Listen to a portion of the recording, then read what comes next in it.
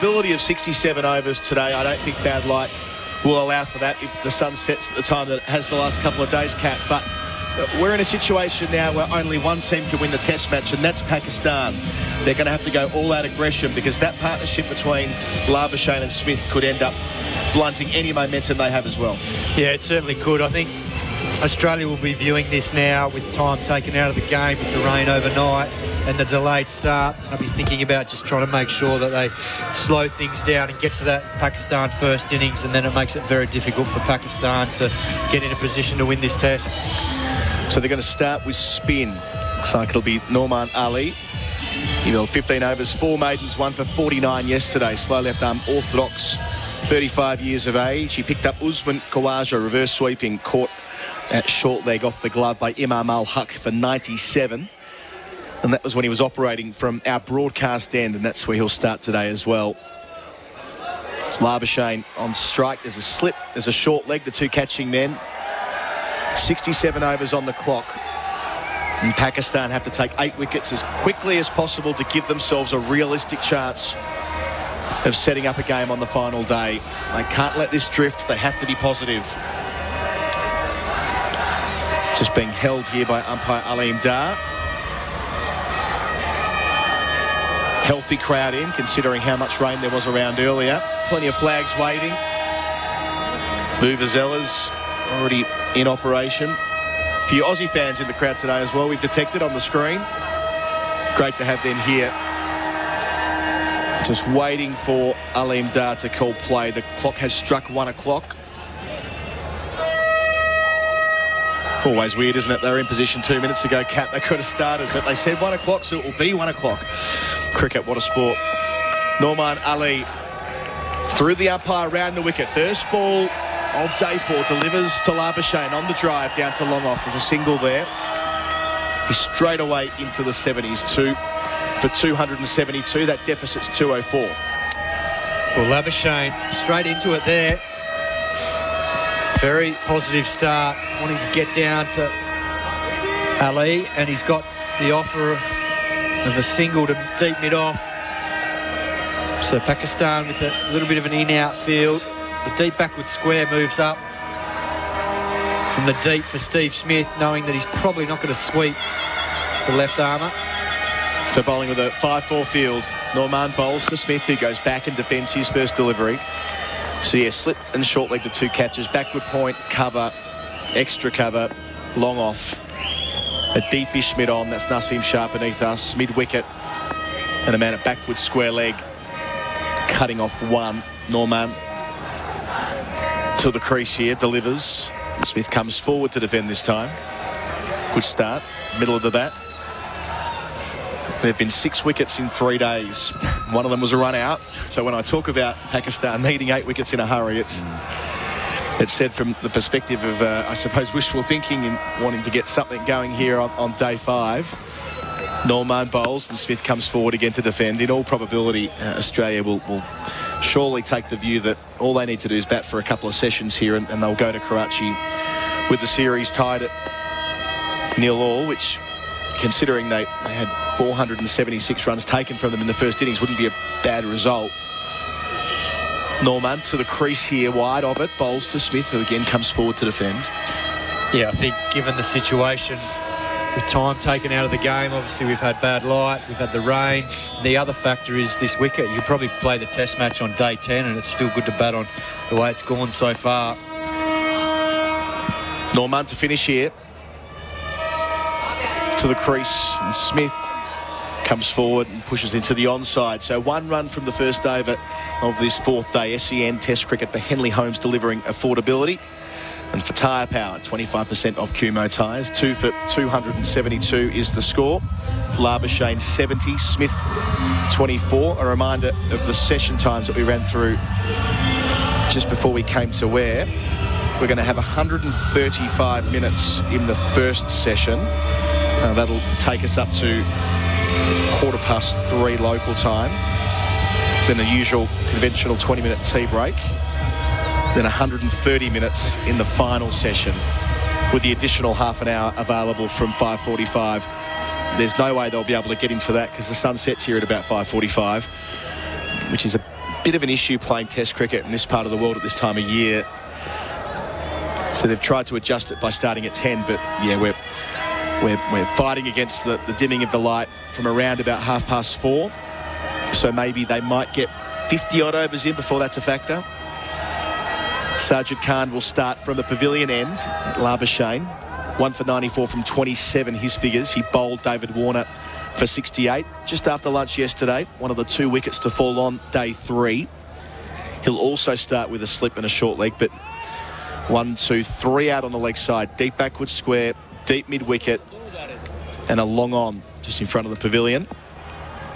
Mid-off cover, backward point on the offside. Sajid bowls and Labuschagne plays from the crease back down the pitch. Bit of turn there to start, encouraging for the tweaker. Good length to start there. Labuschagne, like a lot of the Australian batsmen, playing deep in the crease there. Sajid bowls and lap sweep, misses it. Half a shout for leg before they pull out of it. Presumably an inside edge. We're behind Labuschagne from our commentary position here at the broadcast end. Watching it back. He went down for that lap sweep and, well, yes, hitting comfortably outside the line of the off stump as well. Sajid goes again and Labuschagne plays conventionally, blocking out to mid-on. Well, Pakistan will just be trying to hold here for these next few overs until that second new ball, and then Babrazan will get the quicks back in. Sajid bowls and Labuschagne sweeps hard out to the sweeper at deep square leg. Gets a single. He's 71, 2 for 273. And from an Australian perspective, not only about absorbing time in the match, but for the confidence of Labuschagne and Smith, they can go on and bat throughout this day and take advantage of these conditions and post 3 figures. That'll get them going. Yeah, it's huge. It's almost like it's probably the tour match they needed before the test match started. Yes. And they get it here, given the situation, the way it's playing out. It could be very, very good practice for both of them. Spend lots of time out there, get some big scores under their belt, take that into Karachi. A partnership of 70 between this pair now. New balls due 5 overs after this. Sajid was to the crease before pulling out. I'm not sure if that was Steve Smith who backed away first. In any case, they return to their places and prepare to go again. Smith yet to score today. He's on 24. Sajid bowls to him and Smith gets one here down to long on. He's 25. 2 for 274 the score. 1 ball left in this over. Correction, make that 2 balls to come in the over. Oh no, it is 1. I'm ahead of the scoreboard, I'm behind the scoreboard. 1 ball to come, I promise you. We saw Steve Smith practice some reverse sweeping on the ground yesterday. Last ball of the over here to Labuschagne, who defends to mid-wicket. We'll take a break. End of the over, 2 for 274 SEN Test cricket for Henley Homes, delivering affordability and tyre power. 25% off Kumho tyres. Sometimes needing new tyres can catch us by surprise. That's why Tyre Power gives you the power of Zip Pay and Zip Money.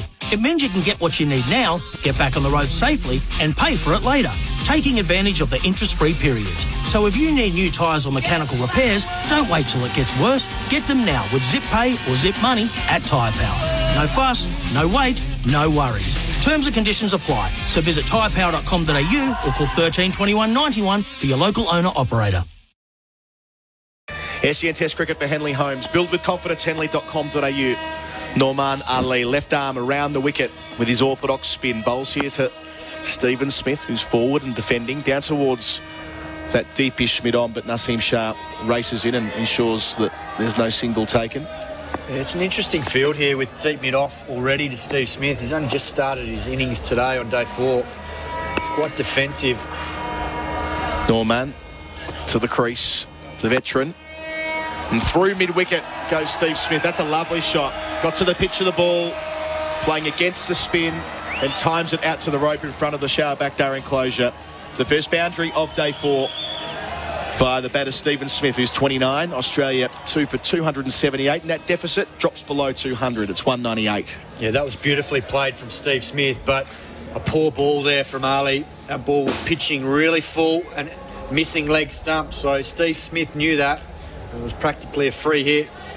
All he had to do was beat the mid-wicket fielder, and he did it comfortably.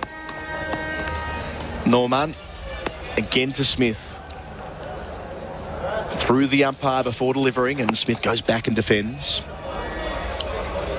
Steve Smith, we mentioned yesterday, Kat, he didn't have a great summer, and he'll know that, of course. And this group of test matches in Asia. We thought there'd be a lot this year in this part of the world, but that they won't play in India in September, October due to the T20 World Cup. So it's a scheduling change that's been announced. Norman bowls and Smith is forward in defence. So 3 here in Pakistan, then 2 in Sri Lanka. You need to get a good start on a run like that. You can't afford to be going to Sri Lanka having missed out in Pakistan, and it all starts here at Rawalpindi. Great opportunity on a flat track. Norman delivers and Smith is forward again in defence. I mean, we've seen that before, haven't we? Players getting off to a bad start in Asia and it goes from bad to worse. Yeah, it is. It's one of those places that, you know, confidence is a big thing. Time in the middle, getting used to your game plan and your footwork and how you're approaching the spinners with men around the bat. It's always a challenge in this part of the world, but good start so far. Norman delivers here and Smith happy to come forward and defend out to cover. Into the 3rd over of the day. SEN Test Cricket for Henley Homes, delivering affordability and tyre power. 25% off Kumo tyres. The score is 2 for 278. Sometimes needing new tyres can catch us by surprise. That's why Tyre Power gives you the power of Zip Pay and Zip Money. It means you can get what you need now, get back on the road safely and pay for it later, taking advantage of the interest-free periods. So if you need new tyres or mechanical repairs, don't wait till it gets worse. Get them now with Zip Pay or Zip Money at Tyre Power. No fuss, no wait, no worries. Terms and conditions apply. So visit tyrepower.com.au or call 13 21 91 for your local owner-operator. We're here thanks to Tyre Power. Save $100 on Cooper 4-wheel drive tyres. Adam Collins, Simon Katich. Sajid Khan with the ball. Khan rather delivers here. First ball of a new over to Marnus Labuschagne, pushing out to mid-wicket, no run. Simon, I reckon you have been stitched up by television this week with catering. I've seen you getting takeaway each day, wherever it's coming from, being brought in. Upstairs in the press box, we're being treated to the full Pakistani experience. Sajid bowls here. Labuschagne pushes out towards square leg, no run. You've got to have you're constitutionally bound to have 3 curries per day when in Pakistan, I figure. Correct. One at breakfast in the hotel, then one at lunch, and then one at dinner. You're missing out on one of your 3 curries by having your burger and chips here. Sajid bowls and Labuschagne pushes out to square leg again, no run. And the timing of it's been awkward as well. A lot of the times lunch is arriving quite late before play's just about to start. Yes, that didn't quite work for you today either. 2 out on the leg side, Sajid bowls and Labuschagne's in behind it, knocking it to mid-wicket. He does the work in his follow-through, the off-spinner. Yeah, almost a one-day field here now with that leg side field. No bat pad, mid-wicket and a square leg, just trying to save the ones. It is defensive. Sajid bowls and Labuschagne gets one down to deep backward square. Easy as you like. He moves up to 73. 2 for 279. Make that 72. Again, we've got a bit of an inconsistency between our screen and the scoreboard. That's going to be fun today. But I think that from Pakistan's perspective, they would know that unless they get on a roll here, that, I mean, it's a certain draw. Sajid bowls and Smith defends, which makes me wonder why they aren't going more attacking here to start. End of the over. We'll pick that up after the break. 2 for 279 on SEN Test Cricket for Henley Homes, delivering affordability.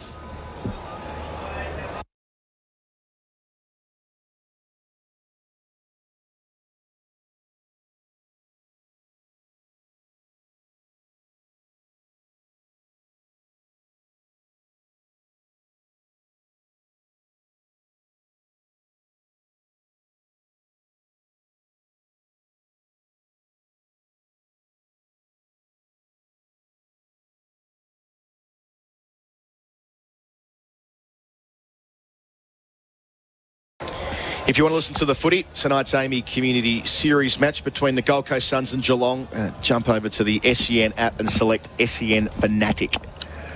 That's for Gold Coast Suns and Geelong. Norman Ali starts his 3rd over of the day. On the advance is Labuschagne, but picks out cover, no run. Yeah, that was nicely bowled by Ali. Just inviting Marnus Labuschagne down. He looked like he wanted to go aerial, but just checked his shot. Ended up hitting it nicely to cover. Mid on, well back, long off, well back as well. Norman delivers and Labuschagne picks out cover again, looking to drive. Held that one back a bit. Your thoughts on Norman from what we've seen so far? Yeah, look, he had a tough time of it yesterday when he first started. Particularly David Warner was very aggressive towards him, put him under pressure, and I think that was tactical too. I think he was trying to get the quicks back into the game. Norman to the crease, wide of it, bowls here to Labuschagne. That's good bowling. Flights it up and defended back down the pitch. It's 83 kilometres an hour, so a few clicks slower than his stock delivery. Yeah, I think the Australians knew that Bubba Azam's going to be under some pressure with only 2 quicks. So if they hit one of the 2 spinners out of the attack, then he was going to have to go back to either Afridi or Nazim earlier than he wanted to. Barbara Azam, the captain, standing at slip in the bright green hat that he's wearing. Labuschagne steers it past him through about gully, let's say, where there's no man stationed. So Fawad Alam moves around from backward point. They take one. Labuschagne now 73. It's 2 for 280. That deficit's 196. But I thought Ali fought back well yesterday in his second spell. Bubba Azam brought him back into the action just before Khawaja looked like he was going to get his 100 and managed to get him out, albeit from a reverse sweep that Khawaja didn't quite execute the plan. Norman between umpire Dar and the stumps on the approach. Bowls here to Smith, who clips him in that familiar style with his front foot off the ground when contact's made with the ball. An easy single out to deep backward square. Smith into the 30s from 69 deliveries. It's 2 for 281. Yeah, the partnership building nicely up to 78 now. These two love batting together. They know there's still plenty of work to be done here, and they're enjoying their work. Norman up to the crease. Bowls and forward is Labuschagne in defence. Did you see the work?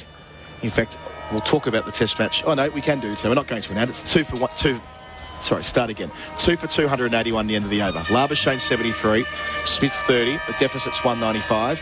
SEN Test Cricket for Henley Holmes, built with confidence, henley.com.au. There was a test match in Mumbai between India and Sri Lanka. Thinking of left-arm spinners, Jadeja, 9 wickets for the match after making 175 not out with the blade. Incredible scenes. Well, it is incredible, but he is a fantastic cricketer, Jadeja.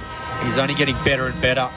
He's become a very experienced player now, particularly in the shorter formats, but his test record, particularly in India, with the ball is outstanding. And the other part of it is India being able to play 2 spinners because of his batting. He's adding that balance to their team. Sajid, new over, bowls to Smith, who gets a single to deep backward square. 31, it's 2 for 282. Yeah, India far too strong for Sri Lanka. And Jadeja, outstanding all-round effort. And Ashwin was in the wickets as well. They such a fantastic combination. I never quite understand when they don't play Jadeja, or indeed Ashwin for that matter. We saw last year in England, they left Ashwin out routinely. Sajid bowls and Labuschagne gets it beyond the diving man at mid-wicket down to long on for a single. He's 74. It's one-day cricket here. 2 for 282. Yeah, I think Bubba Azam's just trying to limit the damage before this second new ball. Just wants to get to that and then attack with the 2 seamers. Sajid delivers and Smith knocks it on the head out towards mid-wicket. No run. I don't think that bothers Australia too much. I think these two are just happy to get back in today, get going, knock a few runs around, and then prepare for that second new ball.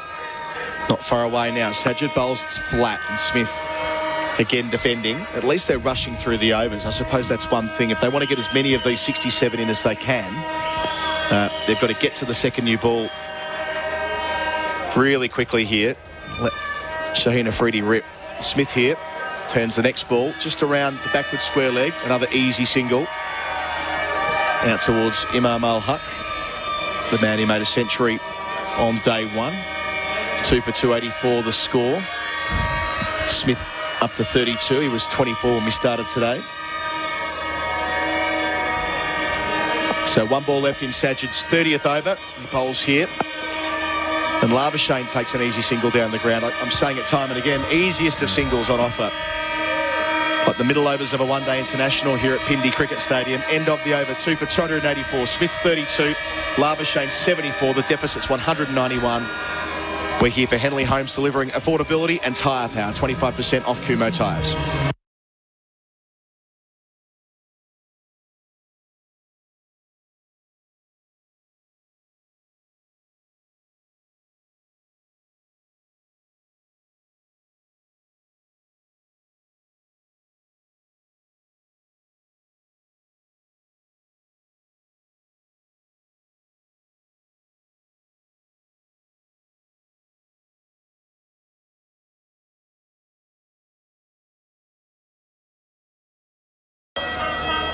Not far away from this second new ball now. One last over with the old one here from Norman Ali. Delivering to Labuschagne, who goes back and pushes out towards mid-off, but the veteran does well moving to his left to cut off a single. The last wicket when the score was 203. This pair have now added 82. 14 of those since the session started about 20 minutes ago.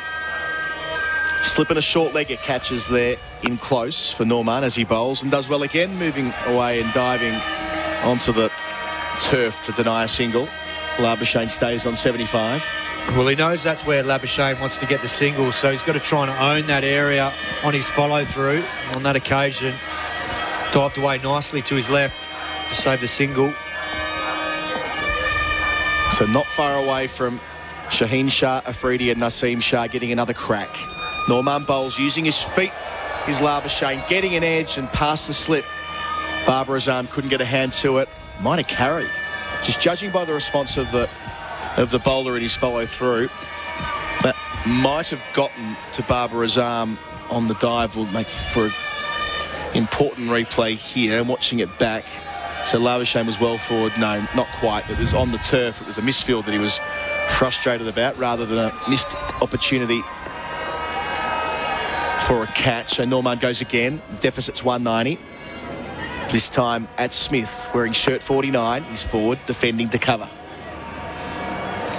Yeah, that ball that was edged was a lot fuller.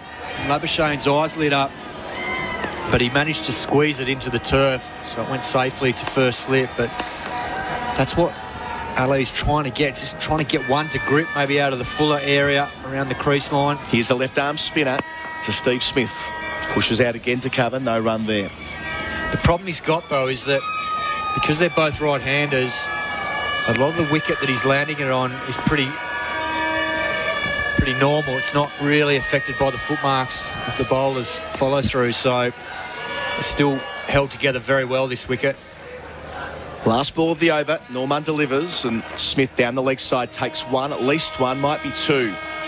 Got it quite fine. There will be a second run on offer, so Smith up to 34 at the end of the over. The second new ball is due with the score at 2 for 288. 80 overs gone. SEN Test Cricket for Henley Holmes delivering affordability. And after the break, a change in commentary for the first time today, Isabel Westbury.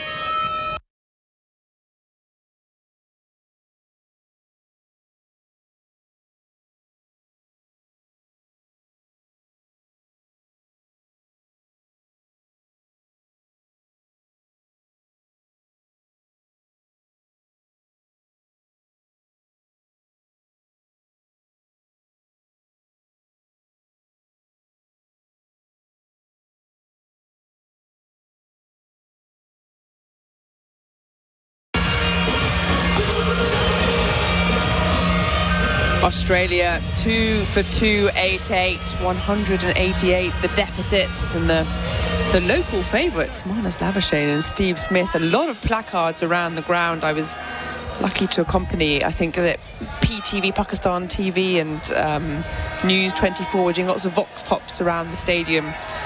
And yes, Labuschagne is a popular fellow among these parts. He certainly is. There was an interesting sign yesterday about his name and how to pronounce it, and the fans had said, we went to cricket.com, but we still couldn't quite understand.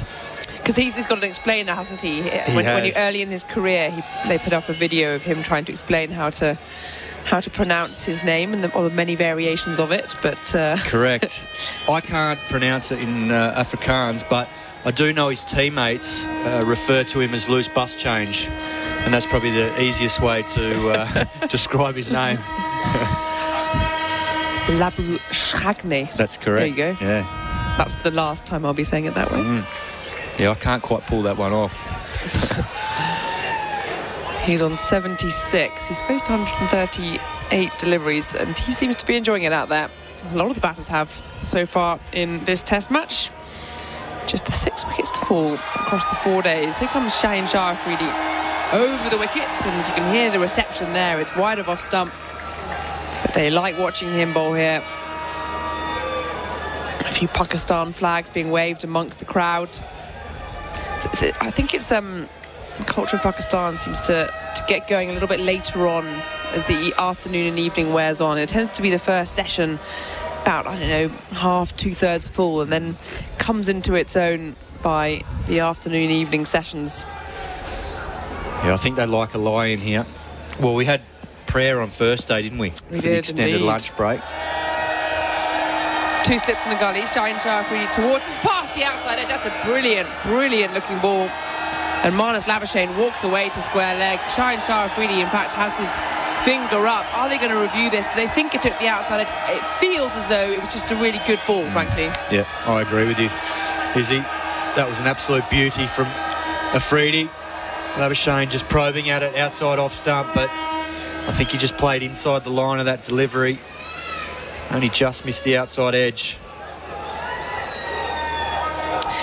We saw it quite a lot actually in the Ashes. I think that's why England came undone with a few reviews for just absolute jaffers, and you kind of think you feel as though you want more from it, but that's the way of the game. But a good little spell here from Shaheen Shah. 2 slips, gully, points, extra cover, mid-off, mid-on, mid-wicket, and fine leg as well, and onto his back foot. Marnus Labuschagne just pushing it back at the bowler. No run. Having a look at ultra edge now, and yes, it's staying flat-lined as it goes past the bat, but a real corker delivery, just tailing away from the right-hander. Nothing much that Labuschagne could do there. Well, it squared him up too, predominantly because his front foot was stiff and he pushed at the ball with his hands. And as a result, back hit came through, not quite as stable as he'd like, because he wasn't quite decisive with that front foot. So you have to be sharp here. Labuschagne waits outside off stump. And this one's wide enough to leave well alone. And the thing is, because he's facing a left armer that he's worried about the ball swinging back into him, he doesn't want to overcommit with his front foot, and as a result, he's sort of half-stepping at the moment. So the effect that'll have is potentially with his off-drive or cover drive, where he won't quite get across the line of the ball because of the worry about the LB. So he's just got to be mindful of that if he is looking to drive the ball. Potentially make sure that he's still getting a stride in once he decides on the line of the ball that he sees. Here he comes again. And this one's very wide indeed. And actually, I've just realised as well, this new ball. It's a new ball that they've taken. That's why Shaheen Shah came on. Yeah, Pakistan defensive here today just to get through to that second new ball. I think they sensed that that was going to be their chance to attack with both seamers, and then also the spinners getting access to the second new ball with the harder seam. We've seen with both teams, haven't we, the spinners come on relatively early. Nathan Lyon came in within half an hour, I think, of the start of play. And then we also saw Sajid Khan enter proceedings pretty swiftly. Final ball then of this Shaheen over. And this one again past the outside edge. Again, he raises his finger, Shaheen Shah. But another good ball that passes the outside edge of Marnus Labuschagne. 2 for 288. Tyre Power. Save $100 on Cooper 4-wheel drive tyres.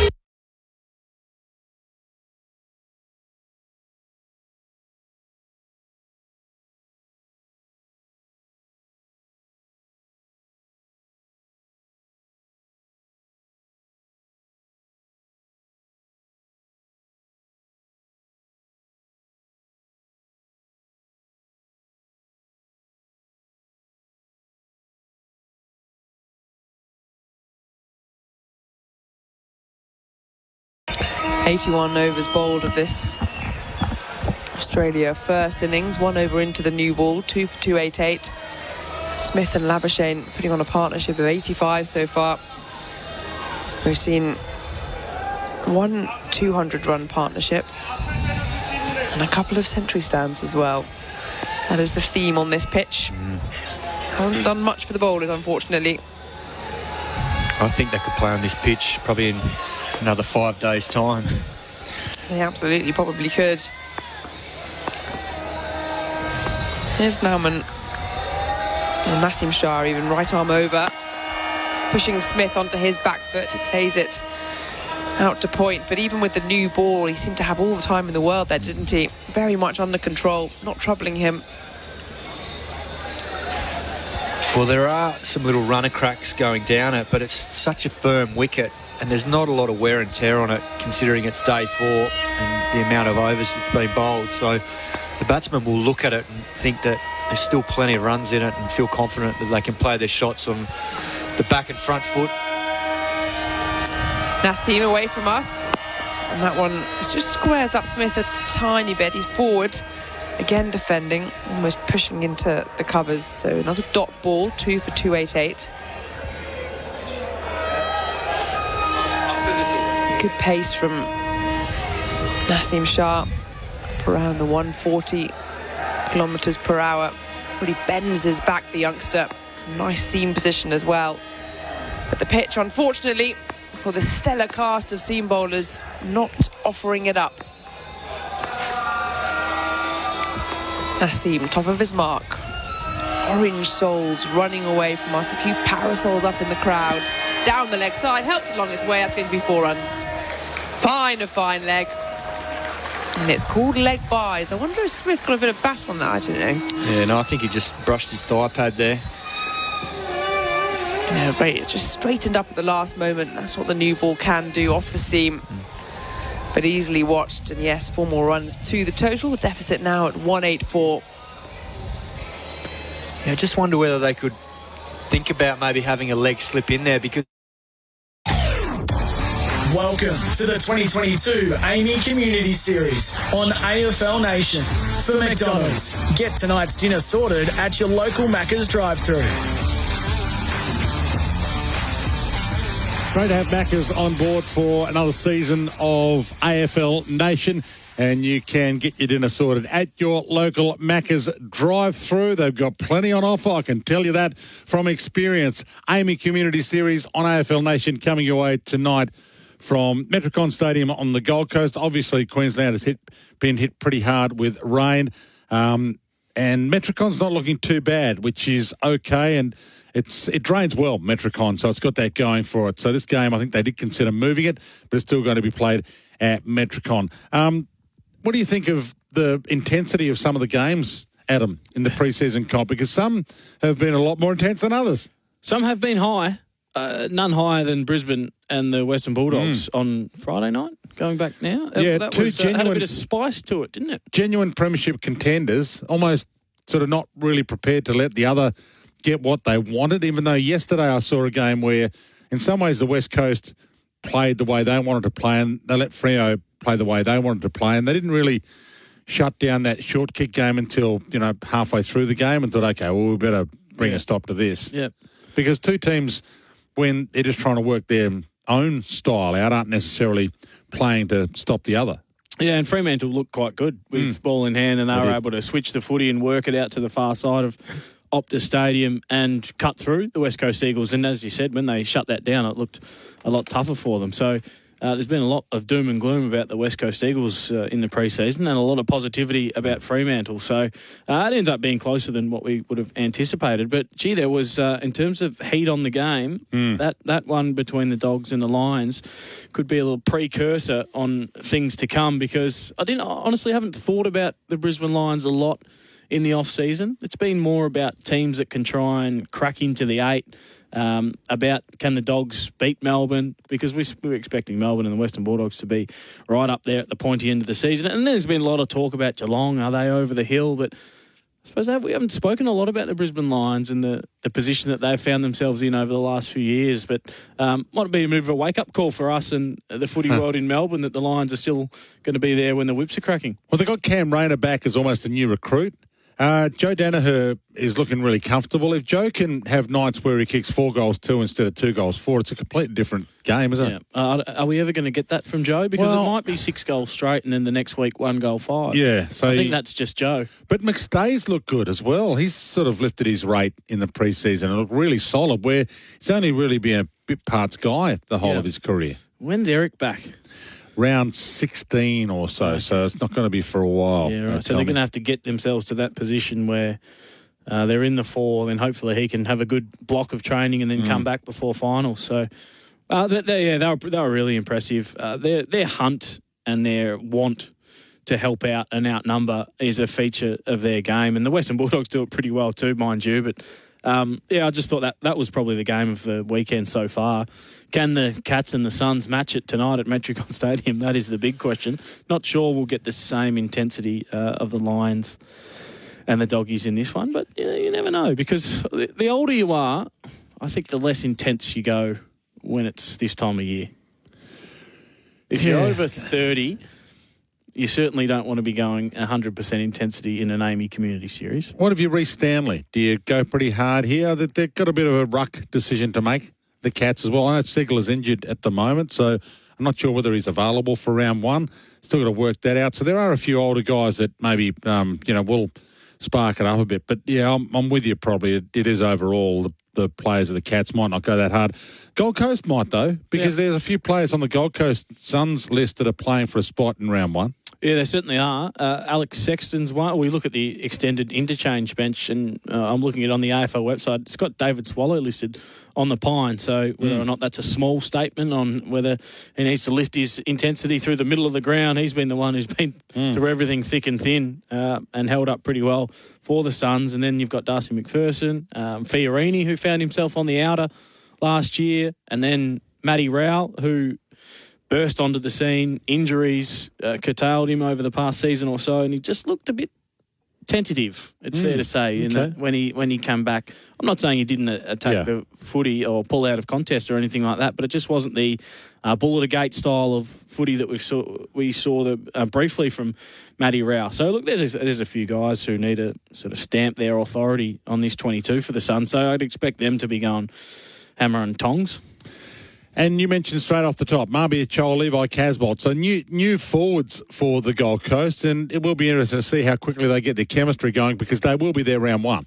They both will be there round one, and they're flirted with Jack Lukosha's playing as that sort of Tom Lynch from the Adelaide Crows style of forward who is the link-up guy. I like him on the wing or at half-back. I'd rather see him. I think he could get more value from his ball use off half-back or on a wing, but maybe it's through necessity. They don't know how Marbia Chol and Levi Casbolt are going to gel as yet. They've only had a couple of months together, so maybe he's there for a bit of insurance for that third tall.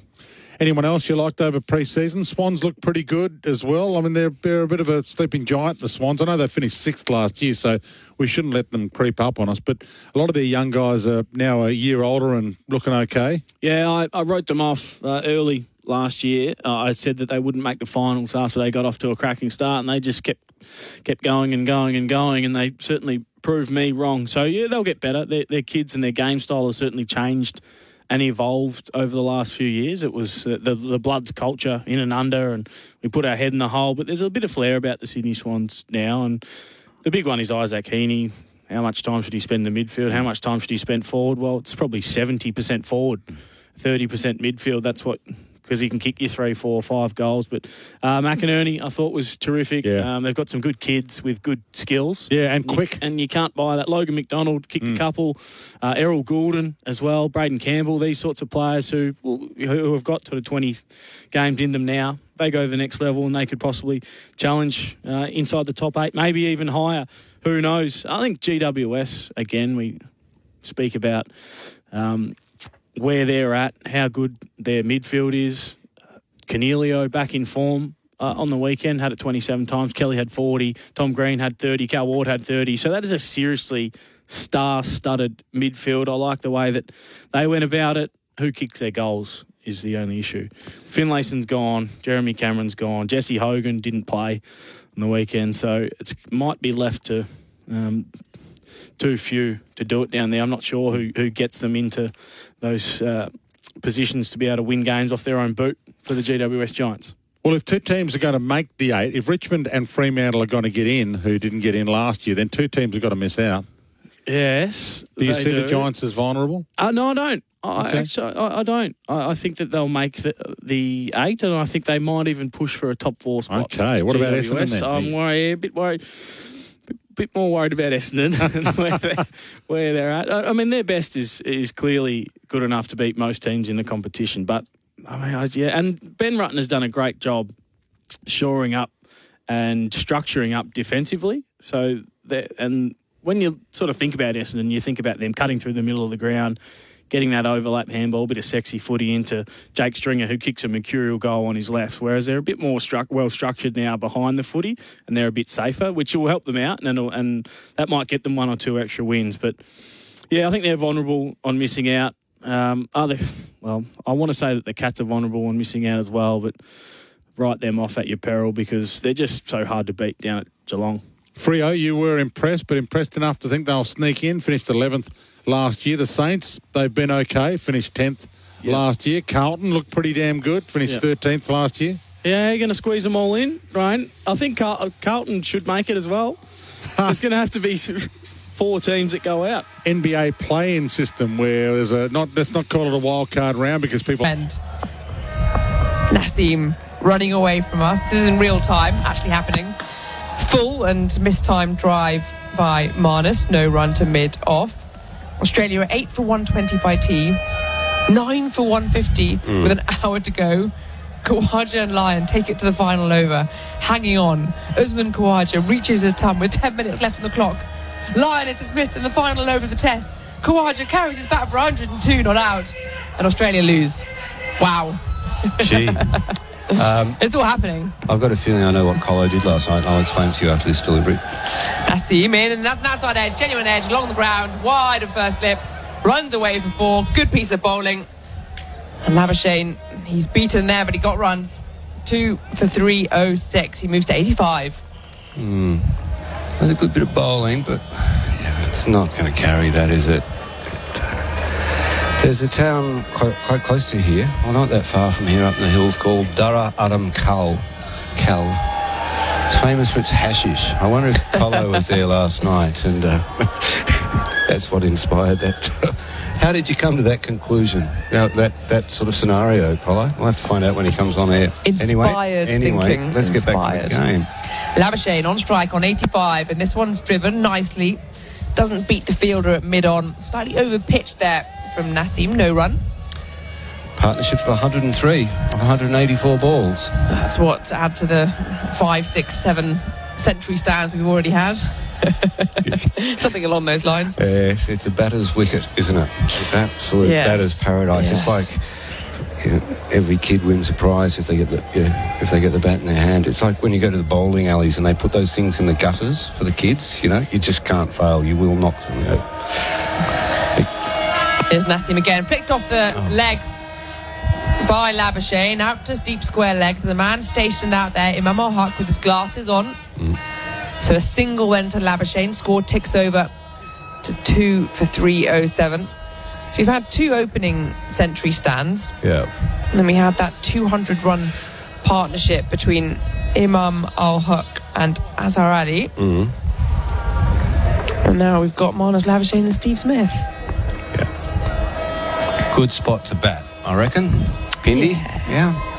He'd be sore if he didn't get a few on the board. Nassim, final ball of the over, wide of the crease, defended by Steve Smith. There is no run. 84 overs gone, 2 for 307. Henley, build with confidence, henley.com.au. With so many colours, styles and designs available, it's difficult to choose the best flooring for your home and lifestyle. With the Choices Flooring What's Your Lifestyle sale, you can download our lifestyle collection catalogues. Whether your look is coastal, suburban, inner city or country, there's over 100 pages packed full of ideas and savings to find the right flooring style for your lifestyle. Choices Flooring, the floor you've been searching for.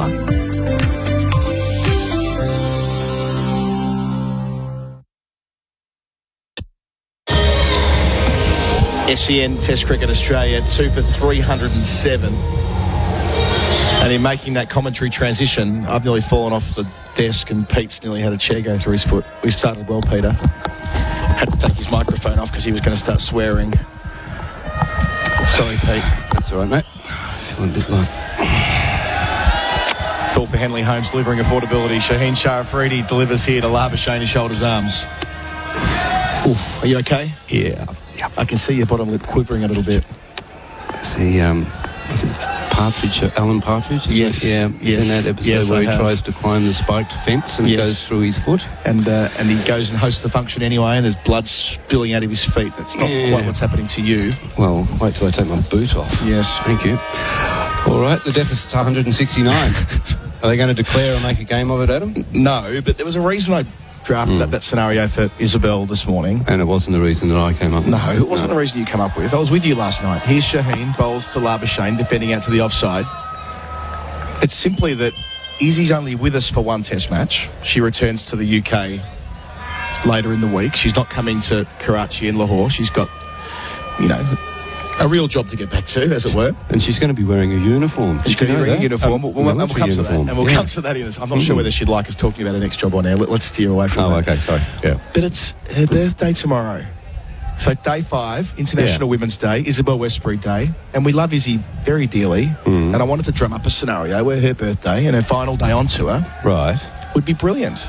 Oh, okay. Shaheen bowls and Labuschagne drives out to mid-off, no run. I don't want this petering out to a draw. I want Izzy to have the full final day thrilling experience that we had in Dubai 4 years ago, Pete. From my observations, you're a good friend to have, Adam. So tomorrow's her birthday on the 8th. It was my son's birthday on day 1, the 4th. I was absent as usual. I reckon we've spent 4 of your birthdays on tour together over the years, Pete. This will be the 4th one. Yeah, which would have mean I've at least spent 4 of my son's birthdays away. Happy birthday, Harry. And you have another one later in the week. You don't know this, but I've booked your birthday dinner already.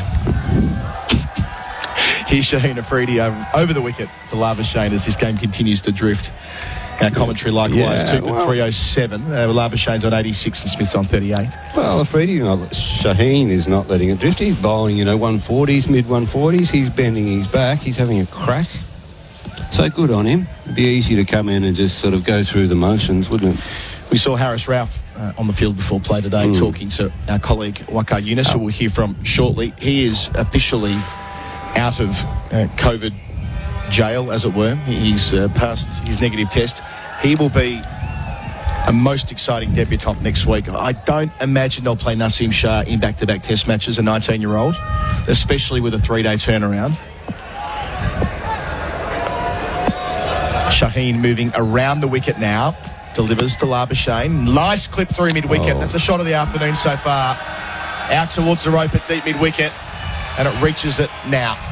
Just in front of the Jab of Miandad enclosure, Marnus Labuschagne moves into the 90s. 2 for 311 the score. 1 ball to come in this, the 85th over. He's 90 from 157 balls. They've moved those minutes and balls around again. He's been out there for 163 minutes, Marnus Labuschagne.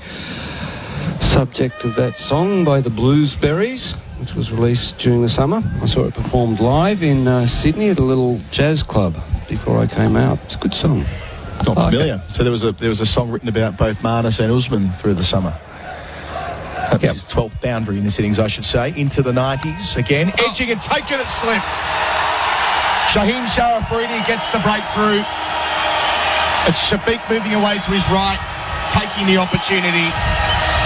And a little bit of movement, an expansive drive, not quite the footwork that's required. And Labuschagne falls for an even 90. The deficit still 165, Australia 3 for 311. Well, that's another batsman, and it's another Australian batter who's left the century out there. We saw Usman Khawaja dismissed on 97, and now Marnus goes for 90. That would have been his 7th Test century, and when you've only got 6, you value them greatly. That one hurts, but that pause of disappointment that we get from Marnus, sometimes it's mistaken for something else, and I've had a go at him a few times about that, but I'll accept that one. He's a little disappointed. He wasn't arguing with the umpire, and he walks off and he's dirty with himself. Bottom lips out, gives a little sort of thumbs up to the crowd. That's okay, but it's not really okay. It's a bit like when you put the chair through my foot. Yes, I suppose there are some similarities. He trudges off the field, and it is a trudge, as you say. He's never... I mean, no one's chuffed to get out for 90, but he knows that there was a chance for him to bat all day today and move to a big ton, and that's been taken away because he couldn't resist that pep tap from Shaheen Shah Afridi, who only went around the wicket 2 deliveries before to complete the 85th over, and it worked. The first ball was on the pads, and he clipped that through mid-wicket from about off stump. Lovely shot. Yeah. But the next ball adjusted his line, and he found that edge, and that was that. So 5 overs into the second new ball, and Pakistan have their third wicket. And that's reward for effort, Colin. Observation, he wasn't just going through the motions. He's bending his back. He was thinking a little bit. And that's only the 1, 2, 3, 4, 5, 6th wicket that a bowler has taken here. So every wicket's gold here. Every wicket here, I reckon, is worth 5 on a in England with the sky low and the ball streaming around. So good effort, Shaheen Shah Afridi. He really does put in. And here comes the kid, Naseem Shah, on the other end. So Shaheen is in the book. He's bowled 18 overs now, and he's taken 1 for 57. Naseem Shah trying to join him with a wicket. He'll be bowling at the set man to begin, though, Stephen Smith. Away from us, one slipper gully catching cover. And Smith pushes out towards the latter of those men. Fawad Alam, just in front of square on the offside, no run. It stays at 3 for 311 with Smith on 38 and Travis Head yet to face a ball. Well, we saw Travis Head have a fantastic summer, one that I don't think anybody would have predicted. And this is sort of conditions where he might be able to fill his boots again. So let's see what happens. Yes, he was the winner of the Compton Miller Medal, so player of the Ashes. Centuries at Brisbane and at Hobart. Bookending the series, Naseem bowls to Smith, who takes a single to deep mid-wicket. Might be 2. Yep, they'll get through comfortably. Nicely placed as well. He's 40. 3 for 313 the score. So Travis Head made that 152 at Brisbane and 101 at Hobart. The 152 was an exhilarating innings, a century brought up at better than a run of ball. And at Hobart, he came in at 3 for not many at all. Was it 3 for 21 or thereabouts? And he quickly got the pressure put back on England, and it ended up being a defining innings in a low-scoring test match all over inside 3 days at Bellerive Oval in tough conditions. So he's in great nick. Smith facing here, Naseem to him, edged 4. Played with soft hands for about 4th slip, so no chance even had there been a catcher in that position, but it did find the outside of the bat. Smith to 44. The deficit down to 159 with the visitors 3 for 317. So, well, we say this is a batter's paradise and very hard work for the bowlers. How then do we rate the Australians? Khawaja, 97. Warner, 68. Marnus, 90. I mean, they're enjoyable to watch, but in context, they're not huge innings, are they? I don't mean to be mean, but I can't help it. Yeah, you could say that there are some very big scores that have been thrown away there. Naseem bowls and Smith is forward in defence. Yeah. And there was some criticism of Khawaja last night that I detected around the reverse sweep. What needs to be remembered is that Khawaja plays the sweep shot statistically, and this was all totted up after his twin tons at Sydney, better than anyone in the world right now. You can't deprive him of the chance to play the sweep, be it the conventional or the reverse, because he scores so many runs in that part of the ground. It's a huge asset, and while there is a degree of risk associated with a premeditated shot, I mean, in context, it's as normal to him as playing a conventional reverse sweep. I remember Glenn Maxwell said something like this a couple of years ago in the seam to the crease wide of it. It's a short ball through to the gloves of Rizwan, left alone by Smith. That when he plays the reverse sweep, that's Maxwell, he thinks of it as no more risky than any other shot because he practices playing it so often in the nets. And the same applies for Khawaja. Yeah, nonsense to criticise that reverse sweep. That reverse sweep opened up the game, opened up the possibilities. It was even when he played it probably in about the 3rd over, it was the right option to take on the bowlers, upset the field. I said it a few times. He was like a cat playing with a mouse. You put a man there, I'll hit it that side, and then I'll play the conventional one if you don't. Such a shame he missed out on 3 figures. Would have been a great story. Naseem to finish. Edging again is Smith, just short of Shafiq at first slip. He parries it away out behind point. They don't take a single, but that was a conventional edge that just didn't carry. End of a good over from Naseem Shah. 86 gone in this innings. SEN Test cricket for Henley Holmes delivering affordability. The score is 3 for 317. Tyre Power store-wide super sale gives you the power to save on a huge range of big brands like Kumho tyres. Right now at Tyre Power, you get the power to buy 3 and get 1 free on selected Kumho passenger car and SUV tyres. Plus many more super savings store-wide at Tyre Power. 10-Star Blues Customer Satisfaction Award winner again. Tyre Power store-wide super sale is now on. Visit tyrepower.com.au or call 13 21 91 for your local owner-operator. Can Shaheen Shah Afridi go bang, bang here and just open up the game ever so slightly? If they can get head early and get into the lower middle order, that's their only route to victory. They need to bring upon a collapse, and these don't look like the sort of conditions to do such a thing, but Shaheen Shah Afridi is that kind of bowler where things happen in a hurry. On the way to head, facing his first delivery, he leaves it alone through to the gloves of Rizwan, well outside the off stump. So head was probably the last player picked for that test team, Pete. When you think about the way that they set up that Ashes squad, it was almost as though you were looking at Khawaja or Head to bat number 5. Of course, they're both in the team now, but it wasn't like it was the Marcus Harris situation where he was declared in the team about 3 weeks before the first test match. It felt like it was Khawaja up against Head in that last Shield round before they went to the Gabba. Head made a barnstorming century and the rest is history. Shaheen bowls and Head defends out to mid-on, no run. And obviously it was a good call because he started the Ashes with that 152. But I simply raised that point to say that Head was far from a senior player in the team, and now that's the role he has going forward. Yeah, he does, and it will be interesting to see how he goes for the rest of summer. But while the England bowling wasn't much chop in the summer, they were difficult batting conditions. He tended to come in with a decent platform on most of those occasions, and he suits an attacking situation, I think. His style.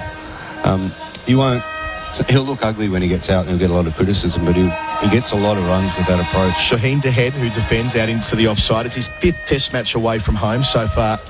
Hasn't played well when not in Australia comparatively. 191 runs at 27, including a duck on debut at Dubai against Pakistan 4 years ago. So there's a hurdle for him to clear there. There is. Making runs away from Australia. Got dropped in England in 2019, of course. Just what these bowlers, Naseem and Shaheen, they're 2 of the better seam bowlers outside of Australia. They're getting edges here on a dead pitch. Imagine if the curators had given them a little opportunity. They'd give them a little bit to work with. Because Shaheen bowls and Head leaves. Because Australia really struggled to beat the bat. Australia's quicks. That's a high-class seamer group that Australia has got. Best in the world. But they didn't get a lot of edges. They didn't beat the edge of the bat a lot. They didn't generate this sort of heat. So, when I think you'd expect a little bit more kindness from your home curators if you're a quick bowler in Pakistan. And you would profit from it. Well, let me put this to you. We were both at the Melbourne Test match of 2017, which was also on an absolute road that didn't give the quicks anything at any stage through the 5 days. Shaheen to Head, over the wicket, clipped away through mid-wicket, a boundary to start for Travis Head. Nicely placed, just to the left of the man at mid-wicket. He's 4, Australia 3 for 321. They're 155 runs away from Pakistan's first innings score of 476 for 4 declared. Shaheen a little disappointed with that. He sort of adopted the teapot and watched it go to the boundary, but he just put it in the spot. Yeah, and he's away, the South Australian captain. Yeah, Norman Ali there at mid-wicket. It wasn't a great piece of fielding on reflection. He should have done better. Oh, I missed that because I've got a television, but right where that fielder is. Apologies. So 2 slips, a gully as well behind the wicket. Travis Head batting in the short sleeve jumper. The South Australian facing up to Shaheen, who arrives here and bowls, and Head drives lavishly through point. He has smashed that to the boundary. Back-to-back 4s, and he's given that the treatment. That's when Head's at his best. End of the over from Shaheen Shah Afridi. Australia 3 for 325. With so many colours, styles and designs available, it's difficult to choose the best flooring for your home and lifestyle. With the Choices Flooring What's Your Lifestyle sale, you can download our lifestyle collection catalogues. Whether your look is coastal, suburban, inner city or country, there's over 100 pages packed full of ideas and savings to find the right flooring style for your lifestyle. Choices Flooring, the floor you've been searching for.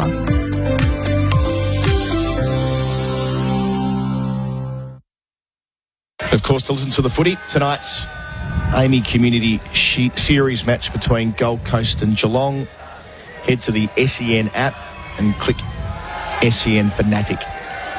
Norman Ali, we're going to have spin with the second new ball for the first time, replacing Naseem Shah from our broadcast end. That shot, that second boundary from Travis Head, that is the signature Travis Head slash away, isn't it? I'm glad you went back to it because he plays it with, you know, he doesn't just give it enough to get to the rope. He hits it 11 out of 10, doesn't he? And when it hit that boundary rope, it bounced up high, you know, as high as 6 foot high. It's one of those ones that to put a dent in the fence had it not been hit had it not hit that buffer. Yeah, yes. I like the way he whacks the ball. He hits it with intent, and the good thing about that is if it does get a bit aerial, it's kind of hard to get your hands around it. You're going to pay the price if you do hang on to it. You're going to have very sore fingers. So he was criticised, Head, and ultimately lost his spot in the team for the way he played outside the off stump. But I think Chris Rogers put it best on our commentary during the summer when he made his 152. No surprise there. Smart man, Chris Rogers. Indeed he is. I'm sure he'll be listening. He always is, I've noticed. Wherever you are commentating around the world, there's Bucky listening in. Norman to start his new spell. Slip and a short leg. Past the stumps, round the wicket, delivers here. And Smith is forward, defending into the onside. I'm paraphrasing Bucky here, but the Head will get out playing that way, but it's almost as though you need to make peace with that. You need to accept the fact that he will occasionally nick off playing a shot like that, but he makes so many runs doing it. Yeah. Just got to back himself, got to back his natural game. That's a more eloquent way of saying what I tried to say before about his game. Norman bowls, wide of the crease again, and Smith defends. More articulate, perhaps. Hey, you said Harris Ralph is out of quarantine or whatever it is these days. I think I noticed forward up Ahmed wandering around the boundary this morning too, so he's out of quarantine as well. Great news. He's the spin consultant for the Australian team on this tour. Fuzzy, great fella. Too right. Norman bowls and Smith on the front foot, flighted up, takes one out to point. Well played. He's 45. The score is 3 for 326. Yeah, fielder just a little bit back there. Made it through easy. Smith doesn't look that happy with himself out there. You know, and at the first edge for the boundary in 2 overs back there, he kind of was a bit dirty on himself, and then he did it again. Come on, Steve, you're better than that. I wonder what the internal dialogue is like with Steve Smith. He would refer to himself as Steve, wouldn't he? He wouldn't call himself Smudge. Stephen. I just say the full name to berate himself. I do that to myself a lot. Come on, Peter, you're better than that. Say that about a few expletives. I say that a day. I don't believe it. So he gets an opportunity here at Head for the first time, the left arm spinner. He'll go over the wicket, Norman. Bowls here and Head goes back. Edge gone. Really well bowled. On with the arm. No footwork from Head. Tried to push him through the offside, and Rizwan, who's got a fantastic pair of hands behind the stumps, held his pose, stayed low, and made no mistake. Yeah. No need for DRS there. Nice bit of bowling. 2 quick wickets for Pakistan. Australia 4 for 326 with Head gone for 8. Nice bit of cricket that. Great bowling. Kept a little bit low. Fantastic glove work, as you pointed out, Collar. And there he is, outside of off, although not exactly in the manner to which we expected. That's Travis Head. He's come and gone quickly. Well, with that loss of Australia's 4th wicket, we might make a change in the commentary. I suspect that'll be when they take drinks as well. Time will tell. 4 for 326 is the score. Stephen Smith still there on 45. The wickets to fall in this afternoon session so far. Marnus Labuschagne out for 90 and Travis Head out for 8. The deficit is an even 150. And I'll leave you with Isabel Westbury. And maybe we can dare to dream that my dream scenario for her birthday might come true. After the break, SEN Test Cricket for Henley Homes, delivering affordability and tyre power. 25% off Kumho tyres with drinks on the field. Tyre Power store-wide super sale gives you the power to save on a huge range of Kumho tyres. You can buy 3 and get 1 free on selected Kumho passenger car and SUV tyres. Tyre Power store-wide super sale is now on. Visit tyrepower.com.au or call 13 21 91. When you call the Gambling Helpline, life-changing advice and guidance is there for you. 1-800-858-858 is the number to call. Support for anyone affected by gambling is available. Private and confidential. Make the call today. The Gambling Helpline. Phone 1-800-858-858. On the SEN app, check out the SENW channel with stars of women's sport at home and abroad. Daisy Pierce, Katie Brown, Stephanie Brands. Plus, on the SENW channel, we cover AFLW, Rugby League, W League, netball, cricket, and track the female stars of horse racing and more. For the latest news, interviews, and catch-up podcasts with the biggest names in women's sport, jump on the SENW channel. Download the SEN app now. Delivers to Labuschagne. Nice clip through mid-wicket. That's a shot of the afternoon so far. Out towards the rope at deep mid-wicket. And it reaches it now into the 90s. Again, edging and taking it slip. Shaheen Sharafridi gets the breakthrough. It's Shafiq moving away to his right, taking the opportunity. And a little bit of movement, an expansive drive, not quite the footwork that's required. And Labuschagne falls for an even 90.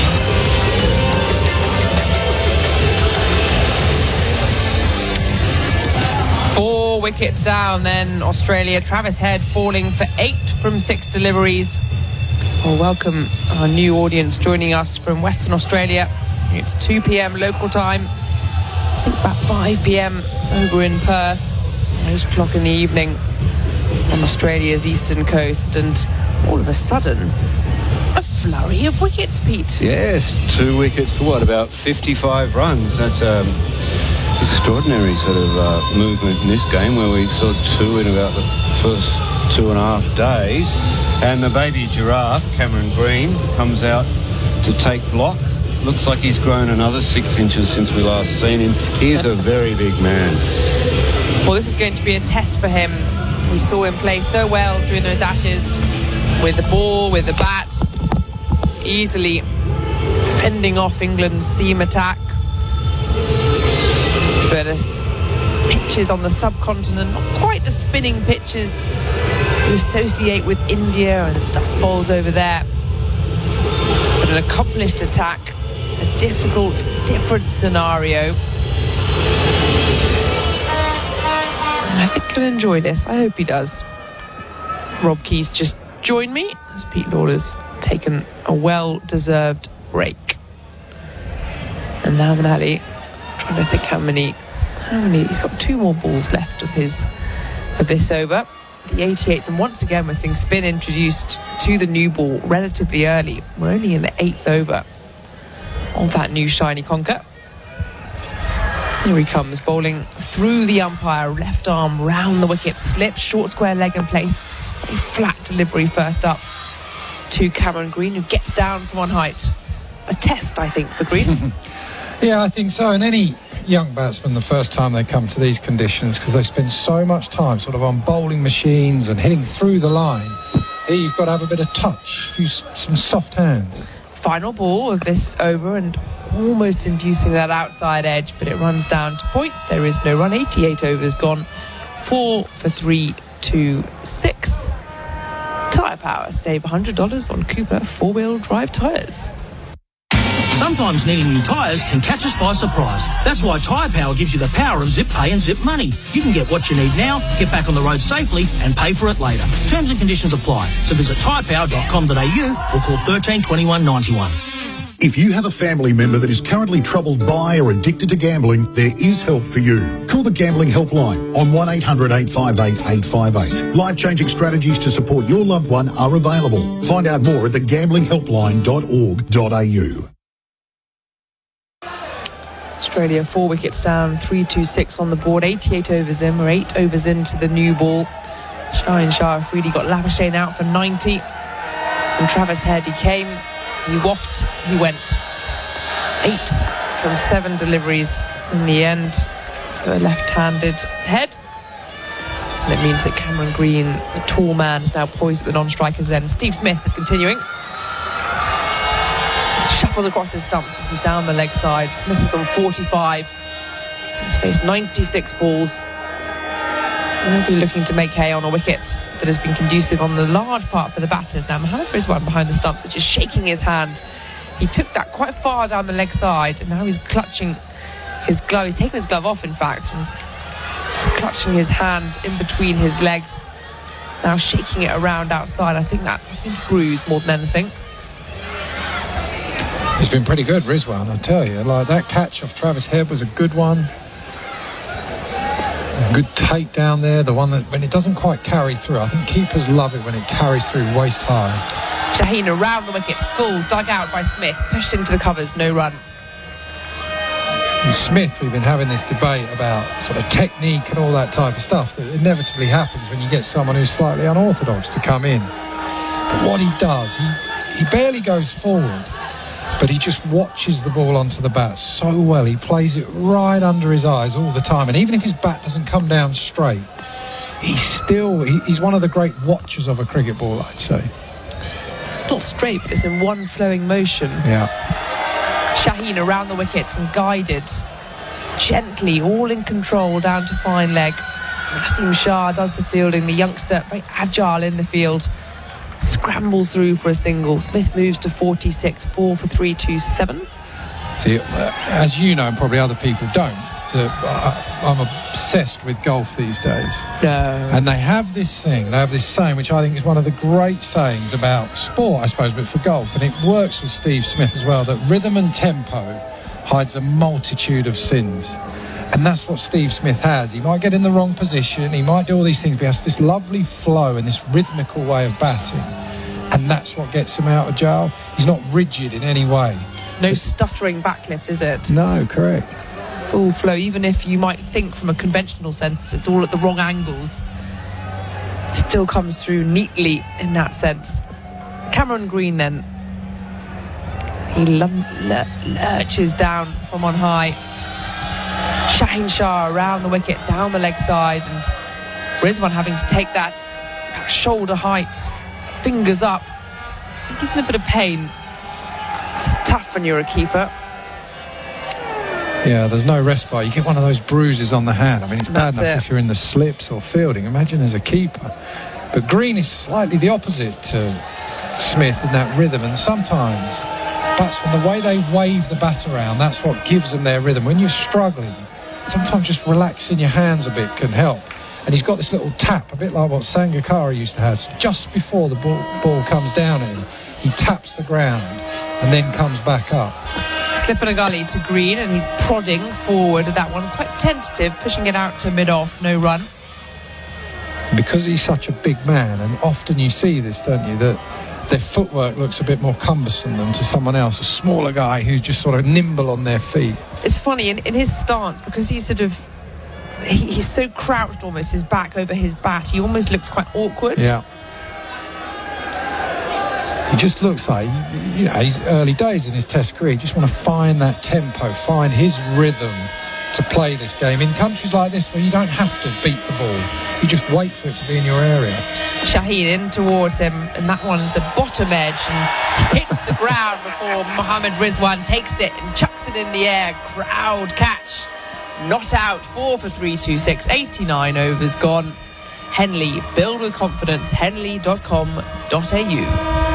Hello, Frank Walker from National Tiles. Tradies, at National Tiles we know how extra valuable your time is in this current building boom, so we've streamlined how quickly we can serve you. Just go online and order from thousands of National Tiles, adhesives, grouts and tools for immediate delivery or pickup. No waiting, no delays. Yes, at National Tiles our tradies are our VIPs, where we consistently strive to save you time and money every day of the year.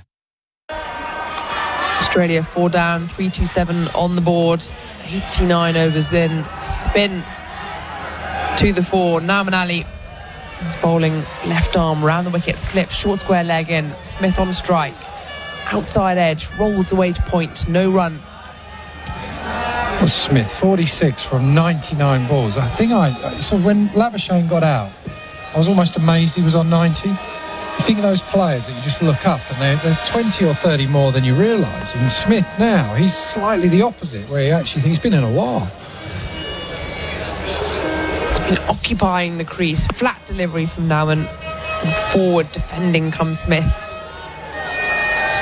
I'd say that, again, a bit like Warner when he started his innings yesterday, Smith doesn't quite look in the touch that he was. And, you know, he's come in not as great a form as he was 2 or 3 years ago, but he's just struggling a little bit, but he's fighting his way through it.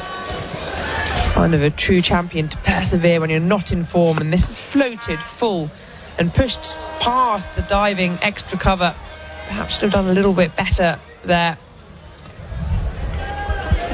It makes its way down to mid-off. Smith gets another run to the total. He moves to 47, 4 for 328.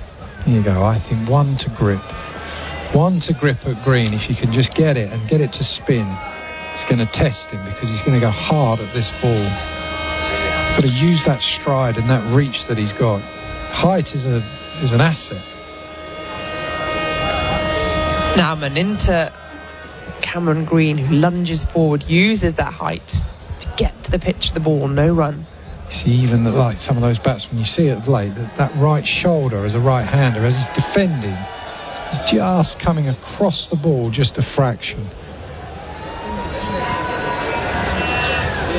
Nauman into Green. This one's slower, more floaty. Green having to wait there, almost plays it too early, but just holds himself back and pushes it down to mid-on. That's the point. When Smith, Labuschagne, people like that defend, their four defensives aren't racing to mid-on. He's coming hard at the ball, so you've got to think about that as a spinner. Take a bit of pace off, try and tempt him, reaching for it. Final ball of the over, yet to get off the mark. Green pushing this down on the ground, and he scampers through for a single. The throw comes in to Rizwan, keeper at the striker's end, and they're safe. Green off the mark with a single. He moves to 1, therefore 4 for 329, 90 overs gone. Henley Holmes delivering affordability. Go into Tyre Power and say, "G'day mate, got some tyres?" And they'll say, "100% we do." The store-wide super sale is now on. You can buy 3, get 1 free on Kumo tyres. And that's why they're experts in tyres. tyrepower.com.au. When gambling becomes overbearing in your life, one phone call can change all that. Gamblers Helpline, 1-800-858-858. When gambling becomes an issue, there's always 24/7 support on the Gamblers Helpline. Phone 1-800-858-858. So Cameron Green steals the strike. 1 from 8, 90 overs in. Shaheen Shah Afridi.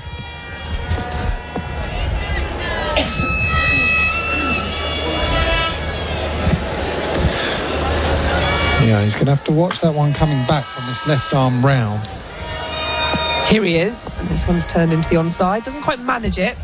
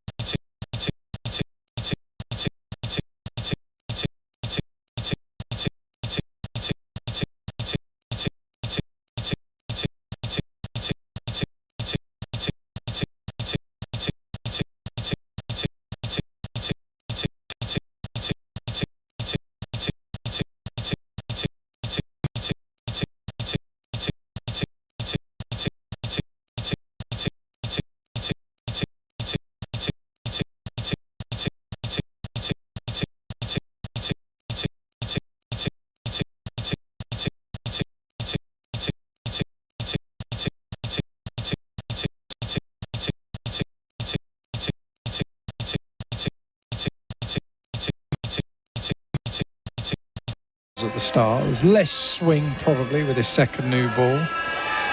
But I tell you what, he's a fantastic bowler. And he's getting better. What is he, 21, 22? 22, I think. Across all formats as well.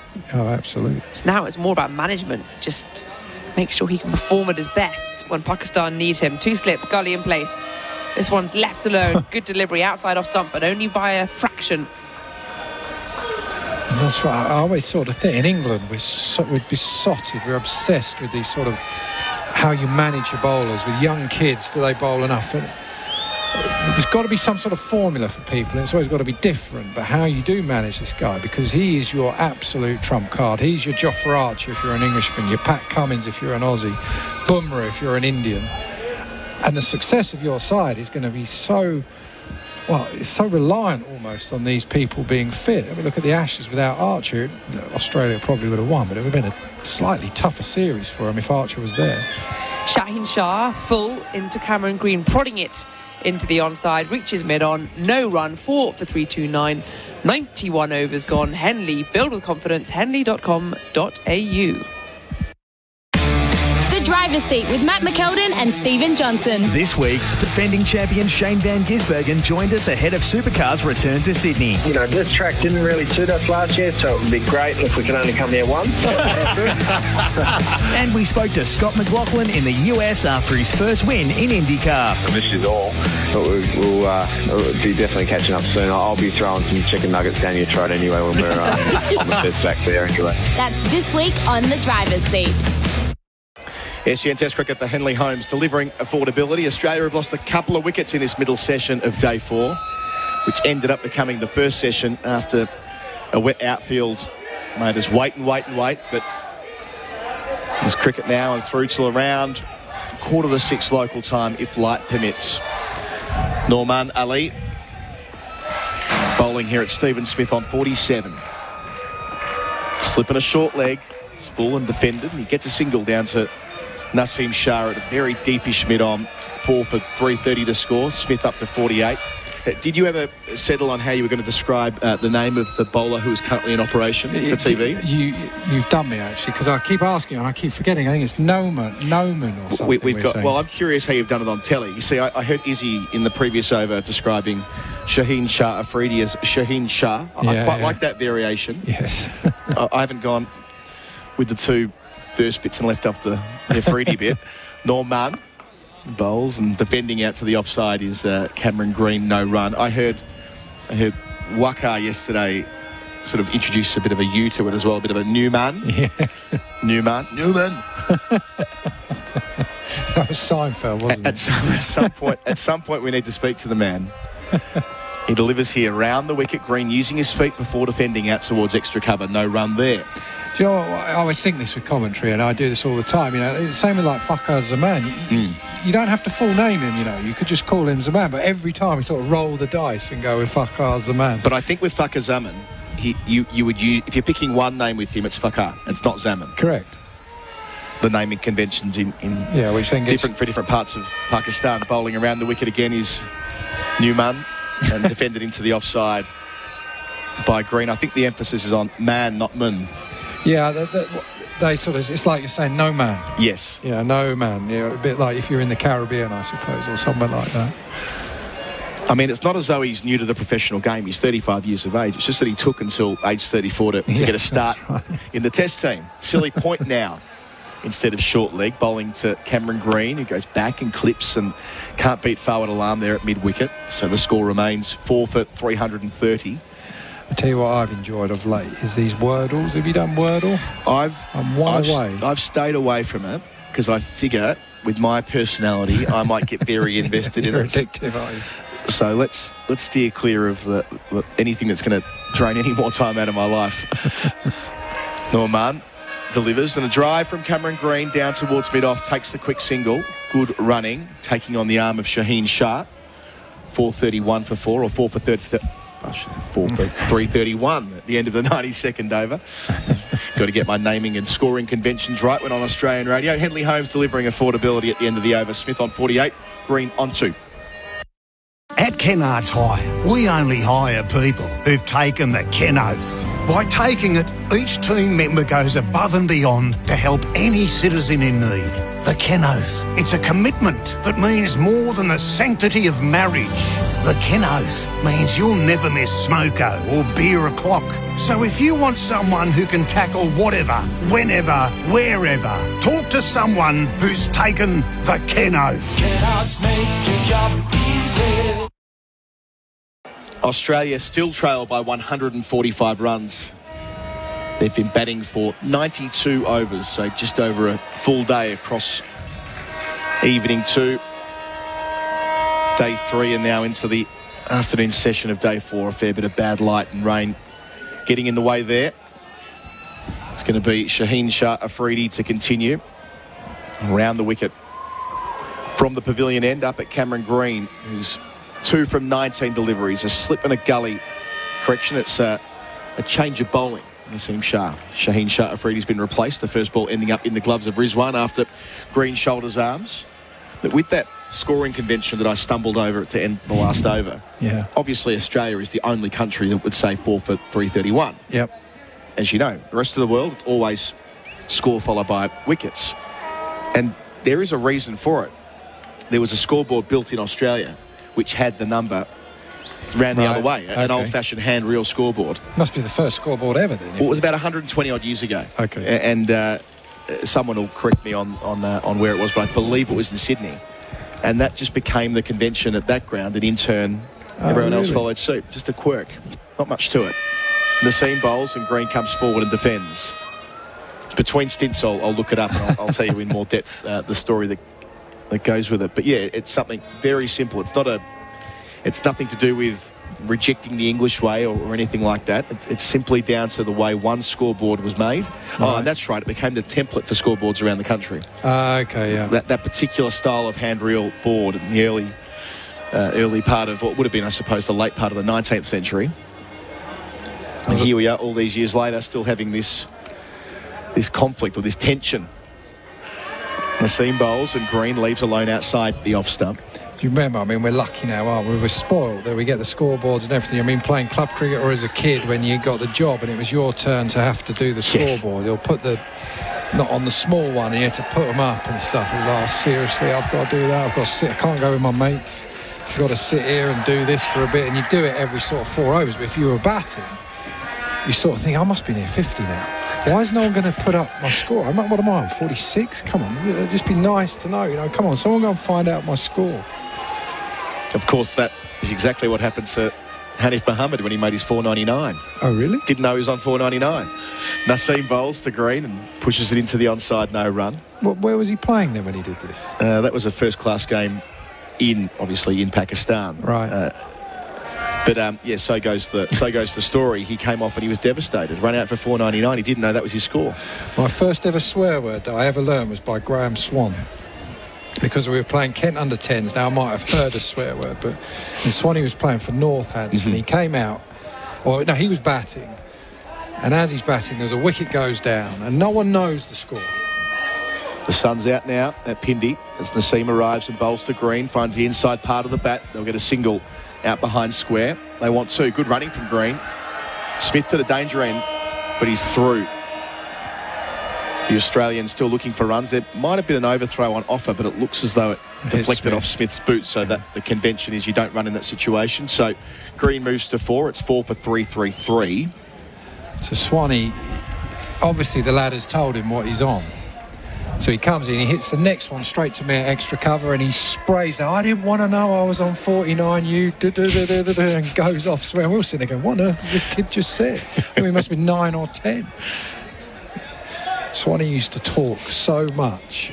I mean, I played with him from under 10s all the way to professional cricket. I mean, he talked that much. He'd talk in his sleep, Swanee, and he did impressions all the time, and he'd do them in his sleep. Naseem to finish towards Green. Hits him on the pad. Shout for leg before. Got a good stride in. Naseem's on his hands and knees, pleading for the decision to go his way, and it doesn't. Now, I can't imagine any scenario where they wouldn't go upstairs here. Surely. Yes, Barbara's arm makes the T sign.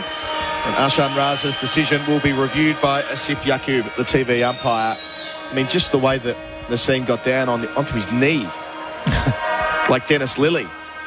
They had to go upstairs to back the teenager there, given we're at that stage of the game where he's drifting anyway.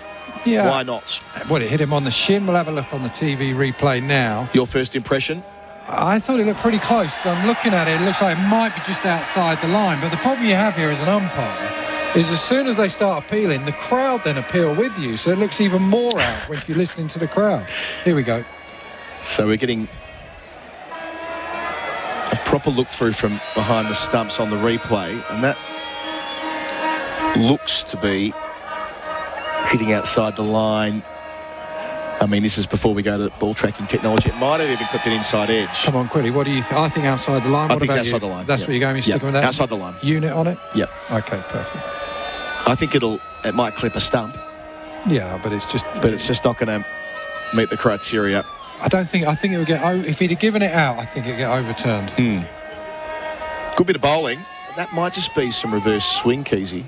I know we're only 12 overs into the second new ball, but that went late and it looked to be with one side quite roughed up. Don't you think? I mean, it's absolutely, when you come here and when you see a pitch like this, it's the perfect ball, almost, apart from needs to be just a fraction straighter, because it starts outside off stump and it just comes on, and it's that fuller length, fuller than what Australia bowl predominantly. It's the length that all the stats would say you've got to hit here, because in the way you look to get your wickets is LBW and bowled, and I'm not sure we're looking on whether there's an inside nick as well. Yeah, that's going to be the first thing they go through, and that seems to be where the spike lines up. So on that basis, we won't even get to ball tracking.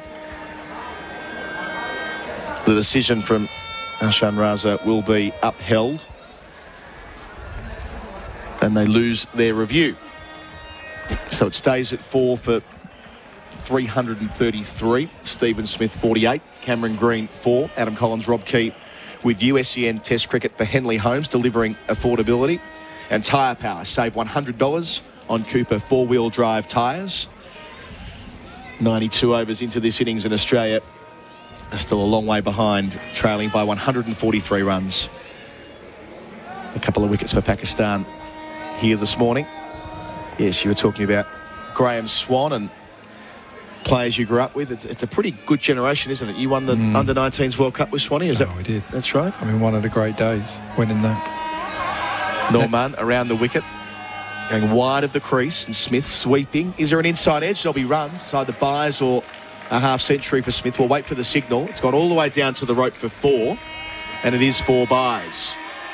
So Australia moved to 4 for 337, and a rare mistake from Rizwan, although it must be said Smith was almost he went almost the whole way around to, this will sound ridiculous, but drive it behind him. If that makes sense. He pivoted his body in such a way that it would have been very difficult for Rizwan to pick it up.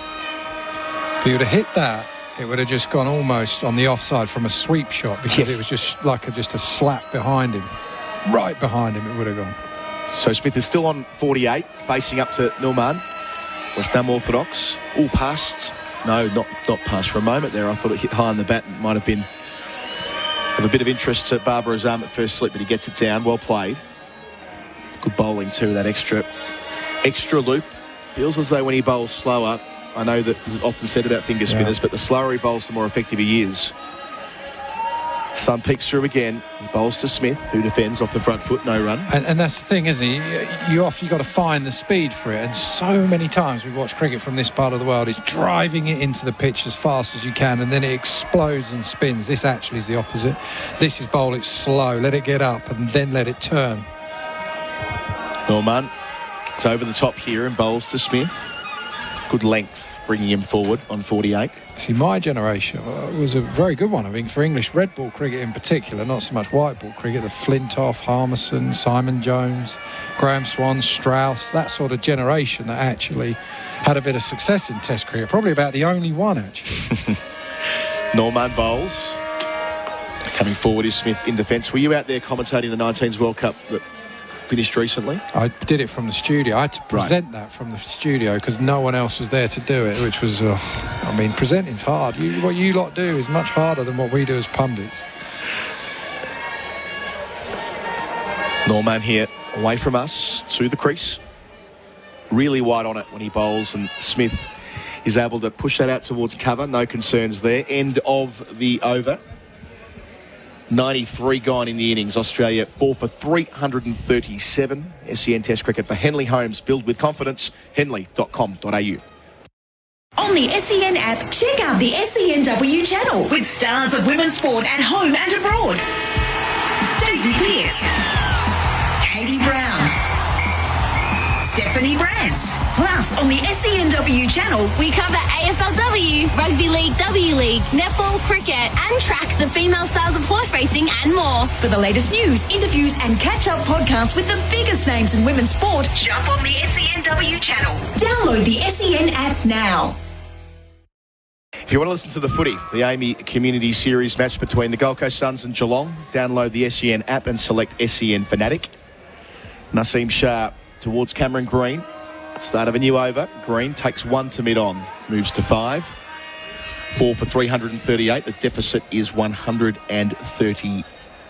It's come off the scoreboard at a really tricky time for me there. I'm trying to do the sums on the run. We've just solved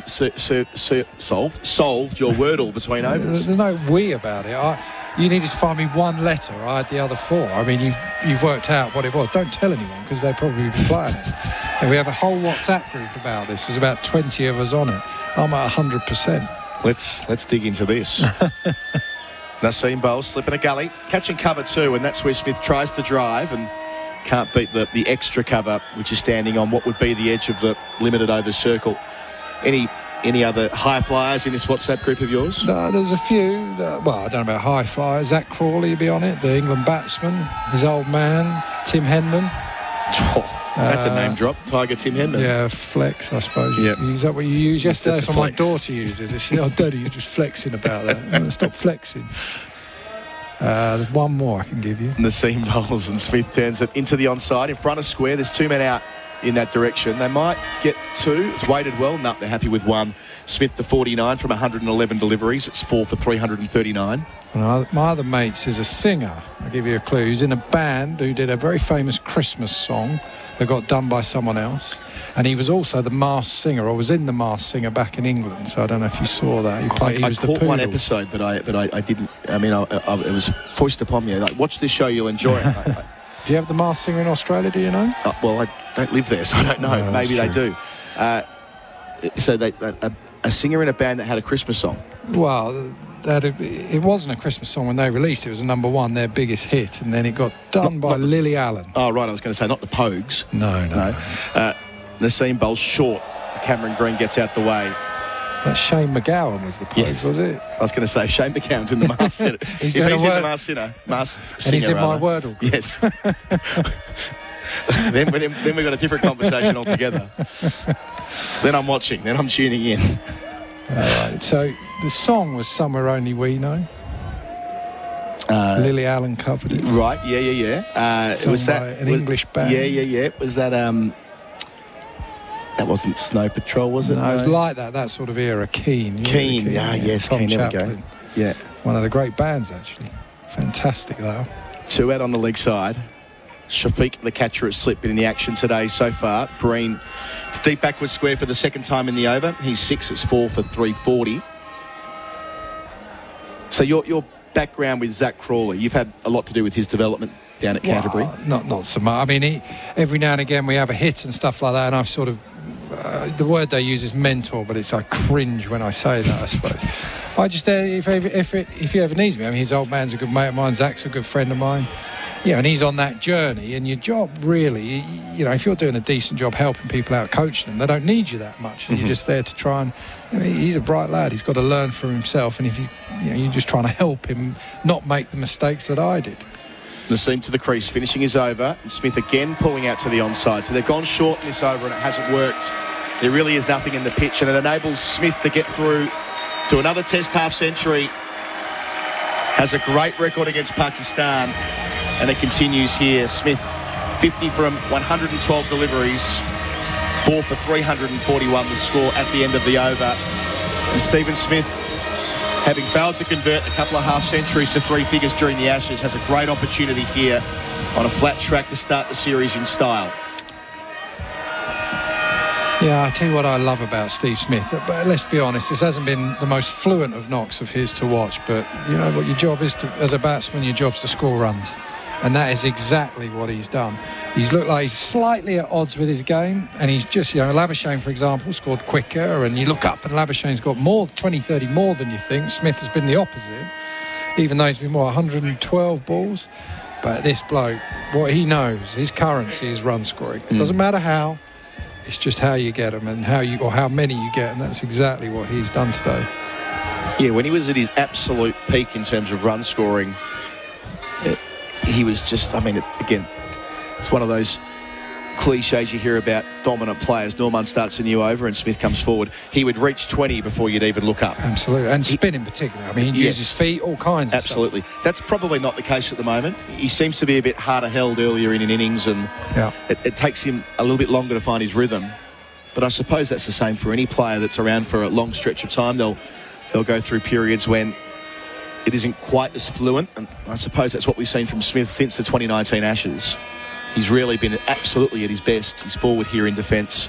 Norman floating it up, no run. Yeah, I'd agree with that completely, actually. It looks like people have they're going a bit straighter at him, bowling shorter at him. Before, England had this plan not to bowl at him at all, which is perfect. If you're a batsman, they're not bowling at the stumps ever. You just think, oh, great, I can get in. Norman to the crease, staying around the wicket. Smith looking to drive a flighted delivery, but can't beat the veteran spinner in his follow-through. Getting down well, the old boy. The tactic of going into the ribs worked really well. Neil Wagner, especially in that summer after they returned from England. I mean, there's some really good work that's been done on the number of times he's been caught around the corner since Jofra Archer hit him. Norman delivers and Smith goes back, but really it's correlation rather than causation, I think, because you're right. No one bowled on the line of his body before then. The idea was tempt him outside the off stump and try and get him a nick off. Well, and England had a plan. I mean, on a green seamer at Lords, if you remember that, I think when Archer hit him, and he played a pretty good knock there anyway before that. Brilliant knock. He just bowled outside off stump by a good foot. Norman delivers and Smith is able to come forward and push it softly out to the offside. No run there either. The deficit remains 135. The other thing as well, on this surface, you be batting on it thinking, do you know what, I don't need to do anything here. Why do I need to run down? Well, they can't get me out on here. The ball's getting older. It's going to get easier. The only thing I can do to get out is get myself out. And they'll just think, if I'm batting here, I'm just going to get 100. Norman delivers and Smith comes forward. That's good delivery. Finds the inside edge, but there's no short leg in position. End of the over. Australia 4 for 341 SEN Test cricket. For Henley Homes, build with confidence. Henley.com.au.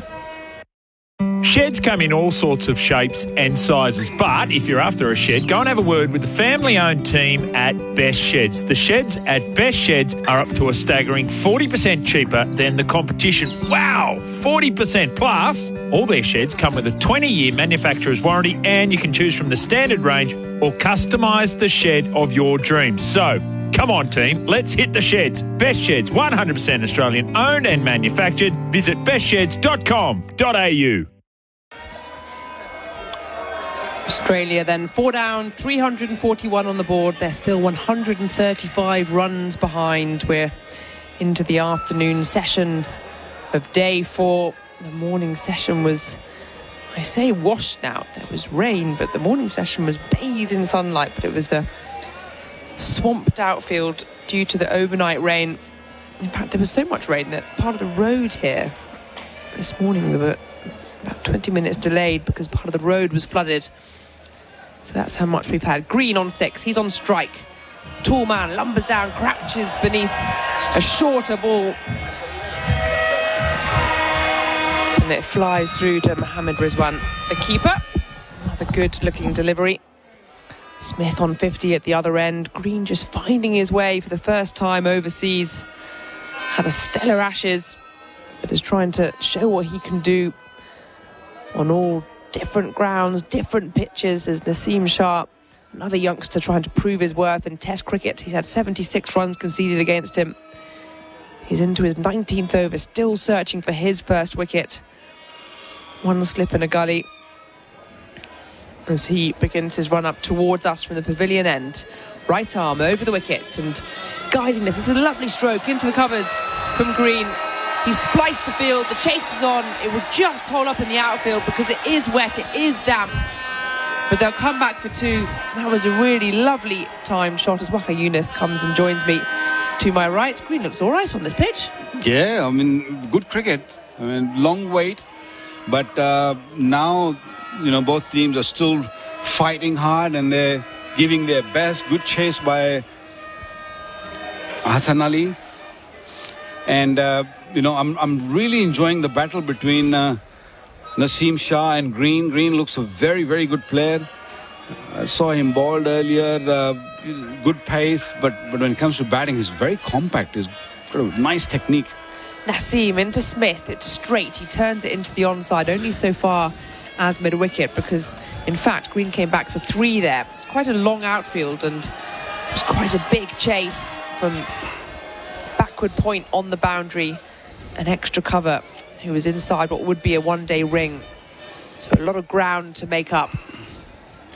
When you talk about techniques, and we've been just chatting, off air, Smith's technique, how he bats, it's just such an unusual technique. It must have been very difficult for the bowlers. Smith forward, just pushes it to extra cover, no run. There's no more textbook batting anymore. Whatever technique suits you, that's how you go. And his technique is very unique. I mean, I've seen a lot of great players have their own techniques in the past, like Brian Lara, Sachin Tendulkar's. They're very different. But this gentleman, Smith, he is very different.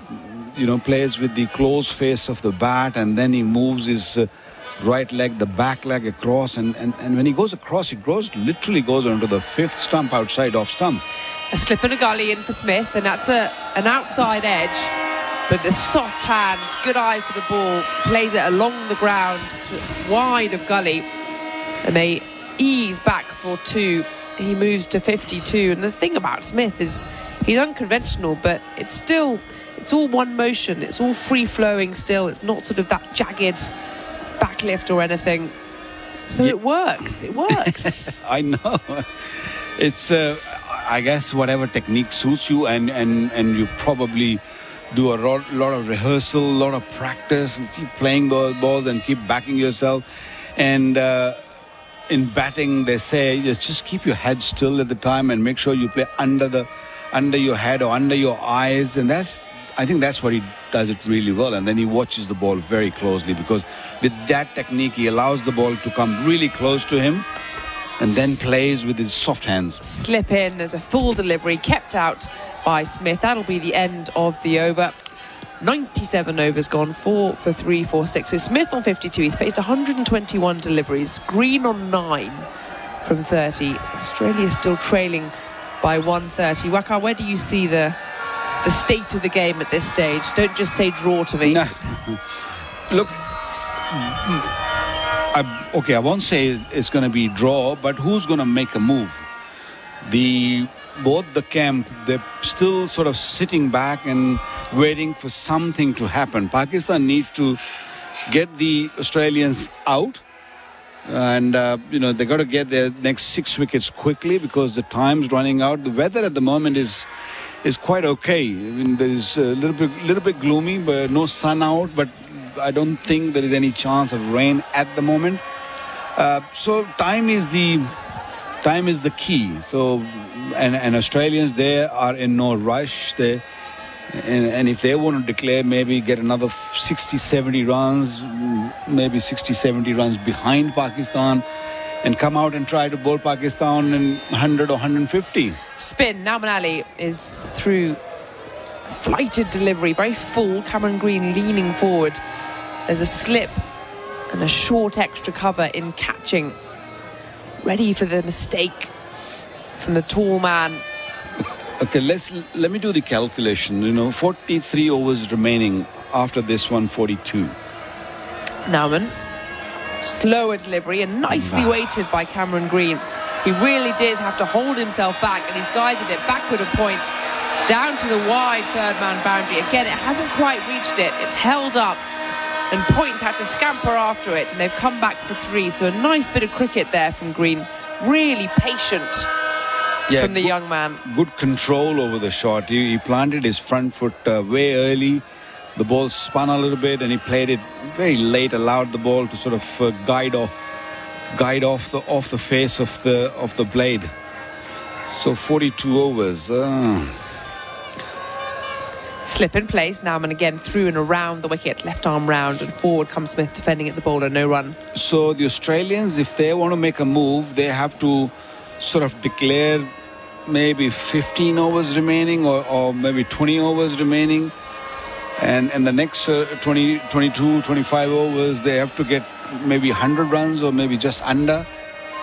Nauman through to Smith, and again happy to defend. And then hope that they come out with a new ball and pick up 3 or 4 quick wickets. That's the only way I see the results coming. It is a big call, but if you want to win this test match, you've got to take that risk. Nauman, flatter delivery, and again Smith defends, lunges forward, no run. Yeah, somebody's got to do something proactive, take that risk. And I just wonder whether either of the captains at this stage are in the mood to do that. Australia playing their first away series, well, other than in England, for 4 years in alien conditions. So this one's very slow. And again, Smith waits, defends, no run, 98 overs gone, 4 for 3, 4, 9. Henley, build with confidence, henley.com.au. For ultimate tyre safety this season, go and see Tyre Power during their store-wide super sale now on. Your #1 destination on Google Maps for safety, Tyre Power is ready to help your family drive safe on the roads. Next road trip, make Tyre Power your first stop and find out why Tyre Power is Australia's best. During the store-wide super sale on now, buy 3, get 1 free on selected Kumho passenger and SUV tyres. Each Tyre Power is 100% independent and locally owned. Find your Aussie local at tyrepower.com.au. Australia are approaching 350. They're on 349. They've got 4 wickets down. The deficit now is 127. Are we going to see an audacious declaration to try and manufacture some kind of a result? I doubt it, but one can still fantasize. No, I mean, I have a feeling that Australians might take that punt. By when it's about 20 overs remaining, I have a feeling that if this would have been Ricky Ponting, I would have said yes, he will take that risk. Young captain, new management, new coach. I mean, it's a little bit risky, but he will be tested. Both the captain and the coach will be tested. That if they're in a situation where they can sort of put Pakistan under some sort of pressure. Sajid Khan into Cameron Green, spin from both ends then already. So, declare somewhere around maybe 410, 15 runs. This one's turned into the onside, nice and full, but again, a dot ball, 349 on the board. We saw the Pakistani fast bowlers, they did get a bit of swing with this overcast condition and the ball keeping low also. Are they ready to take that risk? Cameron Green forward. Doesn't quite lunge, but towers over the ball. And again, it's a dot ball, no run. I think Australians are in a better position to make a move than Pakistan. Pakistan, only if they declare, then the Pakistan can think of making any move. Down the track comes Cameron Green. Good use of the feet. Tries to steer it wide of mid-wicket. Doesn't manage it. He pounces on the ball. Yeah, because what I'm seeing at the moment, this pitch is pretty slow still. And it's hard to get wickets. Straighter delivery, flatter, and again Cameron Green trying to beat the fielder at mid-wicket, doesn't manage it. In fact, Sajid Khan goes and congratulates the mid-wicket fielder. Azhar Ali there is being kept busy. Slip, short square leg, very slow, very full.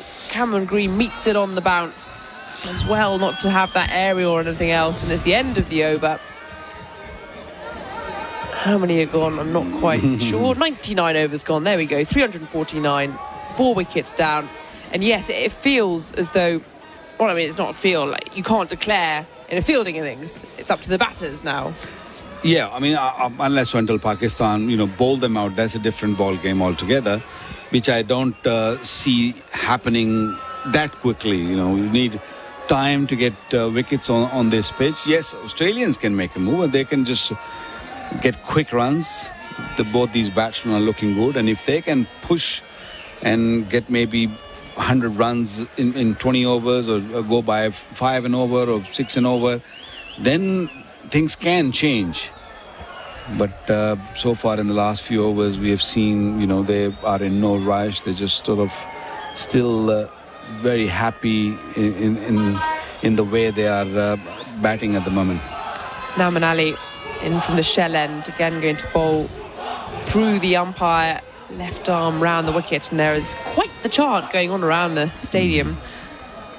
Almost it feels like a US Navy SEALs as this is down the ground. Struck sublimely by Steve Smith. Good use of the feet, comes to the pitch of the ball, drives it too straight for the cover fielder. And that one, well, there was no question about whether that would reach the boundary. It raced away to it, and that brings up the 350. Australia 4 for 3, 5-3. Such a good player, using his feet, getting to the pitch and standing tall. Normally you see batsmen when they come down, they just sort of lean down a little bit and then, hit through the line. But in Smith's case, he comes down and sort of crisps through that cover region. Never loses his shape, Steve Smith. He's on 56. Now and flighted, and Steve Smith just pushing this down the ground to Shaheen Shah Afridi at long off for a single. Walks through for that run. 4 for 3, 5-4. Yeah, Green looks a pretty compact player to me. And hearing a lot of good stuff about him. Very fine all-round prospect for the future. Nauman, skip and a jump, and Green just pats that into the offside, plays it very softly, which feels almost incongruous for such a tall man. I was talking to Simon Katich just a little while earlier and asking him about Green, that how good he is. Yes, we're seeing that his defensive technique is beautiful. He's just very compact. Flatter delivery, pushed back into his crease. Green, it stays low, thinks about a single, and Steve Smith in fact is turned back by Green. He advances, a bit of miscommunication, but luckily there was no fielder in the vicinity to make there a risk of a run out. And I asked Simon Katich, what do you think of him as a white ball cricketer, T20 or one-day cricket?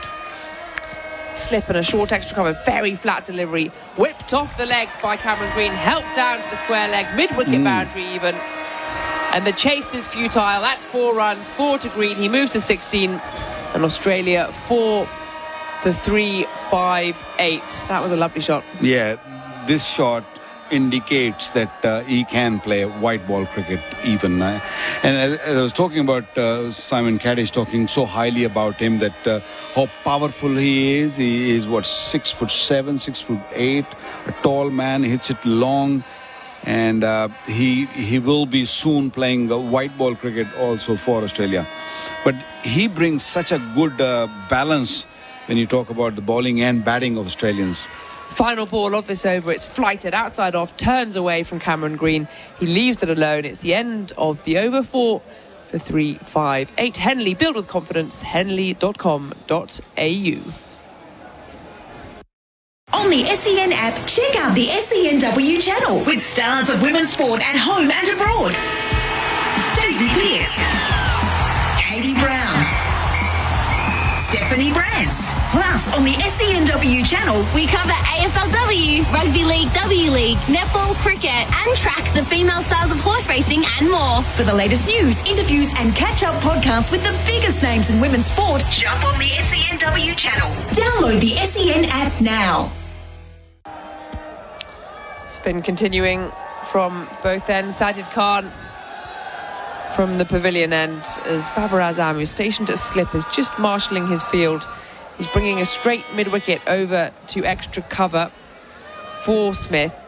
So I'll give you the field in a second. A reasonably conventional one for the off-spinner as he comes towards us. Right arm over the wicket and forward. Smith defends back at the bowler. Long on, mid-wicket. Square leg out on the boundary, almost mid-wicket there. Backward square leg by the umpire's shoulder. fine leg, who's also quite wise. Slip, backward point as Smith turns us into the onside to the man stationed by Alim Dar at square leg. And then you've got an extra cover who's about 7 or 8 pitches along, so quite wide.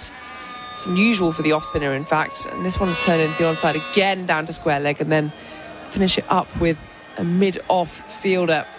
Normally, when a pitch is turning and the spinner has the squeeze on, you'd want to see that extra cover in the mid-wicket a bit tighter, perhaps. This one's turned down to fine leg for a single, bit of ground to be made up for Fawad Alam, who's quite wide there.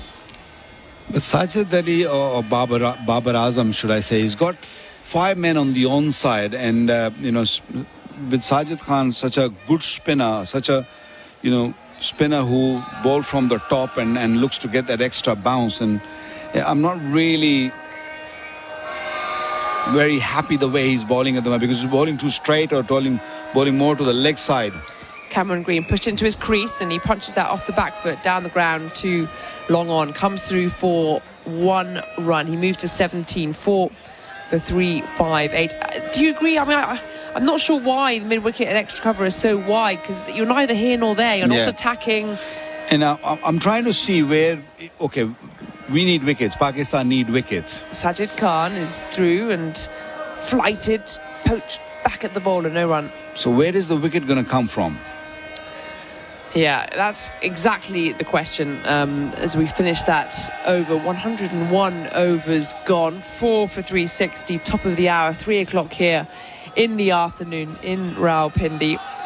And it just feels as though, although Australia have, I guess, it's in their control what happens next, I want to see more attacking from Pakistan. They also have to take that risk. They're the ones that have got, already we've got the same amount of wickets we saw from the whole of the Pakistani innings.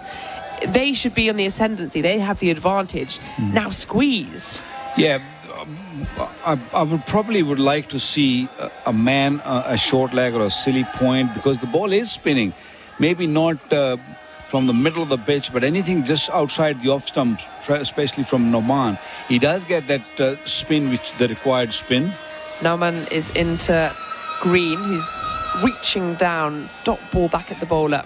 Well, he's got 5 fielders, 4 in the cover, and then he's got a slip, and then he's got deep mid-off. So 4 fielders in the cover region just to prevent boundary. I'd rather have one of them going into a silly point region. Just make him think that he's doing something different. Just the one catcher at slip as Cameron Green tries to carve it into the covers, but picks out the man stationed at cover. Stopping singles is not really going to help the cause what Pakistan is looking for. Pakistan's got to look for wickets, and wickets are going to come when you have fielders on catching positions, and there are not many at the moment. There's only one slip. Babar Azam himself in the slip.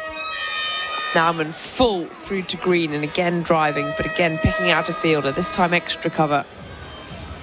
Yeah, the pitch is definitely slowed down. I mean, it was never the quickest one, but even now the ball is relatively newish, hard, but no issues, no problems for both these batsmen.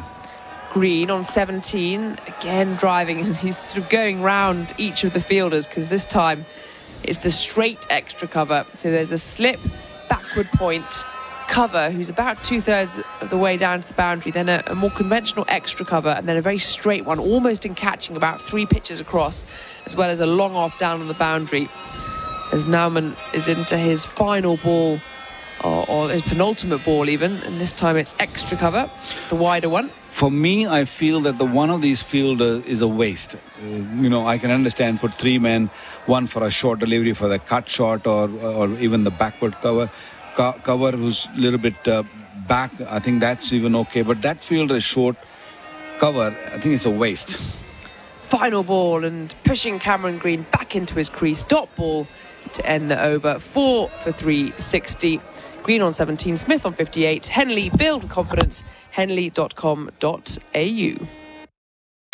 Sometimes needing new tyres can catch us by surprise. That's why Tyre Power gives you the power of zip pay and zip money. You can get what you need now, get back on the road safely and pay for it later. Terms and conditions apply. So visit tyrepower.com.au or call 13 21 91. From AFL to NRL, A-League to horse racing. For all the big moments, expert commentary and the latest breaking news, when it happens in sport, SEN has you covered. Find your channel on the SEN app today. SEN Test Cricket for Henley Holmes. Build with confidence. Henley.com.au. Sajid starts a new over. Bald head glistening in the sun here at Rawalpindi. Stays at 4 for 360. First ball defended by Cameron Green. Straight back to the bowler, and he goes again. Rushing through here, delivers, and Smith, rather, is the man defending into the onside, no run. Smith's there on 58, Green 17. The deficit's 116.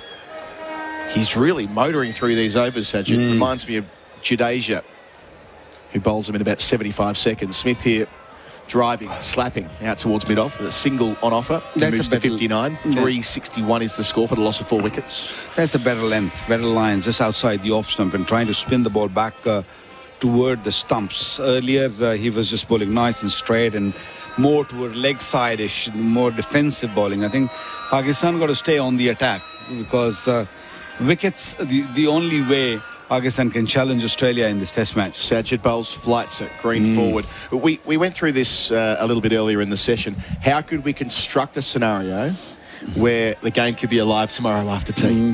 I think, and every scenario comes back to one point. Pakistan need to get on a roll. And they did for a moment there. Bowling to Green here is Sajid, defending. Short leg, good bit of work there by Imam Al-Haq moving to his left, ensuring they can't take a single, diving away to his left. Good work. I think the next 50 runs is Pakistan. Pakistan, if they pick up 1 or 2 more wickets. Sajid bowls, Green drives, stopped in his follow through. Good standard of fielding here, and the crowd know it as well. End of the over. He's got through that, as I say, in about 80 seconds max. 4 for 361 the score. The deficit 115. Smith 59. Green 17. SEN Test Cricket is, of course, for Henley Holmes. Build with confidence. Henley.com.au. So let's imagine Pakistan can get the job done here. What are we left? 37 left today. They can get the job done in 20 overs from here. That's ambitious, but if they can. And then they get a chance to bat for an hour tonight. Again, ambitious to say that bad light won't stop play by that point. But there is a world where they could have a lead of, things have happened has happened in the past. I've seen teams getting out in a session or less than a session at times. So don't lose hope. Let's put it that way. Now, man, to the crease, round the wicket to Smith, rather, in the baggy green. You rarely see this in modern cricket. I wish I had my camera on me. But I feel that the next 40 to 50 runs, once the Australians cross 400, and I think that then the ball will go into the Australians' court, that they can make a move where they can think of, okay, another 30-40 runs quickly and then declare 40-50 runs behind and try to get Pakistan out quickly. Now, man bowls and Smith defends. I suppose they're trying to construct a result game. You often see it in four-day cricket, of course, or county cricket in England, where you get to this stage, 4 sessions left in the match, and you've got to find a funky way to get to the conclusion. I don't think Australia would be incentivised to do that, given they're away from home. Even Ricky Ponti wouldn't have done that. Well, this isn't Ricky Ponti's team as it was when he was leading it.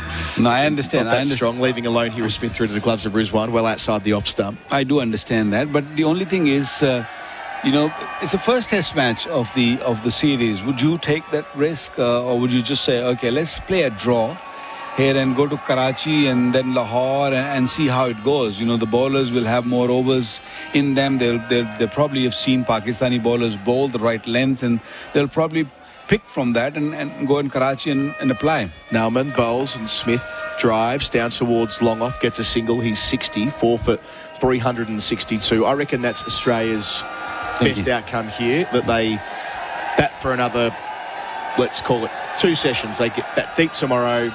They take a lead. Obviously, they won't have time to force a result, but they walk away from this with a number of their batters having had long stays in the middle. Simon compared it to the tour match they never had for this series.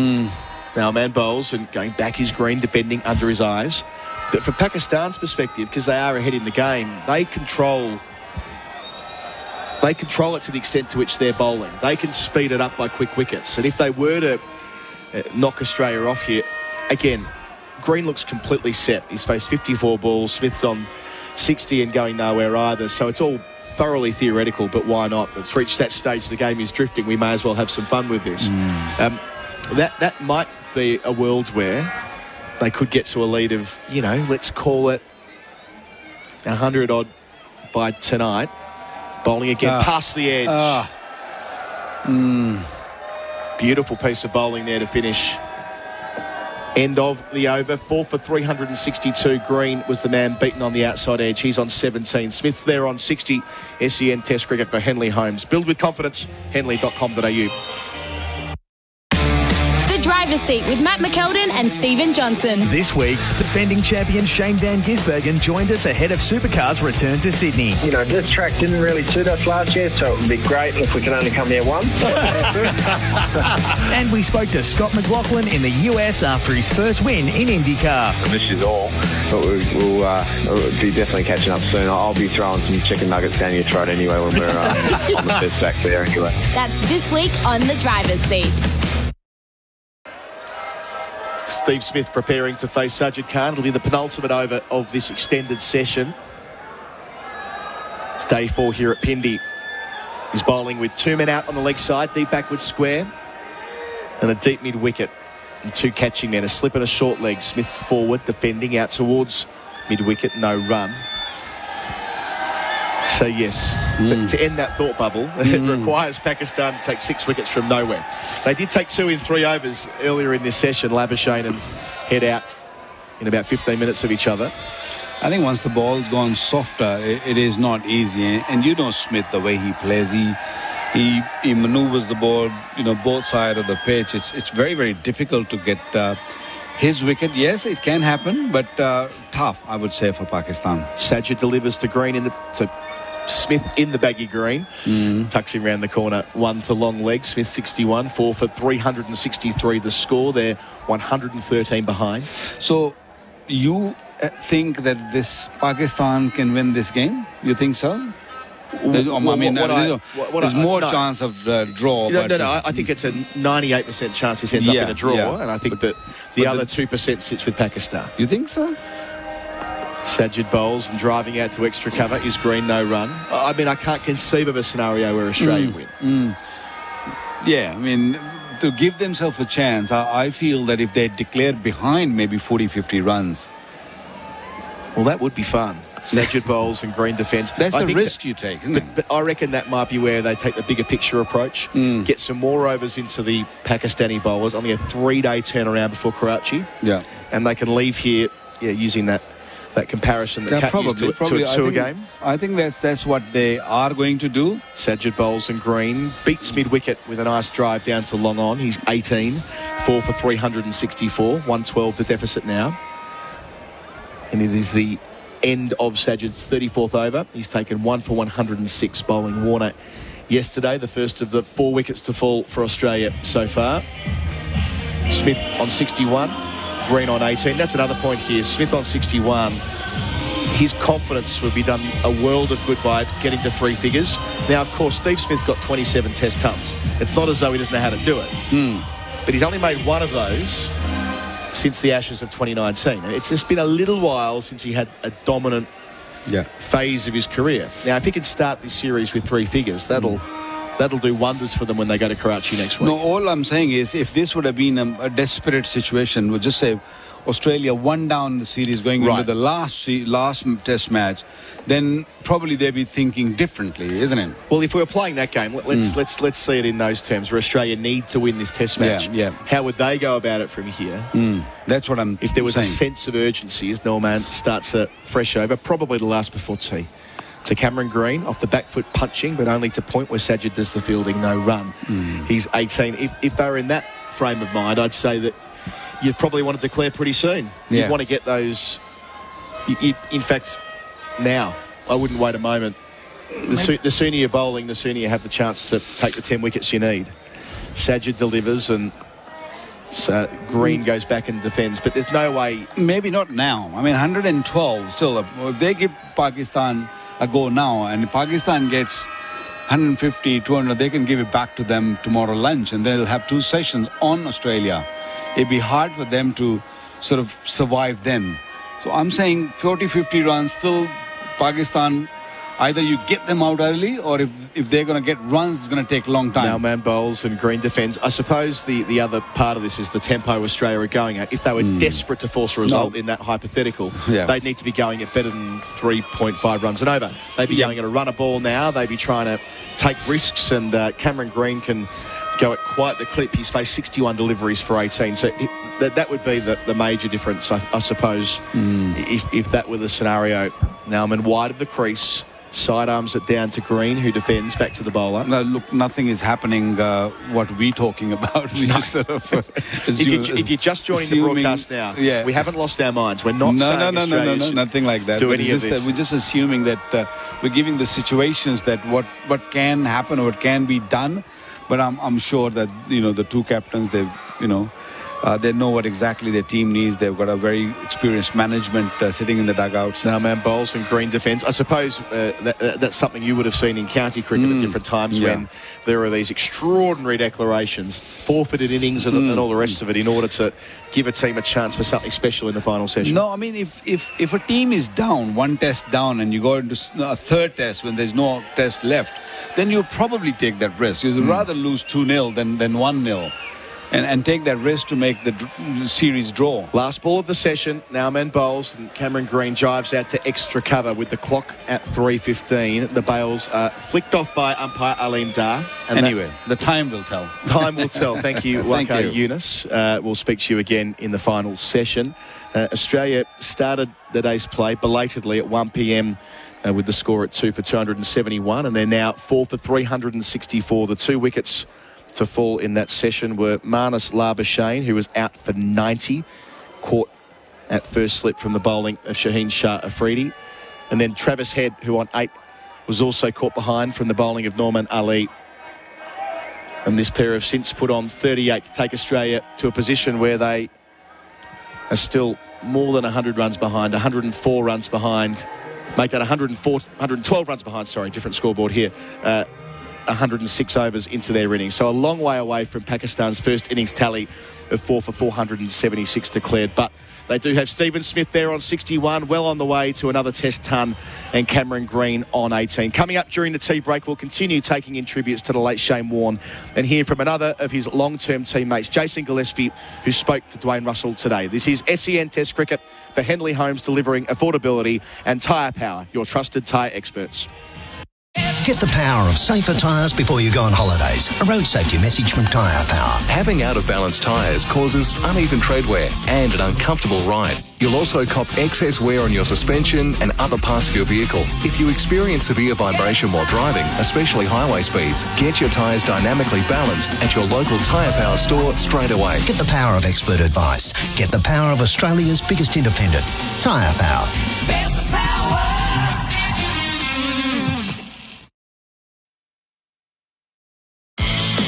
Real adventures with Patrick Dangerfield and Aaron Hapgood. Everything fishing, boating and outdoors. The friend's gone down to help out and they've all been caught in this rip and they've been out there for a while, and it jumped on either leg, and I started to sort of paddle lateral to the rip because you never paddle against the rip. And then all of a sudden the chopper was flying over the top. Okay, we don't need to get in, we just need to bide our time before the skidoos arrive. Patrick Dangerfield and Aaron Hapgood. Subscribe and listen today wherever you get your podcasts. Lining up for the Drinkwise at-home stakes. It's a wide-open field. Corn chips and salsa is popular with the punters. A six-pack before the quaddie was an early scratching. There's no love for passed out on the back lawn today. And drifting further as red wine spills on the couch. But the market mover and clear favourite is Have a Water Between Drinks. The fans are embracing this horse from the Drinkwise stable. Be a winner at home watching the races. Remember, you won't miss a moment if you drink wise. Download the SEN app from the Apple and Google App Stores. Then get set for all your big moments in sports. And that is the ball game. Takes the Panthers towards the premiership. Catch up on SEN-created podcasts, recreation, lifestyle, racing, and all of our SEN shows. The Sounding Board. Real adventures. Trailblazers. Great Australian lives. Plus, it's now available on Apple CarPlay. The SEN app, your home of sport, from wherever you are on the planet. Queensland is the place to race. On a weekly basis, there's almost 30 meetings across the Sunshine State, so whether it's racing, pacing or chasing, Queensland has it all. Giddy up and find the latest news, horse, jockey and trainer profiles, race replays, black bookers, expert tips and form analysis. Plus, you can find all the info you need to plan your fun at all the major race days and events. Visit racingqueensland.com.au, where Queensland is racing. Get the power of safer tyres before you go on holidays. A road safety message from Tyre Power. Correct tyre inflation is the single most important part of tyre care. It helps keep them in good condition to provide optimum performance and maximum life. The best thing you can do before a long journey is check your tyre pressure and top them up with air if needed. And don't forget to check the spare tyre too. Get the power of expert advice. Get the power of Australia's biggest independent. Visit tyrepower.com.au for your local owner operator. Sports fans know there's nothing like the thrill of live sport. This summer, to get the best access to the best sporting events in Australia, talk to Ballpark Entertainment. Courtside seats at an NBL game. Frozen underneath. Entertain clients at the A-League, AFLW, or a hospitality package at the Big Bash Cricket. Even money can't buy experiences like the Super Bowl. Oh, yes. Ballpark Entertainment can get you there. Making memories. Ballparkentertainment.com.au. It's never been more important to buy Australian than right now. Our local manufacturers and growers produce world-class products known for their quality, safety and reliability, all while generating local jobs, supporting our communities and helping Australian families now and into the future. So look for the trusted green and gold kangaroo logo. Buy Australian now. Visit australianmade.com.au. At Kennards Hire, we only hire people who've taken the Ken Oath. By taking it, each team member goes above and beyond to help any citizen in need. The Ken Oath, it's a commitment that means more than the sanctity of marriage. The Ken Oath means you'll never miss smoko or beer o'clock. So if you want someone who can tackle whatever, whenever, wherever, talk to someone who's taken the Ken Oath. Kennards make your job easy. For Henley, build with confidence. Henley.com.au. And Tyre Power, store-wide super sale now on. Save on Kumo. Live from Rawalpindi, Pakistan versus Australia on SEN Test Cricket. We'll go over the wicket, Norman. Bowls here and head goes back. It's gone. Really well bowled. On with the arm. No footwork from head. Tried to push him through the offside, and Rizwan has got a fantastic pair of hands behind the stumps. Held his pose, stayed low and made no mistake. The seam to the crease, finishing his over. Smith again pulling out to the onside. So they've gone short in this over and it hasn't worked. There really is nothing in the pitch, and it enables Smith to get through to another Test half-century. Has a great record against Pakistan, and it continues here. Smith, 50 from 112 deliveries. This is the tea break on day 4 of the first Test between Pakistan and Australia, live from Rawalpindi. We'll use this time to return to the outpouring of emotion felt in the wake of Shane Warne's tragic passing and hear from another of Warnie's long-term teammates, Jason Gillespie, who spoke today with Dwayne Russell. It's been a strange time, really. It's kind of still a little bit hard to fathom, really. Disbelief, I think, is the word. It's a bit surreal. I remember my wife rang me. We were in Queensland in the middle of a Sheffield Shield game. And my phone was ringing. It was like 12:30 in the morning, and it was my wife. And I'm thinking, what's she ringing me at this time of night? And she said, "Oh, have you seen the news?" And no, I'd obviously been asleep. I said, "No." She said, "Oh, Shane's passed away." And it was just then I got on and had a look on the internet and saw all the tributes and the like and all the information. And it was pretty difficult night, and it's been. Been some pretty difficult times.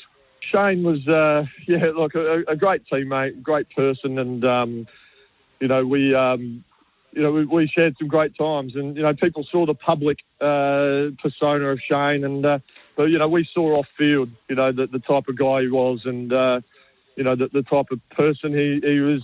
A loyal teammate. He was a great fella. Like to sit in the depths of the whichever ground we were at, and watch the game, because if he was in the viewing room, he tended to have all eyes on him, and so he just liked to just have quiet moments watching the Test match, and then get himself ready in his own way, and that was some of the times when you could just have some one-to-one chats with him, and while he's sitting there eating a toasted sandwich and washing it down with a soft drink.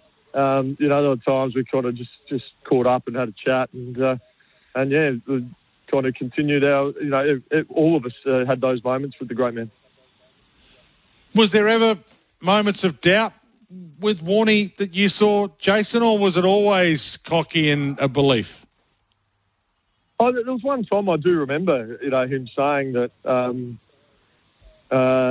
he said, Diz, every now and again everyone needs a little bit of love, and that was probably early on in my time in the Australian setup, and that really resonated with me, and reminded me as an individual that everyone at some point or another has a bit of self-doubt, and so it was always just reminding, not just Shane, I suppose, with all our teammates, that you are allowed to have a little bit of doubt, but just trust what you do, trust your process, and you'll be all good. But no, he was a great teammate. You knew, going deep into a game, with Shane in the team, you're always in with a chance of winning the game.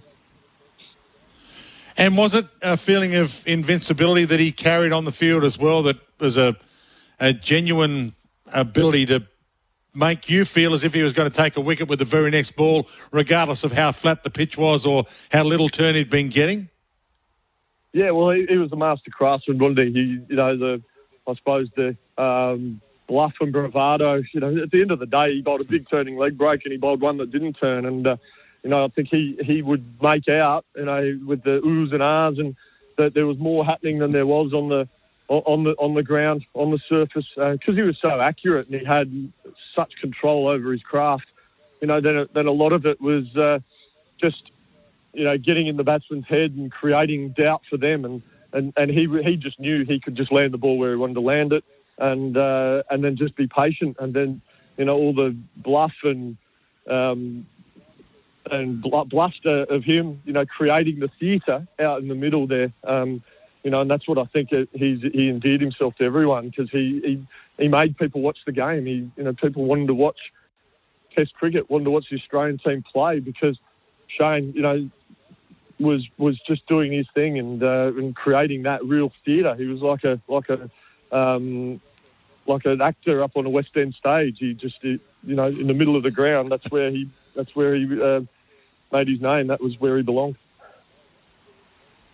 And it's likely not going to feel like a golden era whilst you're in it, Jason, or maybe you did feel it, but it was a phenomenal team and a phenomenal time for cricket and Australian cricket when you guys were all together.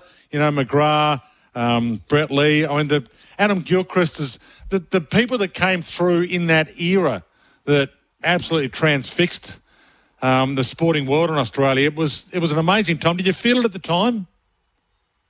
We were playing some good cricket, there's no doubt. And I suppose it's more on reflection, post-career, and you sort of reflect back and you think, wow, these guys were actually my teammates and my friends. And we were just focused on playing the best cricket we could. And you're kind of in that bubble in those moments and just playing. And I suppose, in the years after, you just reflect on, what a special time it was. It was certainly a special time in the moment. But, yeah, certainly on reflection and, looking back and, when people ask you questions and you sit back, think, and you go, gee whiz, it was a lot of fun, wasn't it? How important, when you're trying to win matches together, is the chemistry that you generate off the field when you're travelling together? You're in planes, you're in buses, you're in hotel rooms, you're in bars. The chemistry that you generate off the field, does that have an impact as to your ability to win on it? Oh, look, I think it certainly doesn't hurt. I suppose you don't have to be best mates with each and every person that you play professional sport with, but I think it's that mutual respect and understanding of each other, of what you need to do to succeed and do the job for the team. And I think in any team sport, you have that. But we all had a great respect and understanding for each other. We all got along really well. We'd have differences of opinion on how to go about things and win games, but they were all part of the process and the debates and discussions in team meetings and things like that, and which I think all good teams have. Good opinions and thoughts on how, but everyone was on the same page.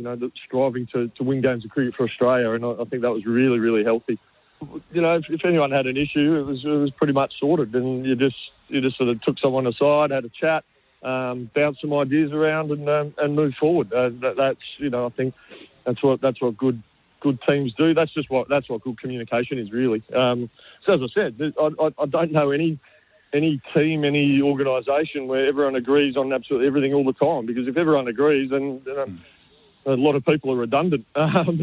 You want to keep having good, honest discussions, and people see the game in slightly different ways, and there's more than one way to win a game of cricket, and certainly just having those honest discussions and that help everyone improve. So we certainly had that. It was fantastic. Go into Tyre Power and say, "G'day mate, got some tyres?" And they'll say, "100% we do." The store-wide super sale is now on. You can buy 3, get 1 free on Kumho tyres. And that's why they're experts in tyres. Tyrepower.com.au. For International Women's Day, SEN honour the great moments by Australian women in sport. Sally Pearson, London 2012. Sally's 100-metre hurdles gold medal was one of the great wins for Australia in recent Olympic history. Getting off to a perfect start, she gained a narrow lead after the first hurdle and held off a late challenge from the American competitor Dawn Harper to claim gold for the reigning world champion. SEN, your home of sport, proudly supporting the achievements of women in Australian sporting history. At Kennards Hire, we only hire people who've taken the Ken Oath. By taking it, each team member goes above and beyond to help any citizen in need. The Ken Oath, it's a commitment that means more than the sanctity of marriage. The Ken Oath means you'll never miss smoko or beer o'clock. So if you want someone who can tackle whatever, whenever, wherever, talk to someone who's taken the Ken Oath. Kennards make your job easy. Queensland is the place to race. On a weekly basis, there's almost 30 meetings across the Sunshine State, so whether it's racing, pacing or chasing, Queensland has it all. Giddy up and find the latest news, horse, jockey and trainer profiles, race replays, black bookers, expert tips and form analysis. Plus, you can find all the info you need to plan your fun at all the major race days and events. Visit racingqueensland.com.au, where Queensland is racing. The Driver's Seat with Matt McKeldin and Stephen Johnson. This week, defending champion Shane Van Gisbergen joined us ahead of Supercars' return to Sydney. This track didn't really suit us last year, so it would be great if we could only come here once. And we spoke to Scott McLaughlin in the US after his first win in IndyCar. I miss you all, but we'll be definitely catching up soon. I'll be throwing some chicken nuggets down your throat anyway when we're on the first track there anyway. That's this week on The Driver's Seat. And it's a very intense second innings here. Mackenzie to bowl. He lets rip. Oh, Miller has absolutely smashed this high and long towards mid-off. Daniels may get there before Edwards. Or is that Williams? I think one of them has long hair and one may have a hat on. And it's a catch, I think. There's people in white running everywhere. And the score is now something for something. Don't miss the best bits. You won't miss a moment if you drink Wise. Visit drinkwise.org.au. The Sounding Board with Craig Hutchison and Damien Barrett. It's sport, it's the media, it's talking about the issues that matter. Issues that matter. They've had a movers and shakers forum in Melbourne. They try and get all the big wigs in town, and there's a need for the big wigs to go, or at least consider going, because they don't want to not go and be talked about for not going, and they want to be photographed and spoken about favourably and looked after the next time they're written about in the paper. I can talk from personal experience. Yep. Invited once. Were you? To the News Limited one? In its early days. I was only available on at the time. Right. Not invited again. If you are invited to a Movers and Shakers, it is offensive to not attend if you can't even move yourself into our event, which is the whole point. And shake yourself there. We're going to put out an APB on this. News Limited, please. If there is a reserves event where Damo and I could attend, no, I won't be invited and I won't be going. No, I would commit that we would both go to the backup event. I'll go as your plus. Try and earn our stripes to be elevated into the seniors at some point again in the future. The Sounding Board podcast with Hutchie and Damo. Thanks to Drinkwise. If you're choosing to have a drink, choose to drink wise. Tyre Power store-wide super sale gives you the power to save on a huge range of Kumho tyres. You can buy 3 and get 1 free on selected Kumho passenger car and SUV tyres. Tyre Power store-wide super sale is now on. Visit tyrepower.com.au or call 13 21 91. For Henley, build with confidence. Henley.com.au. And Tyre Power, store-wide super sale now on. Save on Kumho. Live from Rawalpindi, Pakistan versus Australia on SEN Test Cricket.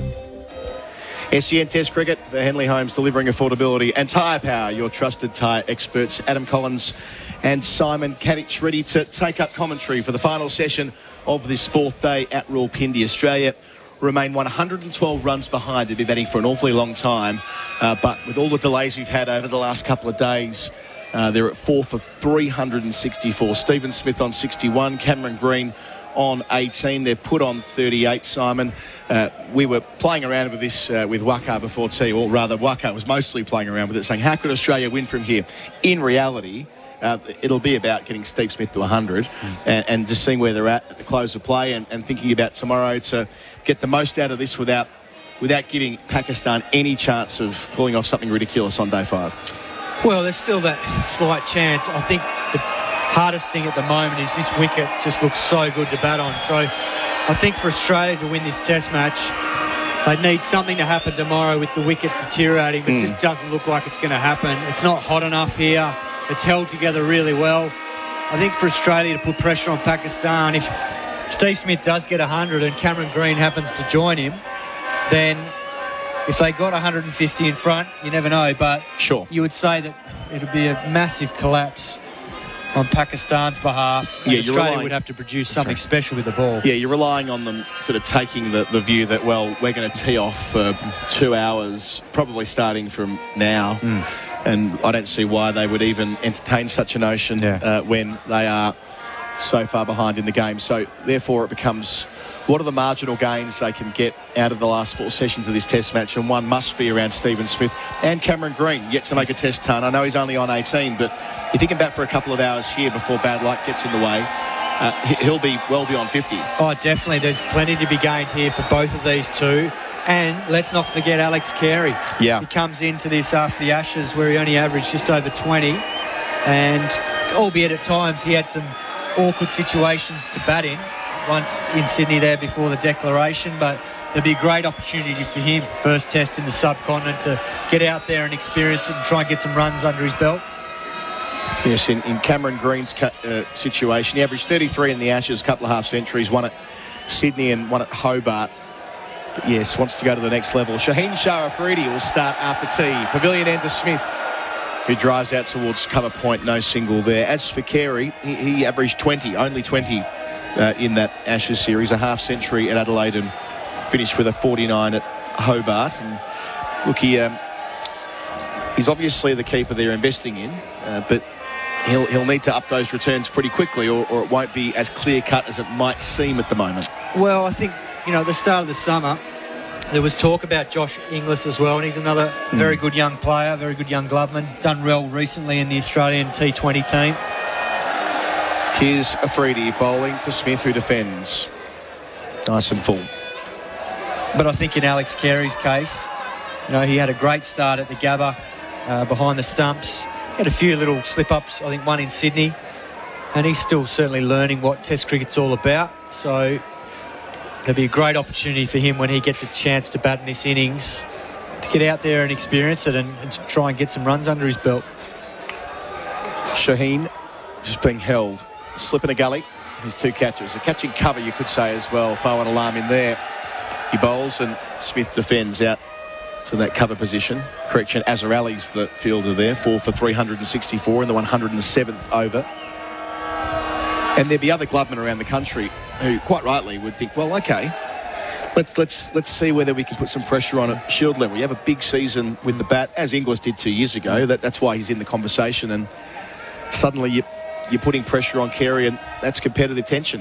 That's how it should be. So Carey needs to have a good winter. Needs to play well here and in Sri Lanka and assert himself.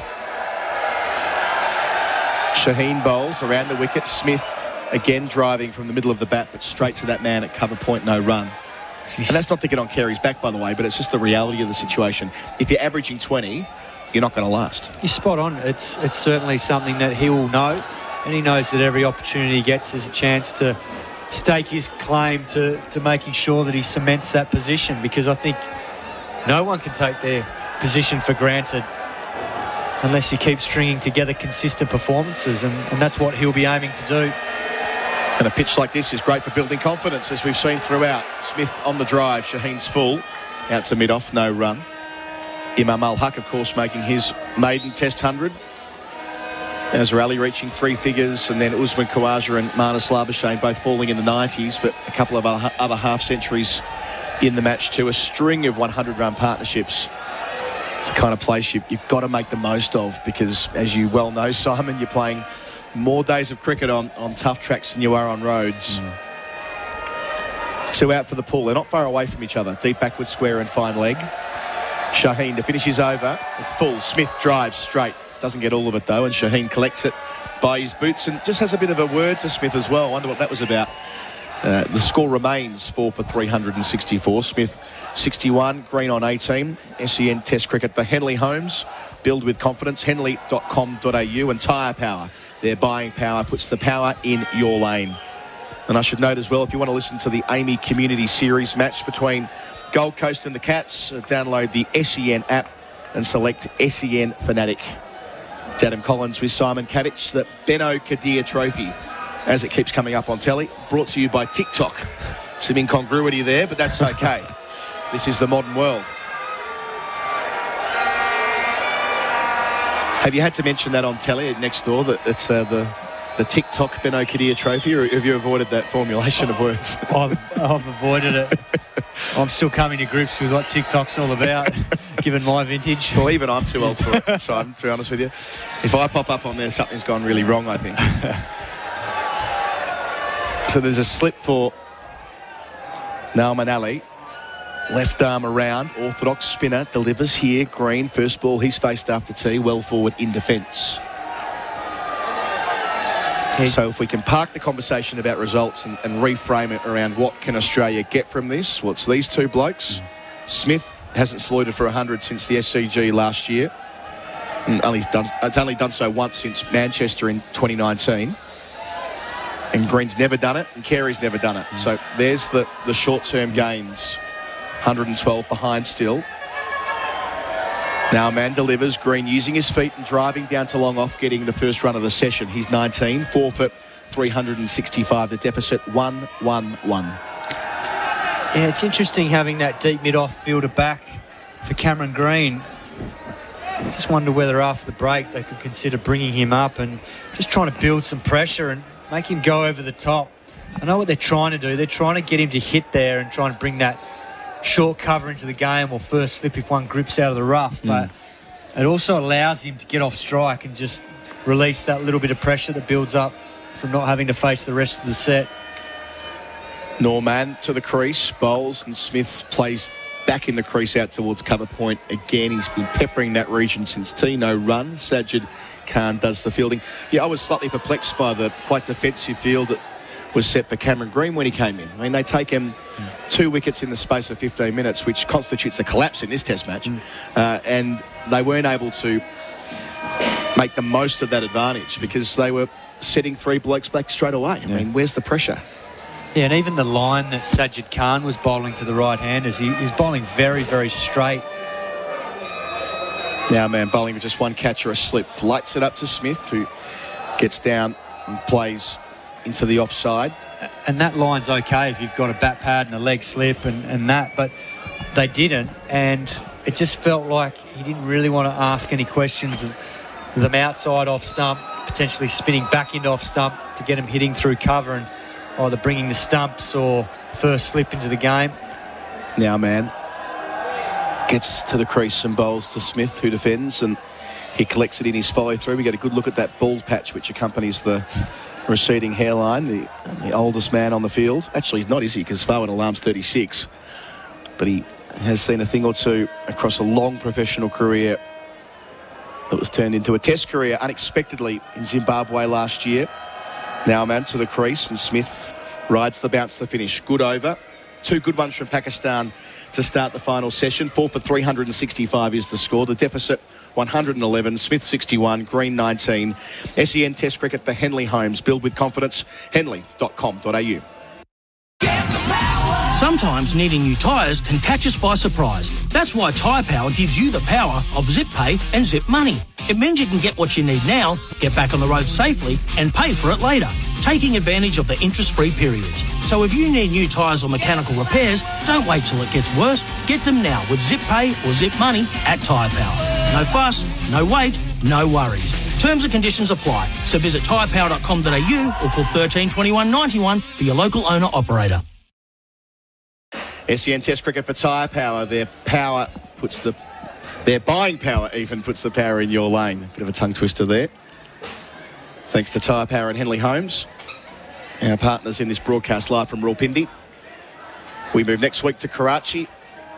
I love the coloured seats at Karachi, Simon. I'm really looking forward to that. Each bay is a different colour. Not a million miles away from VFL Park towards the end when they coloured up the bays.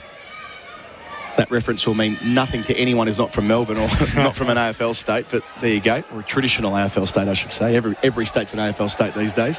Around the wicket, Shaheen Shah Afridi, bowls to Green, who's forward and defending. No run. And then we go to Lahore, Gaddafi Stadium. Strange name for a stadium, but we'll deal with that when we're in that part of Pakistan. The ground that hosted the 1996 World Cup final between Sri Lanka and Australia. But yes, next week at Karachi, that's the biggest of the 3 grounds we'll be at. It holds 34,000 people. Yeah, I'm looking forward to seeing what wicket they produce. Because this series is going to depend on what surfaces they keep playing on.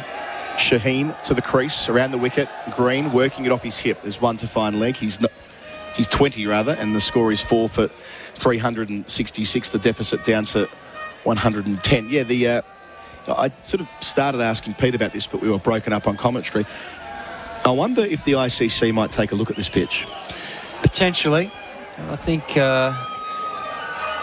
by the end of tomorrow, if there haven't been too many more wickets fall, and depending on how the game scenario plays out, because if it doesn't, look like one team's trying to force the issue and try and set things up for a result, then there could be a chance that this test ends with no more than maybe 15 wickets falling, if that, for the entirety of it. And the ICC don't like that. No. We saw that at Melbourne a couple of years ago. Shaheen bowls to Smith, who's forward, defending to mid-on. And by the way, Melbourne listened to that warning, and their pitch now is, is it the best in the country? Close enough? It's near enough to the best in the country. Yeah, look, it's hard to say best after probably a year or two, but it certainly has improved from where it was at. I think we saw this year with the 11 mils of grass on it. It was certainly right up Scott Boland's alley. Well, maybe best might be, I'll replace that with one of the more eventful pitches. Like, we're seeing really interesting test cricket at Melbourne again. And we thought we were going to get that here in Rawalpindi too. Shaheen bowls and Smith defends from the block hole. As Rob Key put on our call a couple of days ago, there's a pitch 2 over that is grassed. And if you watch old highlight tapes of matches at Rawalpindi, which I did in preparation for this test, that is what the pitch normally looks like here. Yeah. Not the one that we're playing on, which is by any yardstick an absolute freeway. So that might contribute to, I mean, we haven't spoken a lot about Australian selection in the last few days when they've been batting, but we did when they were bowling. They just quite simply saw the pitches that were either side, not the one in the middle. Shaheen bowls and Smith edging, and it falls short of first slip. Just in front of Shafiq. Went through his legs, they get a single. That's the second time we've seen a genuine edge not make it to the cordon today. 367 for 4 now the score. Smith up to 62. But Shaheen just getting a little bit of movement away from around the wicket. But it never looked like carrying to the young man Shafiq there at conventional first slip. He might have to stand up next to the keeper. Well, this is the hard part about this wicket. it hasn't had the carry in it or the pace in it. It's been very easy pace wicket, particularly from the batsman's perspective, and as a result they haven't been under threat when there has been any movement off the seam or through the air, because they've had time to adjust, or the ball just hasn't carried exactly like that one there. I mean, Steve Smith pushed at that with his bottom hand, so it had every right to probably go a bit further. And now we're seeing Shafiq put the helmet on, and he's coming up to a position that is going to be very, very difficult to take a catch in. Wow. I mean, for Shaheen Shah Afridi, one of the quickest bowlers in the world, he's standing at first slip. He'll be standing not only alongside Rizwan, but maybe up to 3 metres in front of him. You very rarely see this in any part of the world. So, last ball of the over, Shaheen delivers, and Green clips away from middle stump. No need for the first slip there. He retains the strike. The West Australian advances to 21. Australia are 108 runs behind. They're 4 for 367 on SEN Test cricket. For Henley Homes, delivering affordability, and Tyre Power, your trusted tyre experts. On the SEN app, check out the SENW channel with stars of women's sport at home and abroad. Daisy Pearce, Katie Brown, Stephanie Brands. Plus, on the SENW channel, we cover AFLW, Rugby League, W League, netball, cricket, and track the female stars of horse racing and more. For the latest news, interviews, and catch-up podcasts with the biggest names in women's sport, jump on the SENW channel. Download the SEN app now. The sun's out again at Pindi, where we are for Henley Homes. Build with confidence, henley.com.au. It's just bursting through the cloud. I wonder whether the cloud might win that battle in the next hour or so. This is roughly when bad light took hold yesterday, actually, albeit on a much gloomier day. Now, man, starting a new over, bowling to Green, who goes back in the crease and down to mid-on, where there is a single because Naseem Shah is set deep. I'm not sure why. 4 for 369, Green up to 22. Yeah, even that field position there, there's no need for mid-on to be as deep as he is. And that's just allowing Cameron Green to get off strike. Really surprised at the field here. He could be building a lot more pressure. Partnership up to 43. Smith on strike, one slip. He dances and drives as well to mid-on. I mean, I just can't for the life of me work out what's going on here. From a Pakistani perspective, we've talked already about the only thing that's there for them is to try and somehow engineer a collapse. And you're not going to do that with men all set back, one catcher at slip, no one in front of the wicket with a helmet on. It's so conservative. Norman goes again, 4 for 370 the score. Oh, he'll add 4 to that. Cameron Green right out of the screws. That's a marvellous shot out towards the old scoreboard here. The sort of cover drive you can play when you're a big tall man, getting a big stride in. A healthy swing of the bat, great contact. He moves to 26. It's 4 for 374. They're 102 behind. Yeah, that was beautifully struck from Cameron Green. Ali just tossed that one up, trying to hit the rough, but it was too full and it had width on it. And there's not that big a gap between the short cover and the extra cover. It's deeper and set back, but Cameron Green pinpointed that to the deep mid-off boundary. Norman bowls and Green comes forward again, but this time to defend. That's Australia's 50th 4. No sixes in their innings. Pakistan hit 5 sixes when they racked up 4 for 476 declared. I'd really like to see Cameron Green get going in this session, because if he does and he bats like he did in those last couple of Ashes tests, it'll be fun to watch. My word. Nauman bowls and goes back Green and gets 4 more. That's a perfectly struck cut shot. Takes the deficit into double digits, 98. He skips through the 20s. On to 30 he goes, 4 for 378 Australia. And that's what you'd expect from an experienced campaigner. He's played the cover drive, got the 4, but on this occasion, gets back in his crease. Another ball that's got width on offer. And he punched that beautifully through point for 4. It's clever batting, good tactics from Cameron Green, putting some pressure on Ali here. 50 partnership in 133 deliveries this pair. Another little milestone. Nauman bowls and Green goes back and gets another single, this time down the ground, where Shaheen Shah Afridi is fielding. Big over that for Australia. Couple of boundaries in it. Green retains the strike. He's 31. The deficit's 98. The score 4 for 378 on SEN Test cricket for tyre power. Their buying power puts the power in your lane.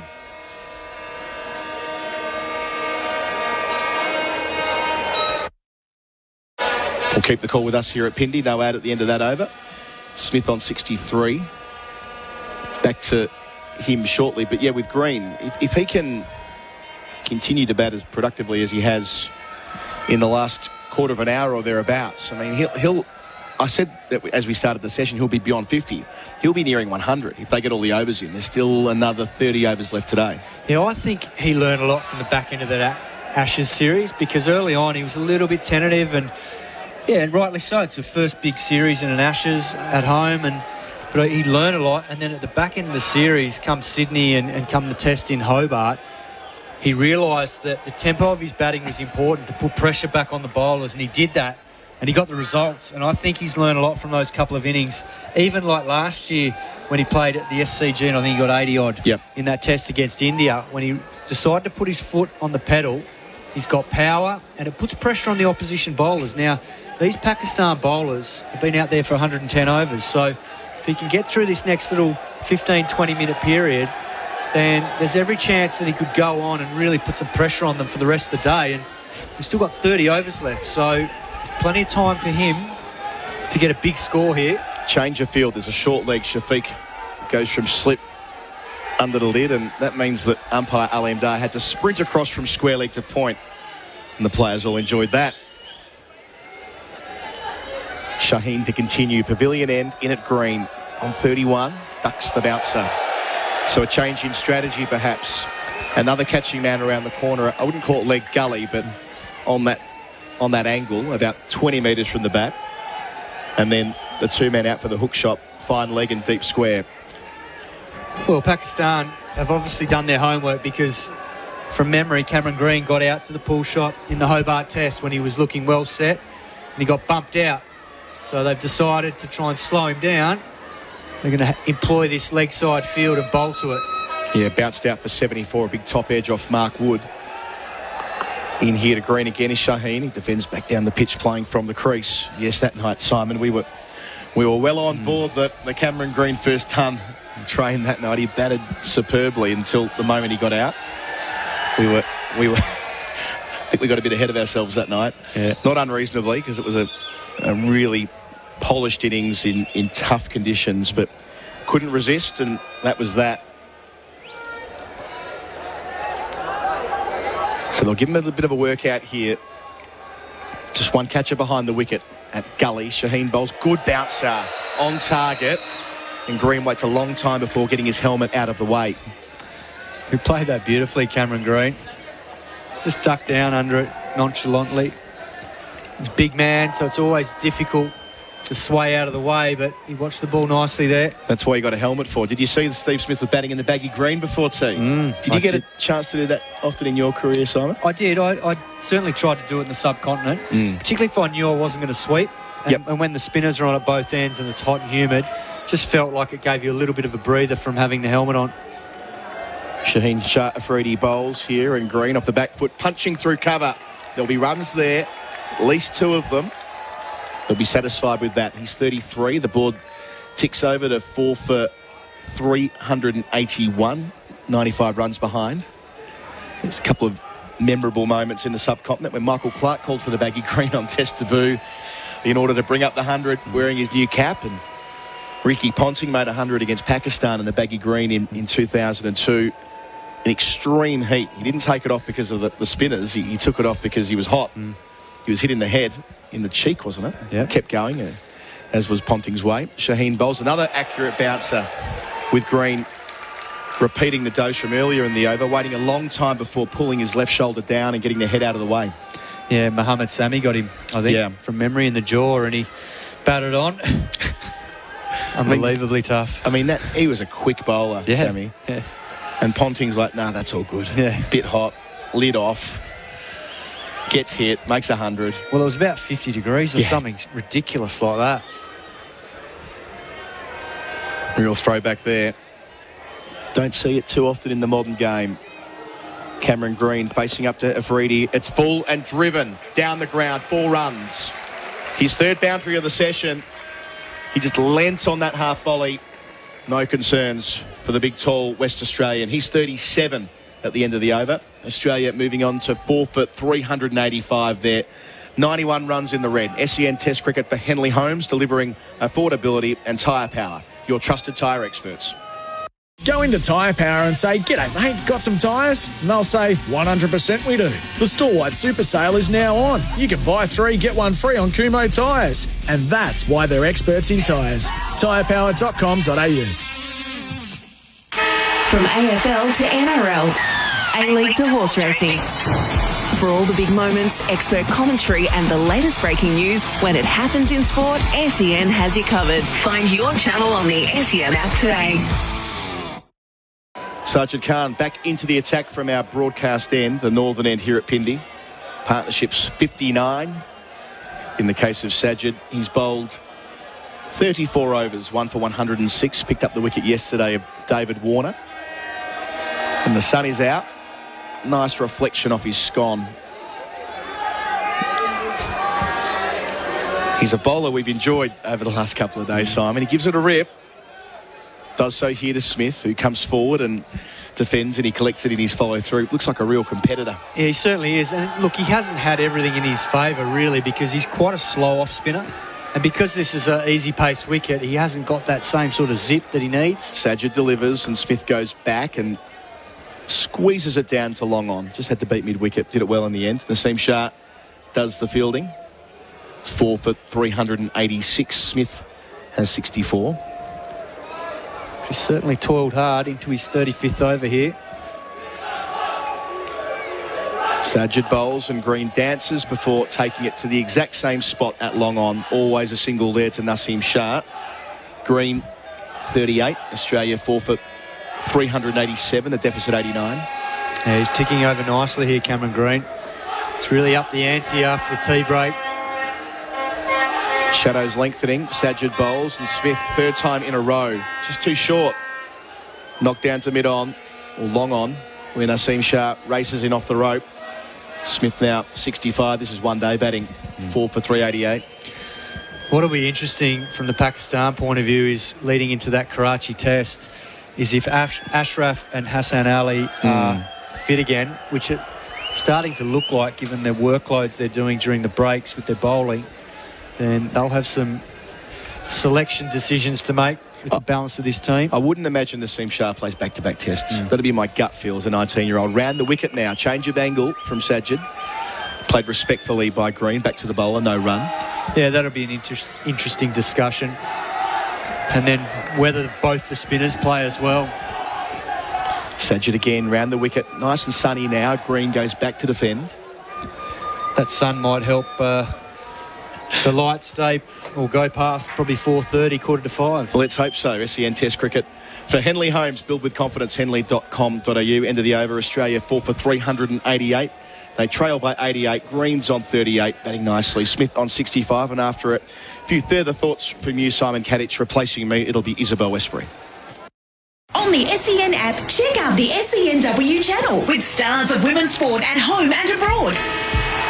Daisy Pearce, Katie Brown, Stephanie Brance. Plus, on the SENW channel, we cover AFLW, Rugby League, W League, netball, cricket, and track the female stars of horse racing and more. For the latest news, interviews, and catch-up podcasts with the biggest names in women's sport, jump on the SENW channel. Download the SEN app now. Australia 4 wickets down, 388 on the board. The deficit now in double digits. Bit of jeopardy in the game. Have we got a result on our hands? Probably not. I think you're right, Izzy, but there's still plenty to be played for here. Cameron Green has moved nicely to 38. He still doesn't have a test 100, so he'll be eyeing something off there. And Steve Smith on 65. We know he's got a hunger for them, so there's plenty at stake. And then Alex Carey as well. Shaheen Sharp towards us, left arm around the wicket, nicely pulled. I say pulled, but it's almost guided, petted over to the square leg boundary. Always in control there from Smith, caressing the ball. Not much has beaten him today. Looked really accomplished out there. He moves to 66 for that, 4 for 3, 8, 9, and especially after, in Steve Smith terms, the last 2 home summers in Australia haven't been quite up to scratch, and he'll be looking to capitalise. We've seen 2 batters fall in the 90s. David Warner, of course, made 68 as well, all in the runs, but nobody yet to 3 figures. Shaheen Shah into green, ducks underneath the wide one. It's probably actually didn't need to duck underneath it because it was so wide. Yeah, it's a good point about Steve Smith. I mean, since the 2019 Ashes, he's scored 811 runs from 14 tests, which have all been in Australia, at an average of 36.86. So it's still not a bad return, but it's just obviously a lot lower from his high standards. And that can happen, I think. That's part of Test cricket, conditions, game situations, the way the Kiwis bowled to him a couple of summers ago in Australia. They came up with a really good plan, but he's too good a player to keep going at that level, so I'm sure that he'll bounce back at some point, and this might be the starting point again. Shaheen Shah is going to bowl over the wicket to Cameron Green. Short square leg in play as well. Green on 38. It's pushed back into his crease, and that one jumped up, and he did well to get on top of that. Just a little bit of life in that pitch that we haven't seen too often. Yeah, that's a good line from Shaheen. He's decided to come over the wicket now, whereas the previous over he was around, and Cameron Green liked that angle, whereas this time it's coming in from his blind spot, so he's got to make a decision. He doesn't really want it to hit his ribs or up into his shoulder or forearm, so he's going to be forced to probably play a few more balls here from Afridi. Slip, a leg gully, short square leg. Here he comes again, another short one. And again, Green, good movement in his crease, ducking underneath it. I'm quite enjoying the contrast in the way in which the Australian batters avoid the short ball compared to the Pakistani ones. From the Pakistan, it was more an arch of your back and get down on a knee, almost limbo style. Whereas the Australians are much quicker to crouch down with bended knee, duck underneath it. I'm sure we could go off on many theories as to why and which one's the most effective, but it is noticeable. I think the ducking starts at an early age in Australia because you get peppered early on the fast bouncy wickets. That might be part of it. Shaheen into Cameron Green, down the leg side. He tried to just feather it through, but nothing in the end, and through to Rizwan, the keeper. 4 for 3, 8, 9, 87 behind. Look, I think either way's a good option. It just depends on what you're comfortable with, and a lot of it depends potentially on how quickly you pick up the length of the ball. Sometimes you are forced to almost limbo-like get out the way like the Pakistanis did if you don't quite pick up the length quickly enough, whereas if you do see it early, you can quickly just duck under it like some of the Australians have.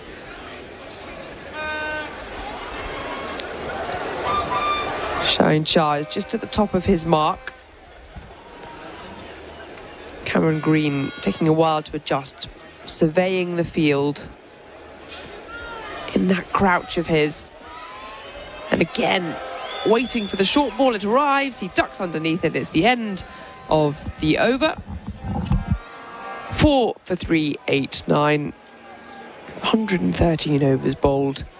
Tyre Power, your trusted tyre experts.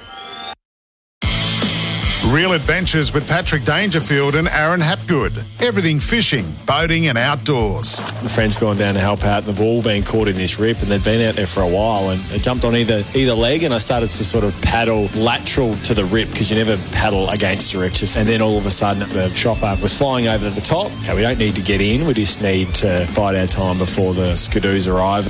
Patrick Dangerfield and Aaron Hapgood. Subscribe and listen today wherever you get your podcasts. 4 for 3, 8, 9, and while the music is still rocking, the crowds are still vibrant, enjoying seeing one of their favourites at play. Steve Smith, well liked in these parts. Marnus Labuschagne as well, lots of lovely placards. And it's been broad sunlight most of the day, a bit of rain overnight and early morning. It took a while for that outfield to dry up. In fact, it's been pretty soggy throughout this match. But it's a lovely afternoon, early evening now in Rawalpindi. And Steve Smith looking to capitalise on a good start from him, as of so many batters so far in this test. Just the 8 wickets to fall across the 4 days. Smith is facing Sajid Khan, just pads it into the onside. Mid-wickets there. Quite a conventional, almost defensive field to the off-spinner. Backward point.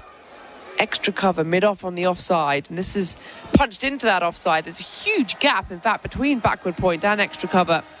The ball slows up in the outfield. It's nicely struck, but not enough on it to reach the boundary. So Smith comes back for 2. The score moves to 391. 4 for 391. Smith on 68. Green at the other end on 38. Sajid Khan 1 for 111. His figures read at the moment in his 36th over for the off-spinner.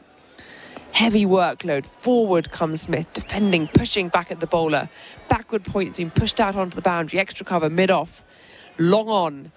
Straight mid-wicket. And more square mid-wicket. Another square leg mid-wicket out on the boundary. Square leg by the umpire and fine leg as well. This is pushed through the covers by Smith. Picks out one of the 3 men on the offside. Good use of the wrist. Still a dot ball. Smith, a patient man. Khan, right arm over. This one's straighter. Instead turned into the onside. That straight mid-wicket is onto it pretty quickly. The camera keeps on panning to Pat Cummins. I'm not sure what they're expecting to happen necessarily. Not necessarily an interest to declare, as it's flat and stays low. Kept out by Smith. Mid-wicket again does the fielding. That's the end of the over. 114 overs gone. 4 for 391. Deficit is 85.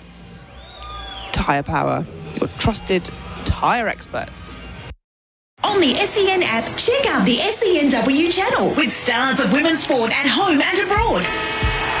Daisy Pearce, Katie Brown, Stephanie Brance. Plus, on the SENW channel, We cover AFLW, Rugby League, W League, netball, cricket, and track the female stars of horse racing and more. for the latest news, interviews, and catch-up podcasts with the biggest names in women's sport, jump on the SENW channel. Download the SEN app now.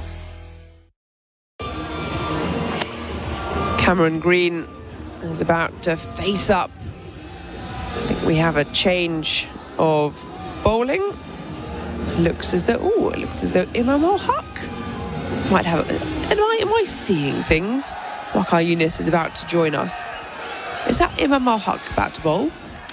Yeah, I think so. I mean, he can bowl a little leggy. I'm not sure how regular he has been in the camp.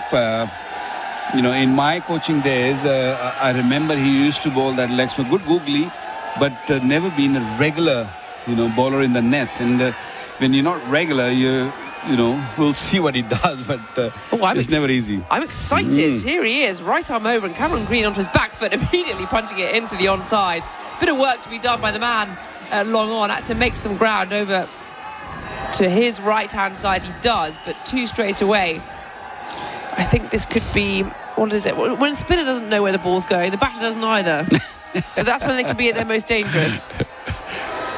The problem is that Pakistan giving easy runs away now. The 3 men on the onside, right on the boundary, mid-off on the boundary, point back on the boundary. So more fielders on the boundary. That's a good delivery. Stays low, kept out by Green. There's a slip, short third, backward point, cover point out on the boundary, extra cover as well.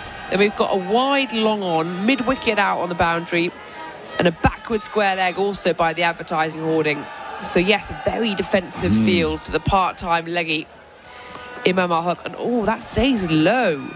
I like. Well, we talked about earlier on when the 2 finger spinners, the right arm off spin of Sajid Khan, Noman Ali with his slow left armers. When Labuschagne came on for Australia, that's when things started to happen. You almost need that wrist spinner on this surface to get anything out of it. This is punched off the back foot by Green. They're going to come back for 2. Really good running between the wickets. He's going to have to hurry. And Smith does. And throw coming in for the non-striker's end. It was a race between him and the boundary fielder at mid-wicket. And they knew they wanted 2 already. I think he would have been safe, but it was tight. Yeah, great running. You know, you'll expect that from Smith. He ran really hard the first one, and he pushed the youngster to come for the second run. Ran very quickly. Smith on 68, 395 now the total, 81 still behind. And Imam Al-Haq. Such a big advantage to have a right arm leg spinner if he lands in the right area. Here he comes again. And this one's pushed. Oh, lovely batting from Cameron Green. Slightly overpitched from Imam Al-Haq, but he finds that gap. There's a man nestled on the boundary at long off. And it's an easy single, an easy rotation of strike. Gives it to Smith. This inning, especially to Green, will do wonders. It'll really do world of good for him. Final ball, and this is whipped into the onside. Very wristy action there from Smith. Out to square leg, he ambles through, takes the strike. 115 overs gone. 4 for 397. Henley Holmes delivering affordability. Lining up for the Drinkwise at-home stakes. It's a wide open field. Corn chips and salsa is popular with the punters. A six-pack before the quaddie was an early scratching. There's no love for passed out on the back lawn today. And drifting further as red wine spills on the couch. But the market mover and clear favourite is Have a Water Between Drinks. The fans are embracing this horse from the Drinkwise stable. Be a winner at home watching the races. Remember, you won't miss a moment if you drink wise. Australia 4 for 397. Partnership between Green and Smith now at 71. Sajid Khan to continue from the shell end. This is full and turned into the onside. Miscommunication. And the throw comes into the keeper, but I think it was the wrong end. Smith had already turned back. The bails light up, but I think he was home safe. Yeah, you're right. I mean, he had a bit of time in his hand at square leg to see where the batsman, which end he needs to throw, and I think he just picked the wrong end. Non-striker end would have been much better, would have been more chance to get somebody out. Sajid Khan pushing Smith onto his back foot, just having a look at that replay. And a little bit of a remonstration from Smith, admonishing Green, the young man. Call clearer, I think it was, or stop dithering. So another dot ball, 397 the score, and this one's down the leg side, and they are going to run through this time. Green calling Smith through for the single, 4 for 398. I was talking about, this experience for Green playing in Pakistan, touring Pakistan for the first time, and leg byes, getting runs on these so slow pitches. I think this will really help me grow. He's only 22. He's got plenty of time in his hand. This one's defended. Nicely got down by Green. Such a compact player, isn't it? He plays with straight bat. No real fault you see when you see him batting. He just brings his bat nice and straight and show full face of the bat, which is really a key when you're playing Test match cricket. Sajid Khan full again and tapped back at the bowler, and the shy comes back towards the wicketkeeper. Green had made his ground. Of all the pitches to make your debut on the subcontinent, this isn't a bad one. No, as a batsman, it's not a bad one, but as a bowler, it's a nightmare. Right. But for Green, I think that was the question, wasn't it? This is turned into the onside, watchfully by Green, and he ambles through for a single. He takes the strike this time, 4 for 399, 116 overs gone. Henley Holmes delivering affordability. At Kennards Hire, we only hire people who've taken the Ken Oath. By taking it, each team member goes above and beyond to help any citizen in need. The Ken Oath, it's a commitment that means more than the sanctity of marriage. The Ken Oath means you'll never miss smoko or beer o'clock. So if you want someone who can tackle whatever, whenever, wherever, talk to someone who's taken the Ken Oath. Kennards make your job easy. 399 on the board. Imam Al-Haq is going to continue from the pavilion end, bowling his leg breaks. Here he comes, flatter. Green pushing it back at the bowler. And yes, this is the pitch that if you're a novice batter in Test cricket, and you're travelling abroad for the first time down to the subcontinent, whether it be India, Bangladesh, Pakistan, the UAE, this isn't a bad pitch to make your debut as a batter. As this one, Cameron Green turns, plugs into the onside, down to long on for a single. 400 is raised, and the partnership 74. But I feel maybe I'll get some confidence from this, but Karachi Lahore, Waqar, might have something different on offer. Not sure. Really? Surely. Imam into Smith, full inside edge, single to the total, 4 for 401 into the mid-wicket. I think advantage in Karachi is that the ball swings a little bit more. It doesn't really matter what sort of surface you play on, especially a new ball. And then, you know, they talk about this wind which blows mainly in the late afternoon. Imam, flat delivery, Cameron Green defending, no run. More toward tea or after tea, a little bit cooler. Wind blows and reverse swing. When you talk about reverse swing, it is a place where you get more reverse swing. Pitch wise, I think if they leave grass, driven full one out to a wide long off on the boundary, single to Cameron Green, which they sometimes do. I made my debut there, a test debut against India, and I remember it's a long time back, but still remember a lot of grass. It was green, playing against India. Imam full into Smith, defends the ball. That's the end of the over. There'll be a change in commentary after this. 4 for 402. Tyre Power, your trusted tyre experts. Queensland is the place to race.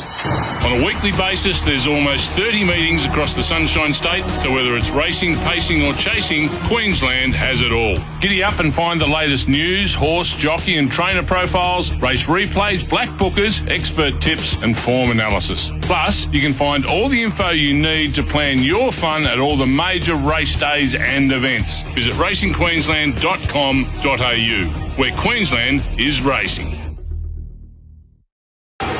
Would it be unreasonable to say, Waqar, that Imam Al-Haq's filth might be the most exciting thing that's happened today?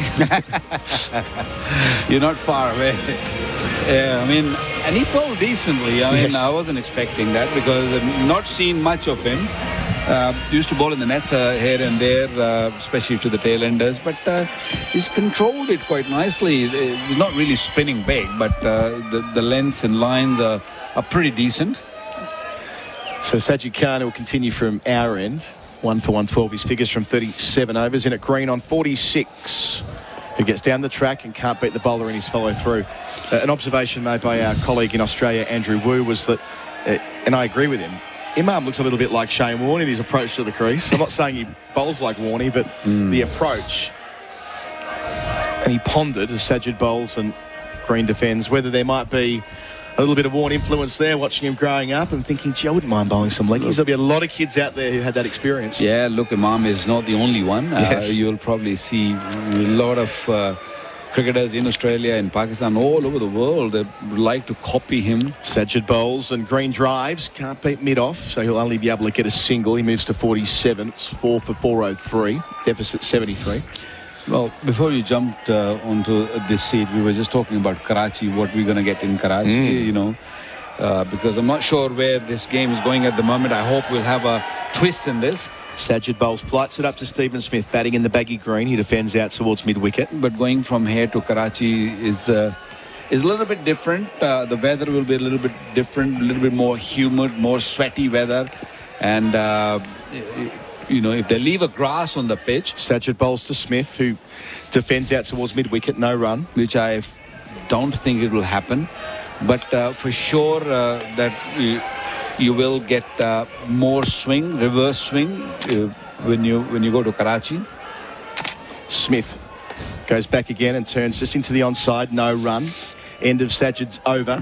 4 for 403 the score.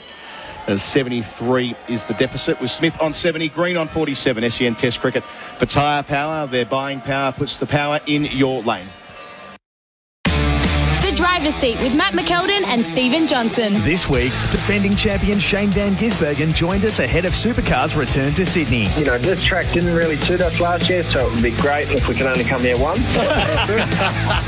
And we spoke to Scott McLaughlin in the US after his first win in IndyCar. I miss you all, but we'll be definitely catching up soon. I'll be throwing some chicken nuggets down your throat anyway when we're on the fifth back there anyway. That's this week on the driver's seat. SEN Test Cricket by Henley Holmes, delivering affordability and tyre power, your trusted tyre experts.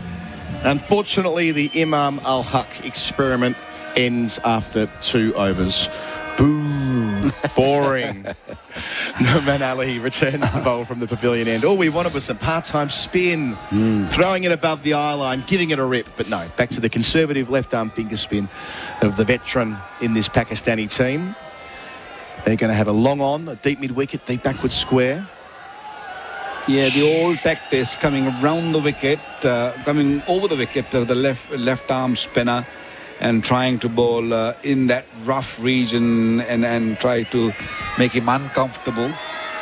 Sometimes it gets difficult. We saw yesterday Noman bowled in that area and got some sort of spin. Not every delivery, but some of them just spun and some kept low, and you really bother the batsman. Batsmen get really irritated from that line and length. They're in absolutely no hurry here. Babar Azam's taken about a minute to walk from first slip to square leg, where now the captain's going to place himself. There's 2 out on the leg side. Make that 3. Over the wicket he goes to Cameron Green, looking for that rough, and Green bisects the 2 mid-wickets out to the sweeper, gets a single. He's 48, 4 for 404. Hey, I'm making a list for Karachi. Maybe you can help me. Okay. I got here Kolachi for dinner. I'm told that's 100%. That's quite nice. Loco, I think that's might be a lunch venue. I've been told by our colleagues on a bus. Loco, yeah, Loco. He's got nice sandwiches and burgers and all that. Okay, well, that's good to know. That'll do well. Steve Smith batting in the baggy green, facing Norman Ali, forward, defending. Just around the corner, no run. The Mahatta Palace Museum was on the list. Okay. I've not been to that. So the Zainab markets will be... Zainab market, yeah. You'll get a lot of stuff there, cheap stuff. And I want to add to this list with you through the next little while, because it might be the only time we get to go to Karachi. Who knows? Norman bowls and Smith sweeps and does so well, but not able to beat the man on the 45, Iftikhar Ahmed. He stays on 70, 4 for 404 is the score. What should I be looking at next week? What's a place in Karachi that we cannot miss as a touring pack before the second test starts? As Norman gets to the crease and bowls to Smith, who dances and clips out through that gap at mid-wicket for the second time in the over. He's 71. It's 4 for 405. The deficit 71. I can give you more about Lahore, because that's where I belong. I live in Lahore and, of course, in Sydney.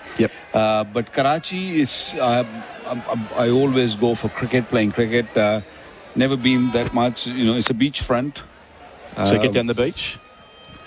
It all depends which part of the beach you want to go to. If it's near the city, I will not suggest you. Nauman bowls his defender back to the bowler. But if you go a little bit further down, which is, I'm not sure, to be honest, if you're allowed to go there, because there's a lot of army and navy and all these people are sitting. So I went there a few months ago, and it was quite nice. Blue waters, and you have to go a little bit deeper. Last ball of Nauman's over. Outside the leg stump, Cameron Green gets down to it, and he turns it into the onside. No run there, though. He stays on 48. Smith's on 71. The deficit 71 as well, with Australia 4 for 405. For Henley Holmes, delivering affordability and tyre power, your trusted tyre experts. Adam Collins and the great Waqar Younis with you on the call.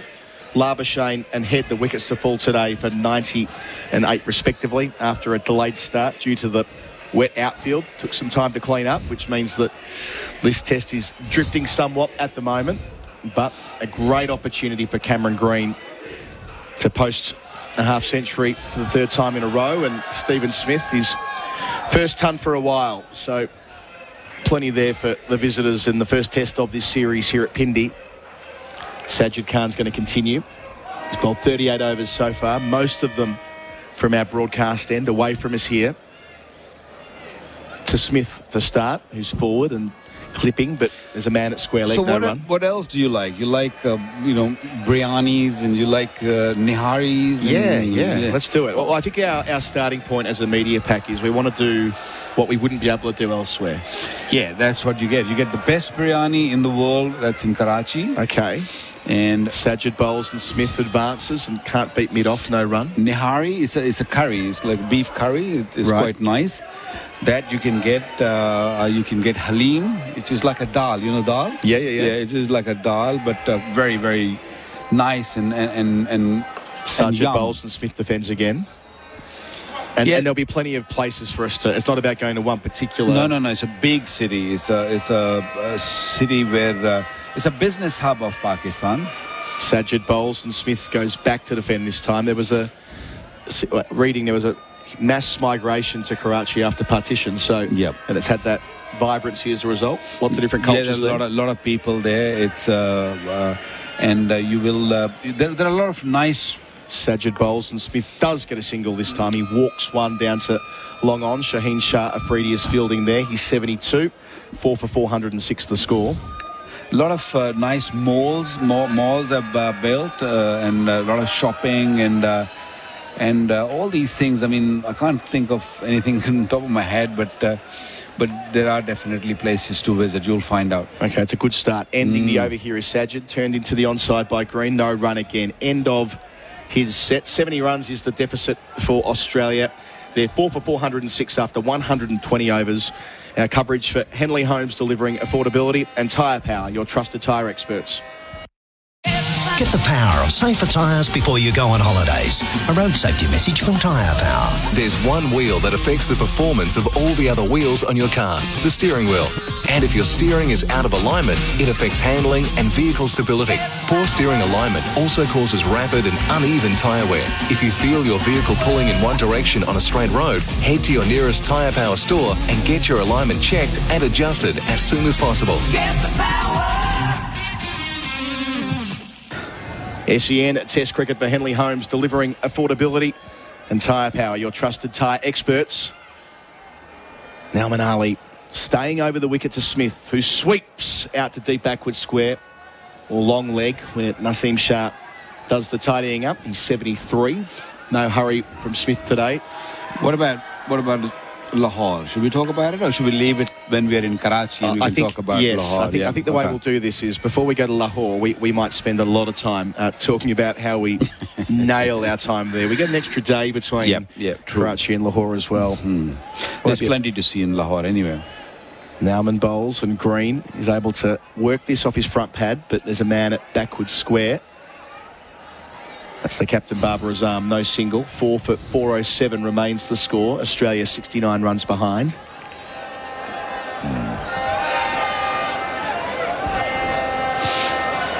Nauman trying to get the ball into the rough at Cameron Green from over the wicket. He flights it here, but it's too full. Green's able to defend to mid-wicket. No concerns. It's got such a long reach, although...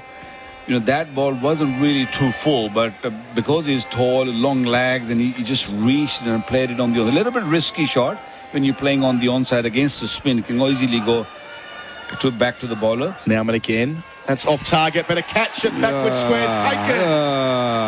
Off the back of Cameron Green's bat. He's fallen for the trap. 2 runs short of 50. It wasn't much of a delivery. It might have just landed in the rough to generate a bit of extra bounce and thus the error. But Iftikhar Ahmed on what would be the edge of the fielding circle in limited overs cricket. Just on the 45, short fine leg. Yes, a top edge watching the replay here. The easiest of catches, and Australia lose their 5th wicket with the score on 407, still 69 runs in the red. But that ball was definitely too short to play that sweep shot. And as you said, it landed right in the rough and a little bit of extra bounce. And I think he just played it a little too early. And got the top edge and the man at short fine leg. An easy catch, no issues there. Feel very, very, gutted and not happy leaving the ground. Played really well. I really enjoyed his knock of 48 of 109. what a fantastic talent he is. Bowls quite nicely and then bats at number 7. Very compact. You know, he got what 250s before this, coming into this series, and just missed out. So a partnership of 81 for the 5th wicket between Smith and Green comes to an end.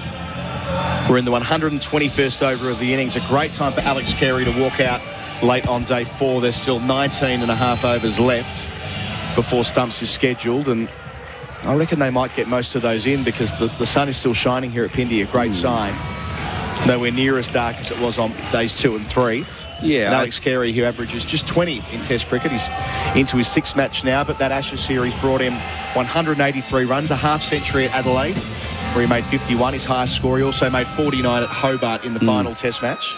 But, yes, yet to completely nail his task at number 7 for Australia, and a great opportunity to build some confidence here on a surface that's very forgiving.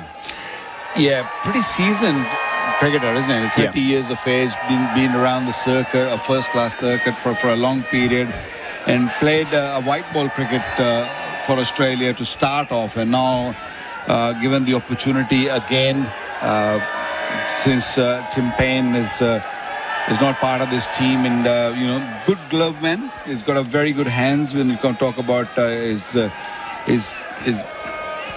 his wicket keeping, but batting yet to prove. Of course, you know, very young at this level. When you talk about Test match cricket, only 6 Test matches. Yes, it's a big opportunity for him. Slip and a short leg.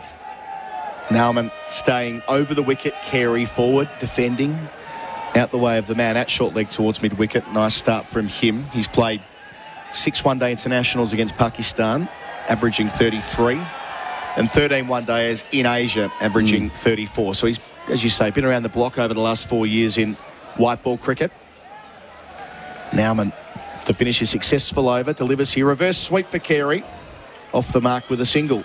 Straight to Naseem Shah, but showing that he's going to bat in his typical assertive manner. 5 for 408 at the end of the 121st over. Stephen Smith is still there on 73, and Carey retains the strike with that single to get off the mark. Our coverage for Henley Homes, delivering affordability and tyre power. Your trusted tyre experts. Adam Collins with Waqar Younis, and yes, 19 overs left on this 4th evening. On the SEN app, check out the SENW channel with stars of women's sport at home and abroad. Daisy Pearce, Katie Brown, Stephanie Brance. Plus, on the SENW channel, we cover AFLW, Rugby League, W League, netball, cricket, and track the female stars of horse racing and more. For the latest news, interviews, and catch-up podcasts with the biggest names in women's sport, jump on the SENW channel. Download the SEN app now. We'll try that again. Have you seen much of Alex Carey in white ball cricket for Australia? I saw him in Big Bash. He opens the batting, and you know, really big hitter of the ball. Very simple technique. You know, likes to get on with the job. Reminds me a little bit of Gilchrist. Gilchrist was just an amazing talent. Sajid to Carey, defending to short leg, well taken by Shafiq on the bounce. But this one is a different ball game altogether, because the pitch is slow. It's not going to really come onto the bat the way he's used to of it. And as you say, this is an opportunity for him to get in and get a few runs. Sajid delivers. Carey goes back towards leg, opens up the stumps, but gets down in time, pushing to cover. No run. Yeah, he's a fine player. You know, Australian team is well blended with left and right hand batsmen. Sajid to the left-handed Carey, this time brought forward. Again, the ball ends up at cover. I think that what they want is him to be a transformative player like Gilchrist. Of course, he came through as a white ball player first and foremost, and has done well at Shield level in the last couple of years, facing up here to Sajid Khan, again coming forward, defending to Iftikhar Ahmed. No run there. Australia is very blessed when you talk about wicketkeeper batsmen. I'm talking about Wade here also, who's another very fine cricketer, just knocking on the doors, and you know, they can just... Sajid delivers, and Carey gets a Yorker out of the block hole, squeezing it to cover. They can actually share white ball cricket and red ball cricket and be still fresh, because nowadays there's so much cricket going on with all these leagues and Big Bash around. Sajid to finish. Carey goes back, defending out a maiden. 5 for 408 remains the score. Carey 1, Smith 73. We can hear the sirens off to our left. Well, not sirens, but the azan from the mosque. Just for our listeners back in Australia, what does that reflect? It's about 20 to 5 local time. Is that a daily thing here? Yeah, it's 5 times a day. There's one in the early morning when the sun comes out, and then there's afternoon one, which is around about 12:30, 1 o'clock, in between that time, and then there is one around this time, 4:30, 4 o'clock. Yeah, it's 4:30 now. So, and then there'll be another one which is when the sun goes down, which is called Maghrib. This is called Asr. So what does it reflect when the sun goes off? It's just a call to asking people to come and pray. Yep. So it is 5 times a day. So there's last one is Isha, which is around about 7:30, 8 o'clock, before people sort of eat and go to bed after that. So that's how it is. Now I'm into Smith. 3 out on the leg side. He's going to stay over the wicket. Try and find that rough. Smith in the baggy green. Gets squared up. Spits out into the offside. Might have been a bit of extra bounce there off the glove or the splice of the bat. That's definitely a lot more roughs on the onside of Smith. That ball actually bounced and spun sharply. A little bit uncomfortable, Smith. Well, that's better. He's taken a long time to start going over the wicket now, man. Does so here. Smith dances and meets the ball on the half volley, taking it out to deep mid-wicket, getting his 74th run. 5 for 409 Australia. They're 67 behind still. But we saw him stay with that, that tried and true left arm around through the umpire. Well, for the majority of his 33 overs, I think he's only gone over the wicket for 2 or 3 when changing to the pavilion end. It's already got him 1 wicket, his 3rd of the innings. I mean, this idea of Pakistan being a little bit reactive and not having quite taken advantage of situations they have had today is reflected in how little he's been willing to change things up, I think. Nauman staying over the wicket to Carey. He's got a short leg, delivers, and Carey sweeps, but straight to the man at short fine. Iftikhar Ahmed, no single. Yeah, I mean, one can maybe criticize that he hasn't really tried too many things, but he's a very seasoned bowler. Bowled quite nicely in the last few test matches for Pakistan. Picked up I think recently he picked up 5-wicket haul also. Can you tell us why it's taken so long to find him? He made his test debut last year at age 34, bowling here to Carey. It reminded me of Bilal Yusuf, who made his debut at 34 4 years ago, and Zulfikar Baba back in 2014 in this corresponding series. These guys that seem to emerge when they're well into their 30s. Yeah, that's because sometimes you don't have a spot available in the team, so they have to wait and keep performing. Nauman bowls, reverse sweeping is Carey, and he beats the man at backward square, struck it well, gets himself a boundary. Really well played, Alex Carey. The second time he's had a pop at that shot. The first time it went to a fielder, the second was right out of the middle of the bat. He's 5, Australia 5 for 413, the deficit 63. Yeah, he did try earlier also in the previous over where he tried to play this shot and was not successful. This time around he's got it right.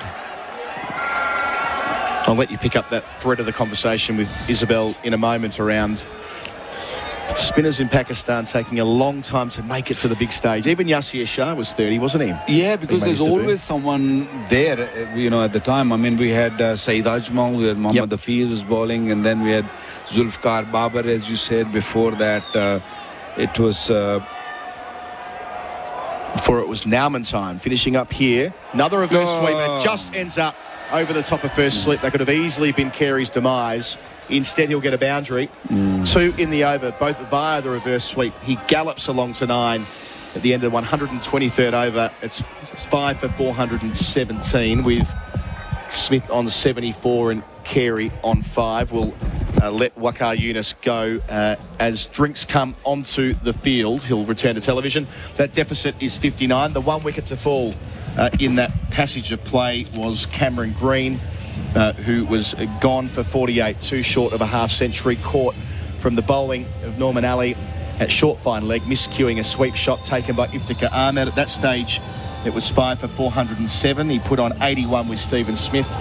And this pair, Carey and Smith, have taken it along to 5 for 417. Smith, 26 runs away from a century. SEN Test Cricket for Henley Holmes, delivering affordability and tyre power. Your trusted tyre experts. After the break, replacing me, it'll be Isabel Westbury. On the SEN app, check out the SENW channel with stars of women's sport at home and abroad. Daisy Pearce, Katie Brown, Stephanie Brance. Plus, on the SENW channel, We cover AFLW, Rugby League, W League, netball, cricket, and track the female stars of horse racing and more. for the latest news, interviews, and catch-up podcasts with the biggest names in women's sport, jump on the SENW channel. Download the SEN app now. Cameron Green right out of the screws. That's a marvellous shot out towards the old scoreboard here. Goes back Green and gets 4 more. That's a perfectly struck cut shot. Cameron Green facing up to Afridi. It's full and driven down the ground. 4 runs. Nauman again. That's off target, but a catch at backward squares taken. Off the back of Cameron Green's bat. He's fallen for the trap. 2 runs short of 50. It wasn't much of a delivery.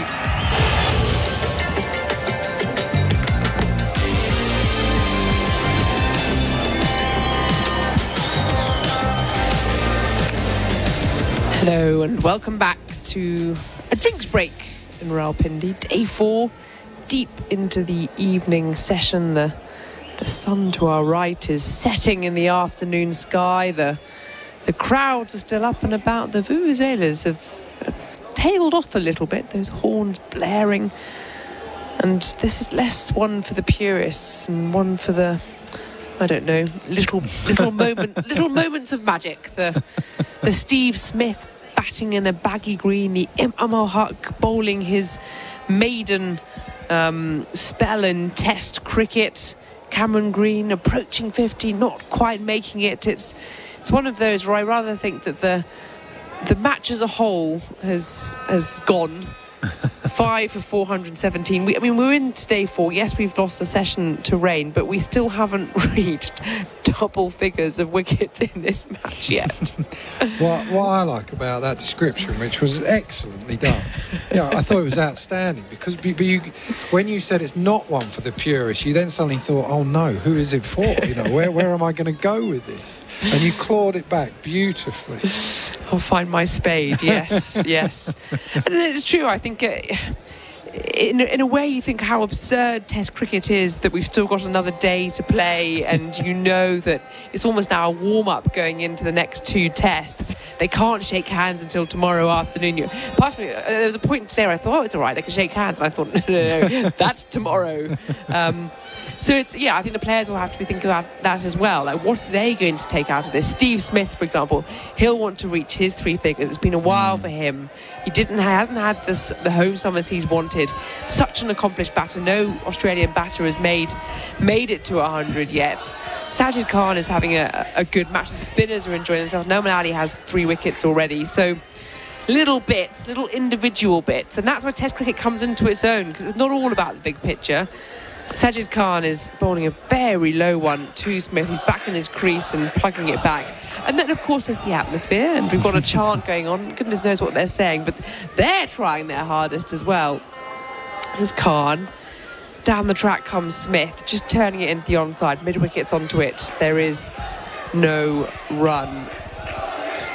How many overs have we got left in play today? Because when we have rain, I always sort of lose track of it. 17, I think. There's a very good scoreboard to our right, which, once you can pick it all out, has almost everything you might need. Full delivery, patted back at the bowler, and there is no run. 59 now, the deficit.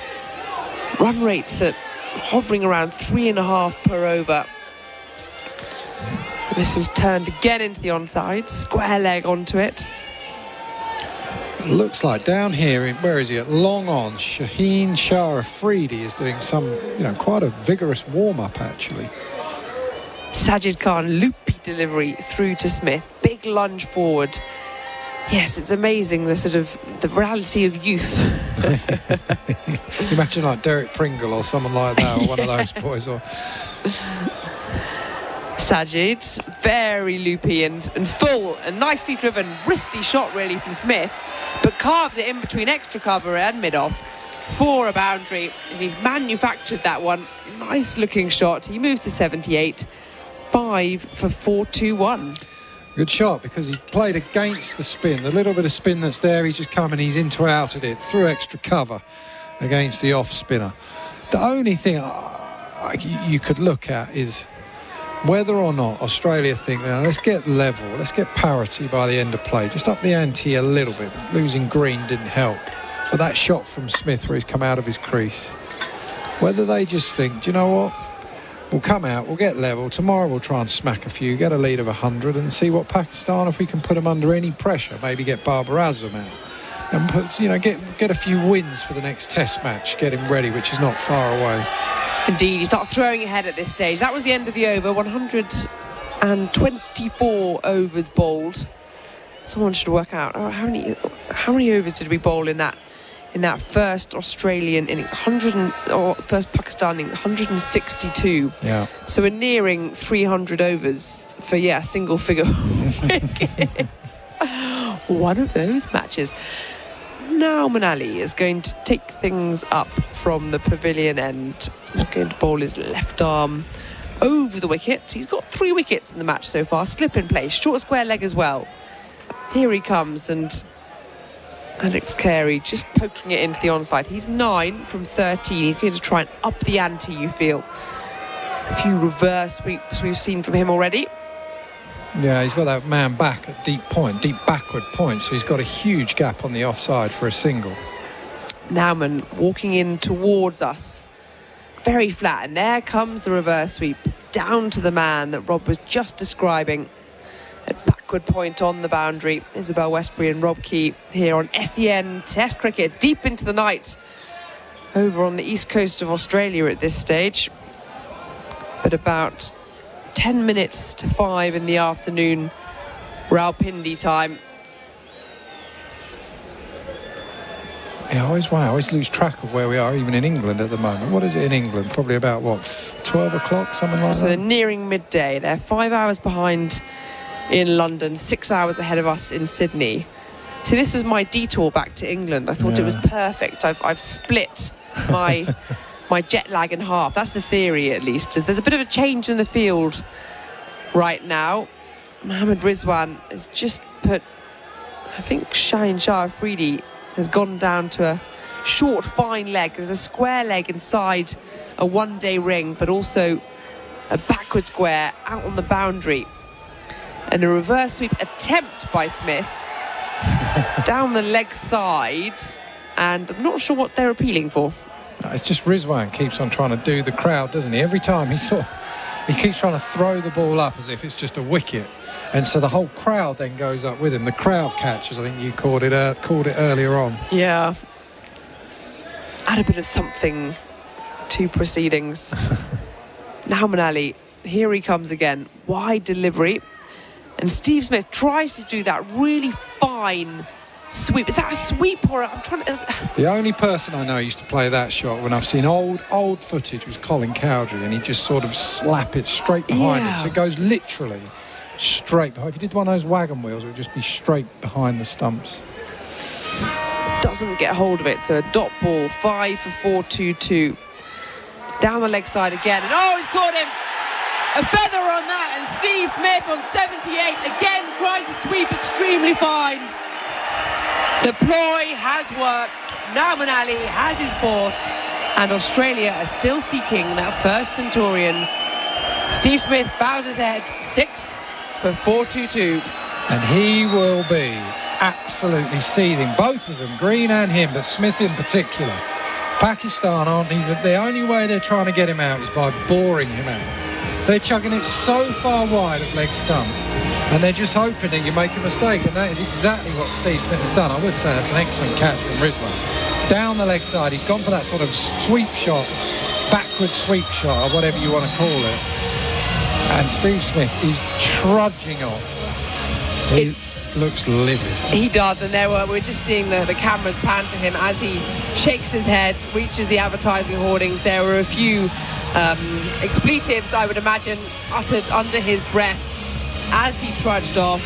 And that was a fantastic catch, fantastic premeditation as well from Rizwan. He's had a really good time behind the stumps. It brings the 4th wicket to Nauman Ali, who has persevered and persevered. He's into his 35th over. He's had 100 runs conceded against him, but he has got 4.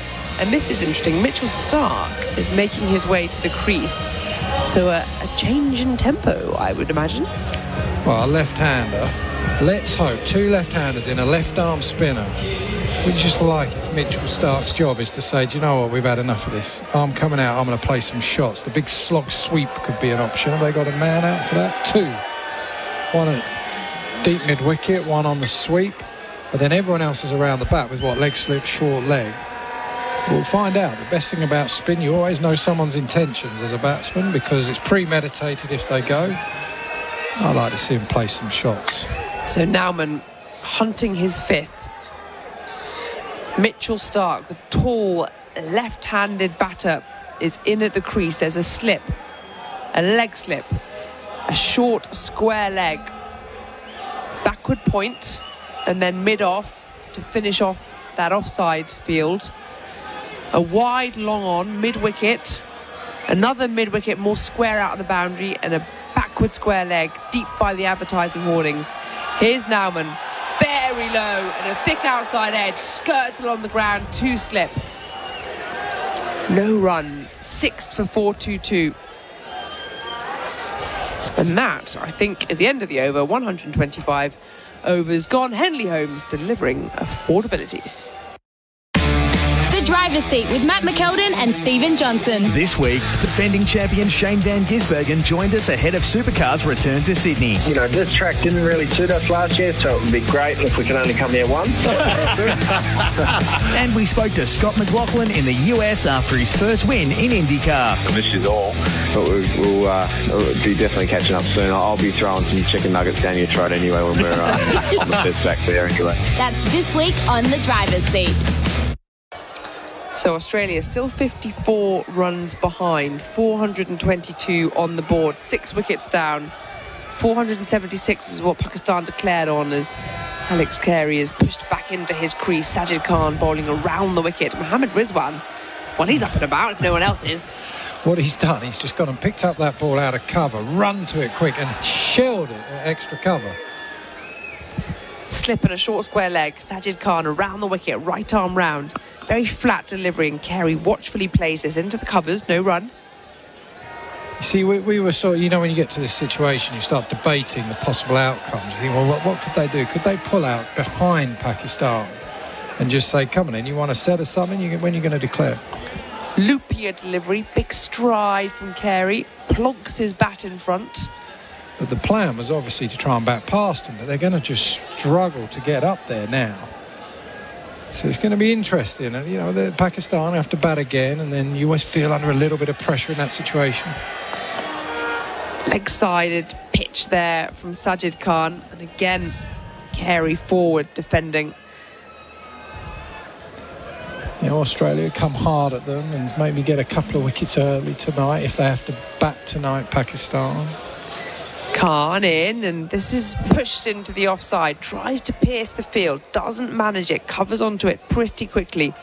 Yeah, in a way, you think it might act in Australia's favour if they did get bowled out. Yeah, pulled out tonight. Yeah, we might get a better game, wouldn't it? I mean, seriously.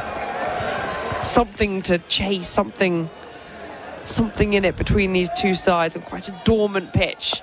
Straight delivery there from Sajid Khan, ends the over, 126 gone, 6 for 422. Tyre Power, your trusted tyre experts.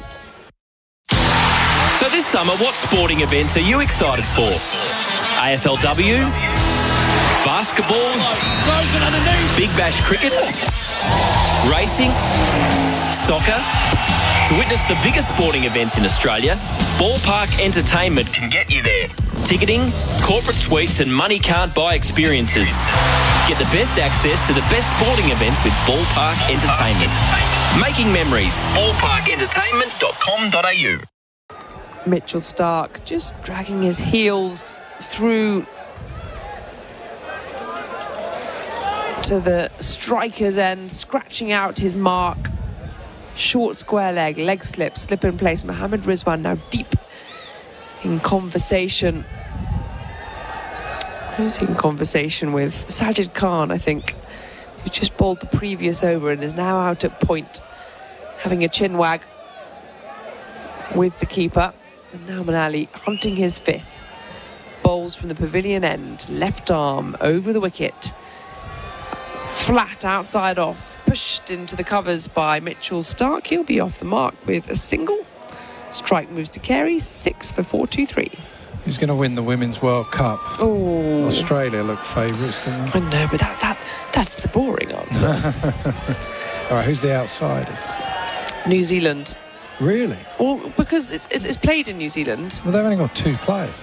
Right, but they also beat Australia in a warm-up. They smashed India in their 5-match series. Now Manali, and this is a reverse sweep from Alex Carey. Out to backward point, ambles through for a single, rotating the strike, 6 for 4-2-4. They've got a bit more strength and depth. Amelia Kerr has been really on fire with bat and ball as well. Katie Martin in the middle order. It started to shine that... not just Susie Bates and Sophie Devine to rely on it there.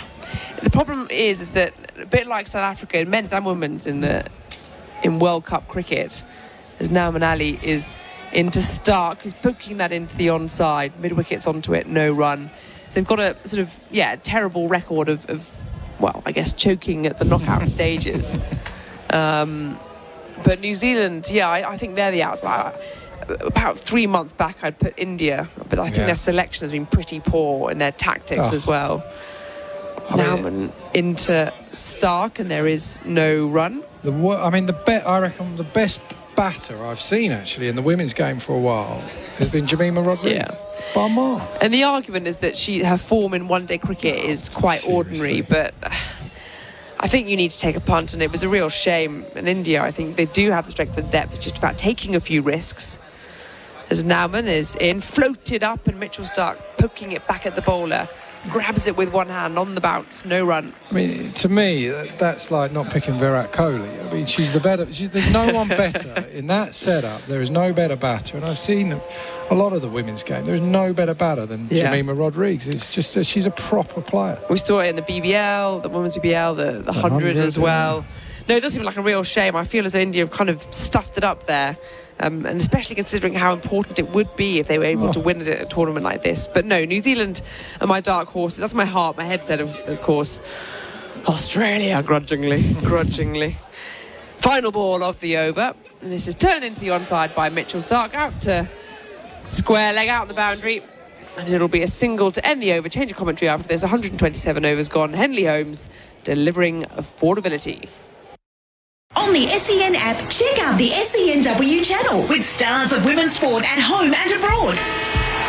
Daisy Pearce, Katie Brown, Stephanie Brands. Plus, on the SENW channel, we cover AFLW, Rugby League, W League, netball, cricket, and track the female stars of horse racing and more. For the latest news, interviews, and catch-up podcasts with the biggest names in women's sport, jump on the SENW channel. Download the SEN app now.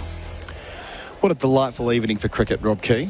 The sun's out on our balcony, 6 for 4-2-5, just drifting along really. A couple of wickets in the session, but for the most part, the game sort of trending in the direction we probably expected when it started belatedly today at 1 p.m. and I don't think bad light will play a role, and it's just fine with me. This is lovely. Do you know what? I've spent far too much of this trip surrounded by Australians. I've got you next to me now, Nerily Meadows to the left as well. Sajid starts a new over, defended by Starc into the onside, no run. I feel like I'm in an episode of Neighbours. Joe Mangle's going to turn up soon, or some other sort. I don't know. Well, there was a dog out there doing the pitch inspection. It could have been bouncing. Did you see the bad news about Neighbours during the week? Oh, I know. My wife is absolutely mortified. She loves Neighbours. Whatever will Toadie do? Sajid bowls, Starc clips back to the bowler. He collects it in his follow-through. They've got to have one last storyline with Paul Robinson doing something absolutely despicable, don't they? Is he still in it at Lassiter's? Or yeah, well, he must be. I mean, he might be at Lou's Place or Shea Shares or one of the other pubs from over the years. Defending here is Stark out to the offside. When I was at uni, Harold Bishop, or the actor that plays him, used to do Ian Smith, very good. Used to do nightclub appearances. No, he did, and he was quite a do the an adventurous soul. No, he used to go. You know, I'm sure you went to plenty in the county circuit. On the back foot here is Stark. Can he beat point? He will not. Stays at 6 for 4.25. I once saw him at a Williamstown game watching the VFA against Box Hill, VFL rather, against Box Hill, and I gave him a spray, injudicious, I must say. I gave him a spray because Madge hadn't long died. And he immediately got back on the horse and had about 5 girlfriends in a year after Madge passed away in the show. And I thought, this will be the moment when I tell old Jelly Belly what I think. You'll never make the Salvation Army band, Jelly Belly. That might have been fueled by a couple of tins watching the footy, I suppose. What must have he thought? Sajid bowls and Stark defends on the bounce rather to slip, where Barbara's arm is waiting but nothing doing. You see, my wife, when she met Warney, that was a thing. You know, she couldn't believe he was in Neighbours, all the things he did in cricket. And I always used to embarrass. Whenever she met someone famous, I used to try and embarrass her as much as possible, and that was how I did. So how much she loved him in Neighbours. Sajid bowls and Stark comes forward to defend. End of the over. 128 overs gone. Kerry 11. Stark 2, 6 for 4.25. Deficit of 51. Adam Collins and Rob Key with you, talking about Neighbours. 0433 98 11 16. Your favourite cricket moments in Neighbours, send them through. I have a memory of when Carl Kennedy. Yes, I've met him. Great man. I've met him. Great man. This is all Neroli's fault. The moment when in a game it was Joe Mangle up against Carl Kennedy. Yeah. They needed 7 to win from the last ball. They ran 4 overthrows. Dr. Carl, the big winner again. I met him in real life a number of times some years ago in my former life, and he's a lovely man. I suppose he was also big on the nightclub circuit. Well, Rob, when you were playing county cricket, he was had the guitar out, didn't he? Well, the other one as well, speaking of Warney, was when we used to hammer him because he was in that Kath and Kim, was it? My wife loved Kath and Kim as well. She said, "Oh, you're free. He's on Kath and Kim," and we used to sit there, and he played someone else who was like he played out with one of the girls. Yeah, he played a Shane Warne impersonator. Yeah, that's right. I said, what are you doing? Called Wayne. Show? That's right. And they go, "All right, Wayne, what's going on, Wayne?" Nagda Zabansky was the other side of that, and he. Yes, it's one of his great cameos. Doesn't he bowl the wedding ring down or something? He was going to marry her. Superb. Now Manali again to Carey. To the crease here, new over. Carey sweeps. Shot. Does it well out to deep backward square. 1 there. He's 12. 6 for 426. And even 50 away from taking the lead. What do they say? Look at me, or whatever it is. Look at me.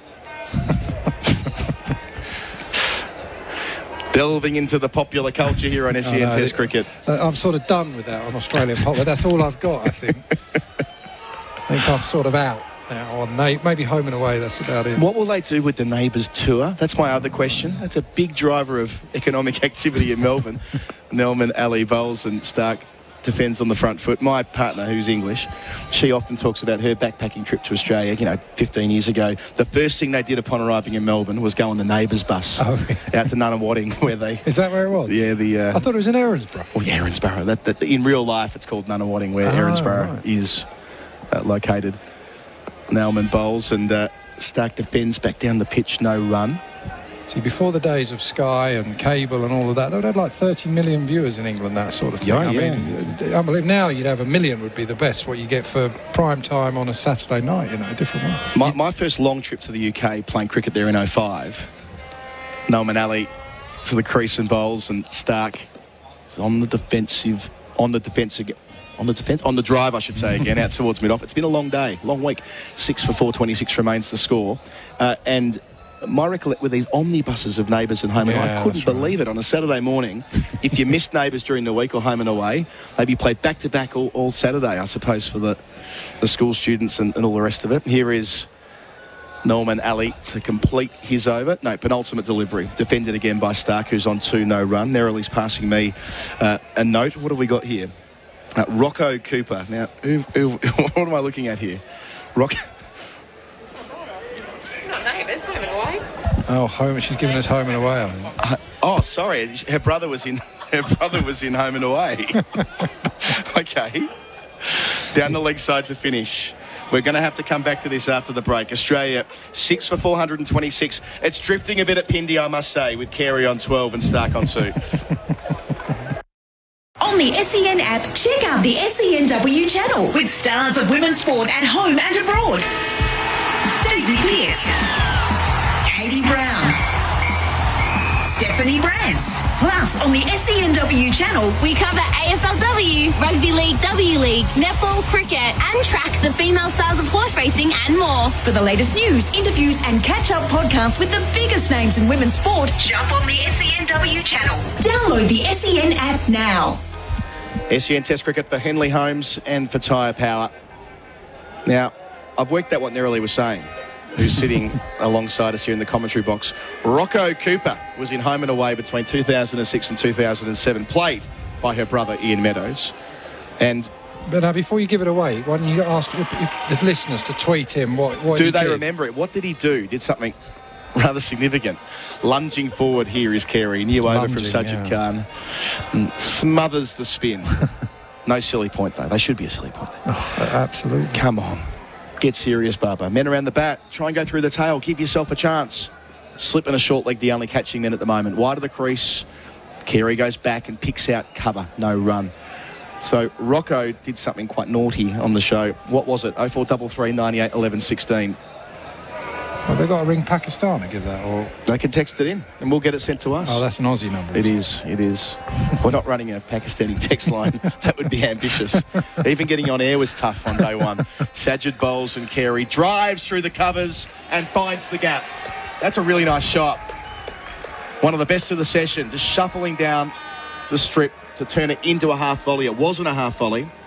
And he moves along to 16 from just 25 deliveries. A couple of reverse sweeps in there too. 6 for 430 to score. They're 46 away from taking the lead. Well, what's this? His 6th test, 7th test, and you feel that he needs a score. Yep. Or wants a score. I mean, you never get a better chance. I mean, a flat pitch, nothing going on, a bowling attack that's really dead on their feet. This is your opportunity. Sajid bowls again, closer to the stumps, and Carey elects to play from the crease this time. Big stride in and defending out to extra cover, where the captain Barber is fielding. And he's just got to play, and that sounds ridiculous. You don't want to start thinking, you know what, I'm going to up the ante and I'm going to play some show. Mate, you've got a chance to get a proper score here. Make sure you do it. Don't block the life out of it. Don't get me wrong, you're an attacking player anyway. Sajid bowls and Carey comes forward again to defend. Yeah, I'm not saying go out there and just dead bat it. Be positive, but don't be reckless. They're not even trying to get you out now, really. They hadn't been trying to get you out or Smith and Green out for a while. They were just trying to bore them out, and they did it. It worked. You can just, pick off the odd boundary, run hard with a new batsman, and away you go.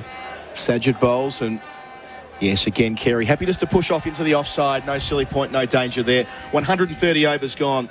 The South Australian is 16, Stark is 2. They trail by 46, and they're 6 for 430. The driver's seat with Matt McKeldin and Stephen Johnson. This week, defending champion Shane Van Gisbergen joined us ahead of Supercars' return to Sydney. This track didn't really suit us last year, so it would be great if we can only come here once. And we spoke to Scott McLaughlin in the US after his first win in IndyCar. I miss you all, but we'll be definitely catching up soon. I'll be throwing some chicken nuggets down your throat anyway when we're on the first track there anyway. That's this week on The Driver's Seat. I've been reminded down the line, Keezy, the great thing about the Shane Warne cameo and Kath and Kim was that Wayne, the Shane Warne impersonator, didn't have a phone, so he couldn't call or text. That's right. And as we know, that was slightly out of step with Shane Warne in real life. Of course, this week has been all about telling you what's going on in front of us, but also celebrating Shane Warne and trying to have a bit of fun along the way. We're going to have a change in bowling. It's Shaheen Shah Afridi with the big high kicks to warm up. Like you imagine he's about to take a shot at goal or something like that, but no, he's going to run in and try and bowl very fast. And maybe some reverse swing, although there wasn't much in his previous spell. No, the one thing I've been so impressed with this lad, I mean, it'd be fascinating to see now. Let's keep an eye on the speed gun, because he has charged him, and the last spell he bowled was as quick as his first. And I've been so impressed with this young man. What is he, 22 years of age? He's been the best seamer in the game so far. And when you think that Cummins is in there, Stark, all of these people, he's his home, he knows these conditions. But he's got such a great action. He runs in, there's nothing robotic. I hate all these robotic cricketers. I've seen a natural bowler. And do you think he's got a bit of that? Well, you were talking about it yesterday, but he's quicker than he looks because of that, or quicker than the gun says, because of where he releases the ball. Yeah, and how you pick him up. He'll start over the wicket to Stark. Oh, that's got to be leg before wicket. Big shout. Hassan Raza says not out. They will go upstairs. I can't imagine how they won't go upstairs. That appeal from Shaheen Shah Afridi, he nearly didn't turn around. It was nearly a Stuart Broad Celebra appeal. He was dashing off the backward point, and Barber predictably does send it upstairs. On the basis of what we were seeing live, our angle, admittedly not quite bang on centre, looks like fast and straight and out. I don't know. I think if anything going down, I think you're right. It's a great shout. Problem is here when they appeal, you've got the whole crowd appealing, and it was a great appeal from Shaheen Afridi. I'll tell you what, I'm just going down. Yeah, it is going down. Oh, sorry about that. Very good, Rob Key. Is that 1-0? Yeah, 1-0 you. 1-0 you. Just try to keep a book on that. I think it's important. Your integrity's on all this type of stuff. You know what I mean?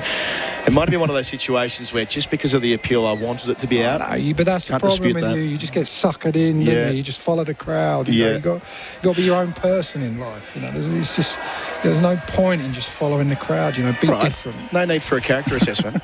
We're just waiting for the confirmation of what we can tell from our first replay, which is that it's going down leg. He might have hit it as well, judging by that. No, he didn't hit it, but hits him in line with leg stump and down it goes. So they lose their second review, Pakistan. The score remains 6 for 430. The Sun about to go over the back of the electronic scoreboard. Lovely evening here at Pindi. Australia trailing by 46. Carey 16 and Stark survives on 2. That first ball, how's that? He just comes charging in, doesn't he? He's done a vigorous warm-up down here in front of us at long on. And straight away, even Stark, as good as Stark is, this time, he was taking a little while to get himself going, whereas this first ball, bang, 90 mile an hour, 140 Ks, straight on the pads, quick, full. He's a proper cricketer. Shaheen to Stark, wide of the crease, bowls here down the leg side, short ball, doesn't catch up with it. Rizwan enthusiastically, ambitiously appeals, but there's nothing in that. We have some text coming through, which we should clear before you leave, Keezy. Michael says he sees Harold Bishop at Williamstown games all the time. What a guy. Chris says Nerily Meadows' brother was also in a fantastic show on the ABC, A Moody Christmas. Rocco, here's the answer. Rocco stabs Sally.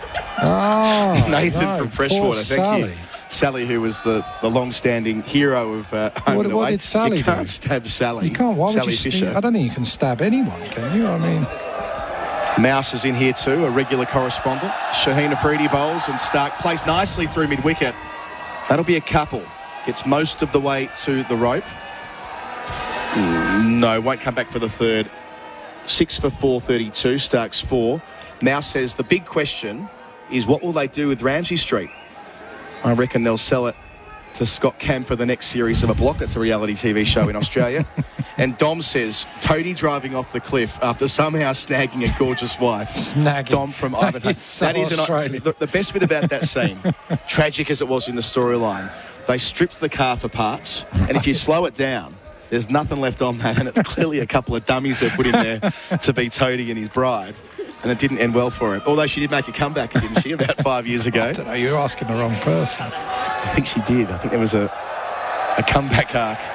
Shaheen Afridi bowls and Stark tries to drive, but miscues it to mid-off, and Shaheen Afridi slows it down on the way as well. I'll tell you a story. So Freddie Flintoff used to call me Toadie, because you reckon I look like him.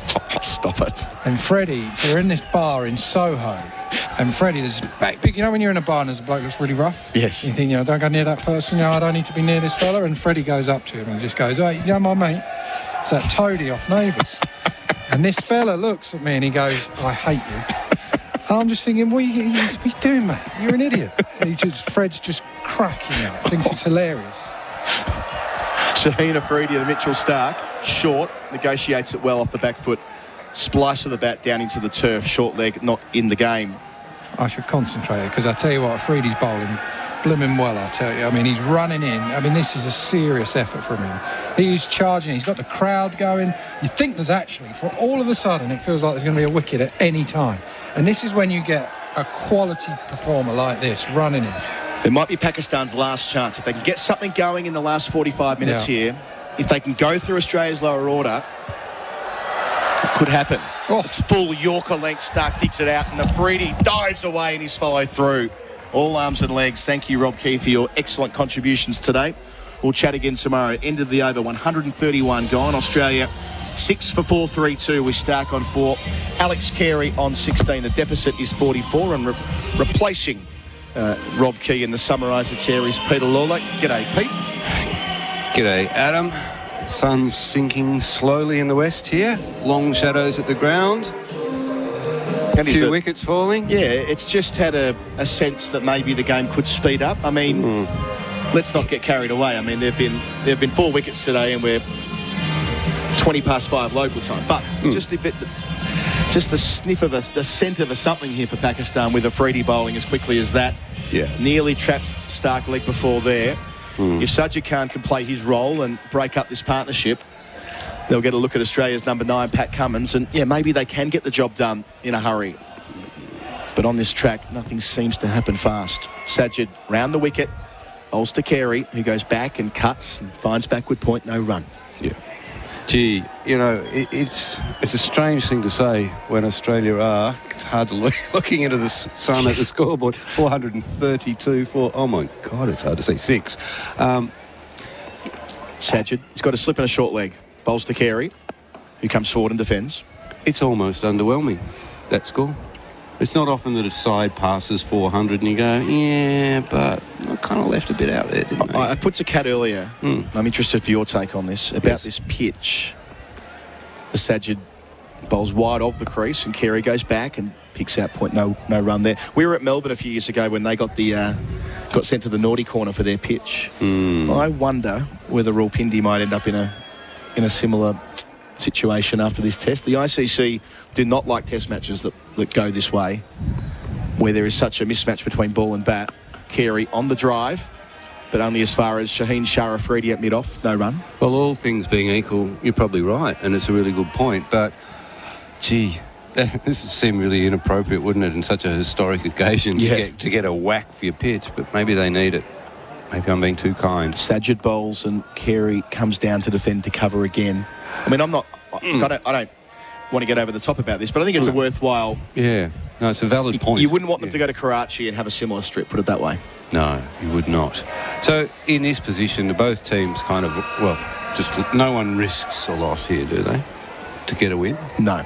No. I don't see it. Unless Pakistan were to end up in a situation where they finish this very, very quickly and they can put the foot down before the close of play with the bat. So unlikely, though. The end of Sajid Khan's over. Defended out to the offside by Alex Carey. He stays on 16. Stark is on 4. It's 6 for 432 on SEN Test cricket. The deficit, 44. So this summer, what sporting events are you excited for? AFLW? Basketball? Big Bash cricket? Racing? Soccer? To witness the biggest sporting events in Australia, Ballpark Entertainment can get you there. Ticketing, corporate suites and money can't buy experiences.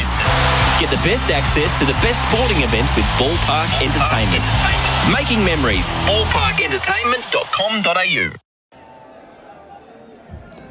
Australia 6 for 4-3-2. The deficit is at 44.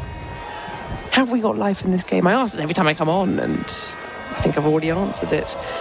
There was an aborted appeal. Oh no, there's an overturned review. There was Shaheen Shah Afridi getting the crowd up, and now the crowd are literally applauding and chanting and cheering at Naseem Shah doing some stretches in the outfield. This is the most excitement they've had all afternoon.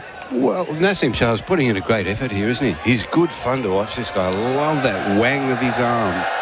Shaheen Shah is through to Mitchell Stark, left alone, outside off. Oh, he's doing his stretches again. So he's Naseem Shah, just to explain, he's down at fine leg and he's rolling onto his back, almost like a half reverse roly-poly. And every time he does, the crowd is going, way, way. Sorry, I wasn't listening very closely there. Yes, he's kind of like Pakistan's Merv Hughes. Correct. So I want to talk Shaheen Shah Afridi. I love the way he puts in. I love that flick of the wrist. Very difficult to get that, but the really good fast bowlers get it. Dale Steyn had it when he had his tail up. When he's in rhythm and bowling fast, eh? Really enjoy these fast bowlers that Pakistan have got. Here he comes towards us, left arm over the wicket, and Stark just tucked up a little, trying to plug it down the ground. Only finds mid-on. There's a slip gully point. Extra cover. He's almost actually a mid-off. Mid-on, mid-wicket. Short square leg with the helmet and shin pads on. Backward, deep square leg, down on that boundary. And then Nasim Shah, still stretching, down at fine leg boundary. He's doing his yoga, isn't he? Might as well use the time to do something, I guess. Shaheen Shah into Stark, again pushing him into his crease, pokes it to mid-off, no run. Just moving our focus a little bit away from Pakistan and back to Australia a bit. Thoughts with everybody in Sydney tonight? I've looked at the radar again, getting smashed. Very worried with the about rain. Yeah, my poor wife is bailing out the bedroom down at the bottom of the garden. There's thunder and lightning. There's lightning warnings. Don't go out. It's been raining for weeks and weeks and weeks. So I hope you're all dry, or as dry as you can be. Shaheen Shah into Stark, turns into the onside, keeps it down, well played. Short square leg is there, on the bounce, no run. And I'm feeling terrible guilt about not being there to help, to be honest. The guilt of the travelling reporter, yes. Yep. I've seen it. I saw it on the Ashes a lot. And particularly those people stuck up in Lismore, I suspect. I've seen that on social media, yes. It looks awful. Terrible scenes at the library there. Thousands upon thousands of soggy books just piled up outside the library. They're just being thrown out the window. Horrible. It's going to end. I hope it ends soon, that rain. Yes, indeed. There's a bit of a delay here, because Shaheen Shah is shining the ball at the top of his mark, is having to wait because Mohammad Rizwan is having a chat with three others. Well, we've got a guy over in the crowd with a sort of large cone hat on, juggling for frisbees or something. You know, he's been doing that pretty much all day. It's remarkable perseverance and stamina over there. Yeah, should be in the circus. Iftikhar Ahmed was part of that little trio, as well as Imam Al-Haq. Not quite sure what they were talking about, but Shaheen Shah is back into his run-up, and this is guided down to Nasim Shah, who stopped stretching and has fielded the ball. And Mitchell Stark is called through for a single. One left of the over. It's kind of good contest between the two fast bowlers there, Stark and Nasim and Shaheen. Sorry. Never want to give your wicket to the other fast bowler, do you? Kind of eyeing each other off. That's where we're at, the games within games, little tussles as this match. With 1 day left, 2 innings still to play. Australia 6 down, 433 on the board. Shaheen Shah is full into Carey. He's defending that to mid-off. And there is no run. 6 for 433, 133 overs gone. And it's a very intense second innings here. Mackenzie to bowl. He lets rip. Oh, Miller has absolutely smashed this high and long towards mid-off. Daniels may get there before Edwards. Or is that Williams? I think one of them has long hair and one may have a hat on. And it's a catch, I think. There's people in white running everywhere. And the score is now something for something. Don't miss the best bits. You won't miss a moment if you drink Wise. Visit drinkwise.org.au. Australia still 43 behind. We are at least into double figures of wickets for the match. Took us about 300 overs to get there, but we are there. And Nasim Shah, who'd been stretching and preparing himself so diligently down at the fine leg boundary, is readying himself to come and bowl, but the umpires have the light meter out. and they're having a look at the moment to assess conditions. Now, this has been a theme of the match throughout the 4 days play that we've had, is bad light stopping it. I would suggest that we're actually at the best of the days, but that might not be enough. No, I think they'll continue. Okay? They'll continue. I think they're taking a baseline measure there, and the lights are coming on because someone's got the dimmer switch on the big light in the sky that's wandering off to the west there. So they're cranking up the electricity. For a moment, I thought as though Aline Dar was just flicking off the bails, but not yet. And it does seem to be, I mean, the haze that we had over the first few days has kind of lifted. And despite a delayed start, not starting until after lunch because of the rain, it's been pretty clear since. As Nasim Shah, right arm round the wicket to the left-handed Stark, and that's pretty wide down leg side. Mohammad Rizwan really having to dive quite far to his right to get to that. Did well in the end, 6 for 433. Well, it'll be interesting to see, won't we? Because in the second day, wasn't it, that the umpires told the quicks that Pakistan, that they couldn't bowl the quicks and have to bowl the spinners. I think we're a bit of a distance from that just yet, but the light does drop quickly. Izzy, I'm saying it's not often that sides score 400, and it seems a little bit underwhelming. It feels like they've left something out there. But the Australian batters, I think they'll be a bit disappointed with their performance to some degree. This is turned into the onside by Stark. Out to backward square leg, comes through for a single. He moves to 6 for 434. There's a lot of almost, but not quite. Yes. Usman Khawaja, 97. David Warner, 68. Marnus Labuschagne, 90. Stephen Smith, 78. Travis Head, oh dear, 8. And then there's Cameron Green, 48. I think that would have been about his 4th half century, wouldn't it? These are good conditions to fill your boots. None of them have actually reached the century mark. None of them have been disappointing, apart from Travis Head. Nasim into Carey, again trying to turn it square of the wicket, but picks out mid-on along the ground, no run. But I think they'll all just feel a little unsatisfied. Obviously, Usman would feel frustrated to fall 3 runs short. David Warner, 68. I think he knew there was a lot more runs out there. Marnus would really like another 100. Marnus would bat all 5 days of a test match if he got a chance. Although he does enjoy fielding, he does enjoy bowling too. The all-round cricketer, isn't he? He likes his cricket. Nasim, wide of the wicket, bowling to Carey, onto his back foot. Defends the ball, 6 for 434, still 42 runs behind. Deep into the evening session here on the 4th day's play in Rawalpindi. Nasim's got no reward, has he? He's in his 20th over, none for 82. Oh, poor man. Yeah.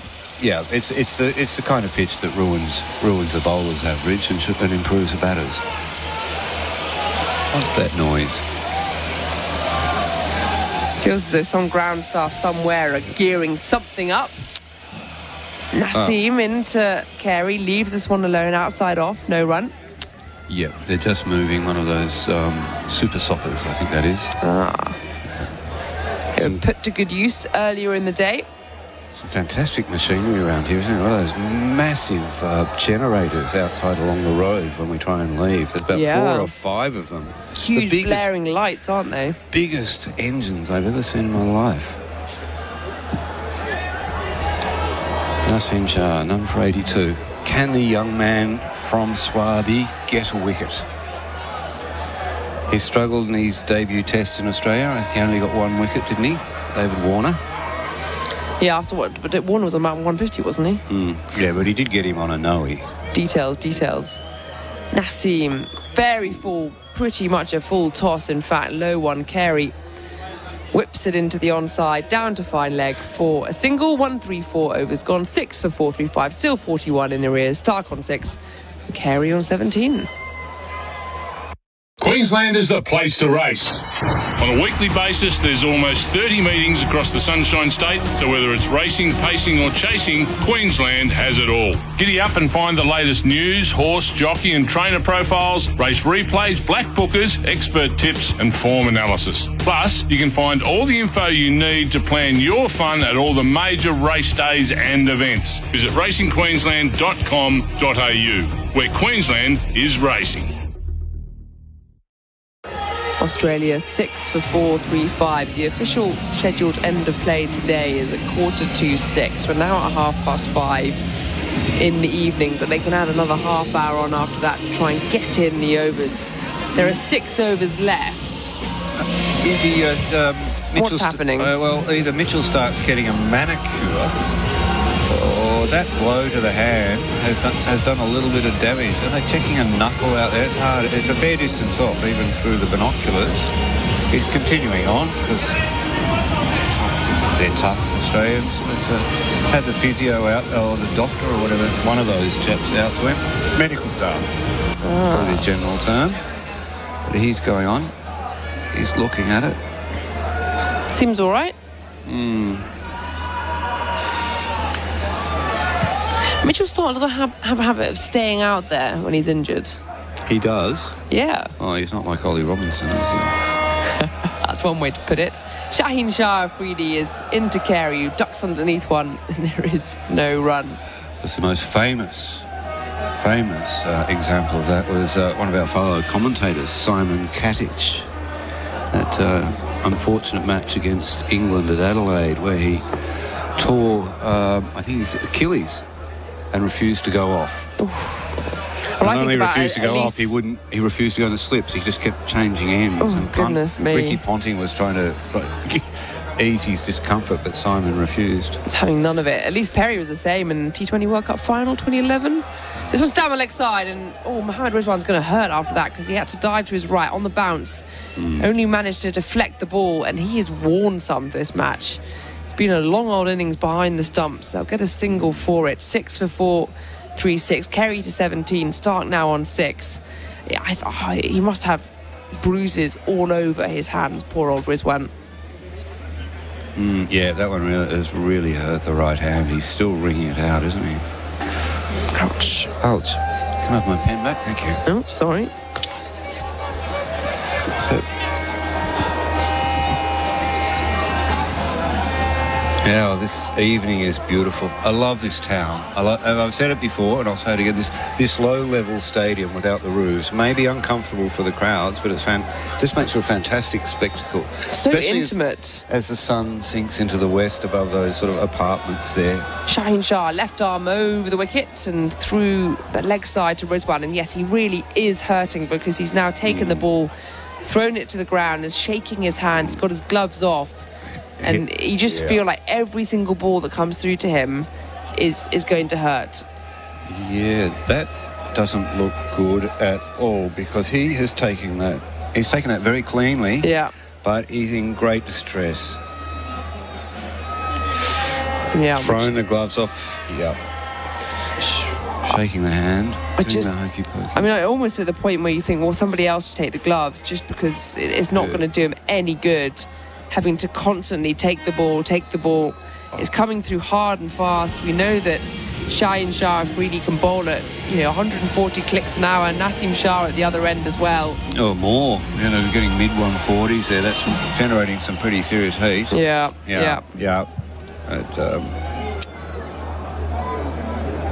Imam there, putting his arms around him, telling him to cheer up a little bit. He's going to go on. Let's see. I think he wouldn't mind if the batter middles the next few. I was going to say, pat it back at the bowler, please. Yeah, or bring on the spinners. Shaheen Shah into Stark onto his back foot, and he does as obliged. Yeah. Pads it back at the bowler. And that sun sinking into the mist, the western skies changing colour. I love these rooftops over here in the subcontinent because there's a lot of life goes on the rooftops. There's a lot of people, aren't there? Yeah. The rooftop's a place, you get away from the streets, you get up there. I think some of them are snipers, but others are hanging out there washing or flying kites. I've got a riddle for you. Slip in a gully. Shaheen Shah, and this is down the leg side. Nicely taken by Mohammad Rizwan, but again, he's throwing his hands up in pain. Every single ball that comes through to him is hurting. You have to take it. You have to change it up here. You do. It's almost just like just repeatedly banging a hand into the drawer, isn't it? This is like helping nobody. Ooh. It's not going to be fun when he bats. It's not going to be fun when he has to keep either in the second innings, if that happens, or when they go down for the second test in Karachi. I don't know. He's got it tucked under his arm now, you know, armpit, which is a healing area. You put it there and it feels better. Final ball of this over. And this is an effort ball onto the back foot. Stark just guiding it back at a point. It'll come through for a single, steals the strike. 135 overs gone. 6 for 437.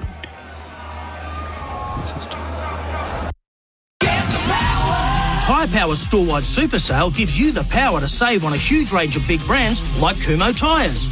Right now at Tyre Power, you get the power to buy 3 and get 1 free on selected Kumho passenger car and SUV tyres.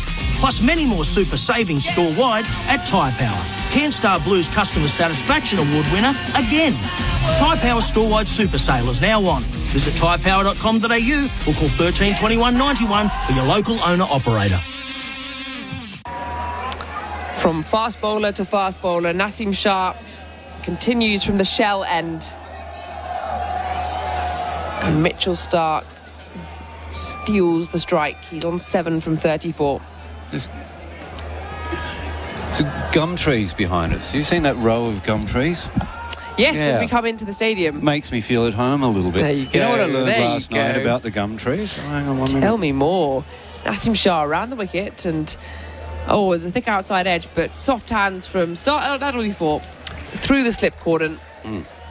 So right behind where we are in the commentary position, there's a row of gum trees and a small village which is inhabited, which is I'm surprised by, because there's no one allowed within about a 10-kilometre radius of the ground. But there is a security guard attached to each single gum tree. Amazing. To ensure that nobody climbs them during play, to get a sort of a line of sight on the ground. Because you can see, if you lean around the corner there, just near that old-fashioned scoreboard, there's a few gum trees growing there. Naseem running away from us round the wicket, and this one's in the air for a minute, and it just on the bounce reaches mid-on. There is no run. 6 for 441. Stark into double figures with that previous boundary into 11. And all the sting's gone out of that sun now. I don't have to squint anymore. I heard an estimation from the Australian security people last night that for them to provide the same level of security in Australia at the MCG or the SCG, say, for closing the roads, employing all the different security personnel. Naseem Shah around the wicket, down the leg side, and a dive from Rizwan, and again hurting his hand, and 1 more run to the total. It's a bye, and this is getting a little bit... It's painful watching. 6 for 442. It's a bit like that WWE wrestling or something, isn't it? He's just got... So how much would it be?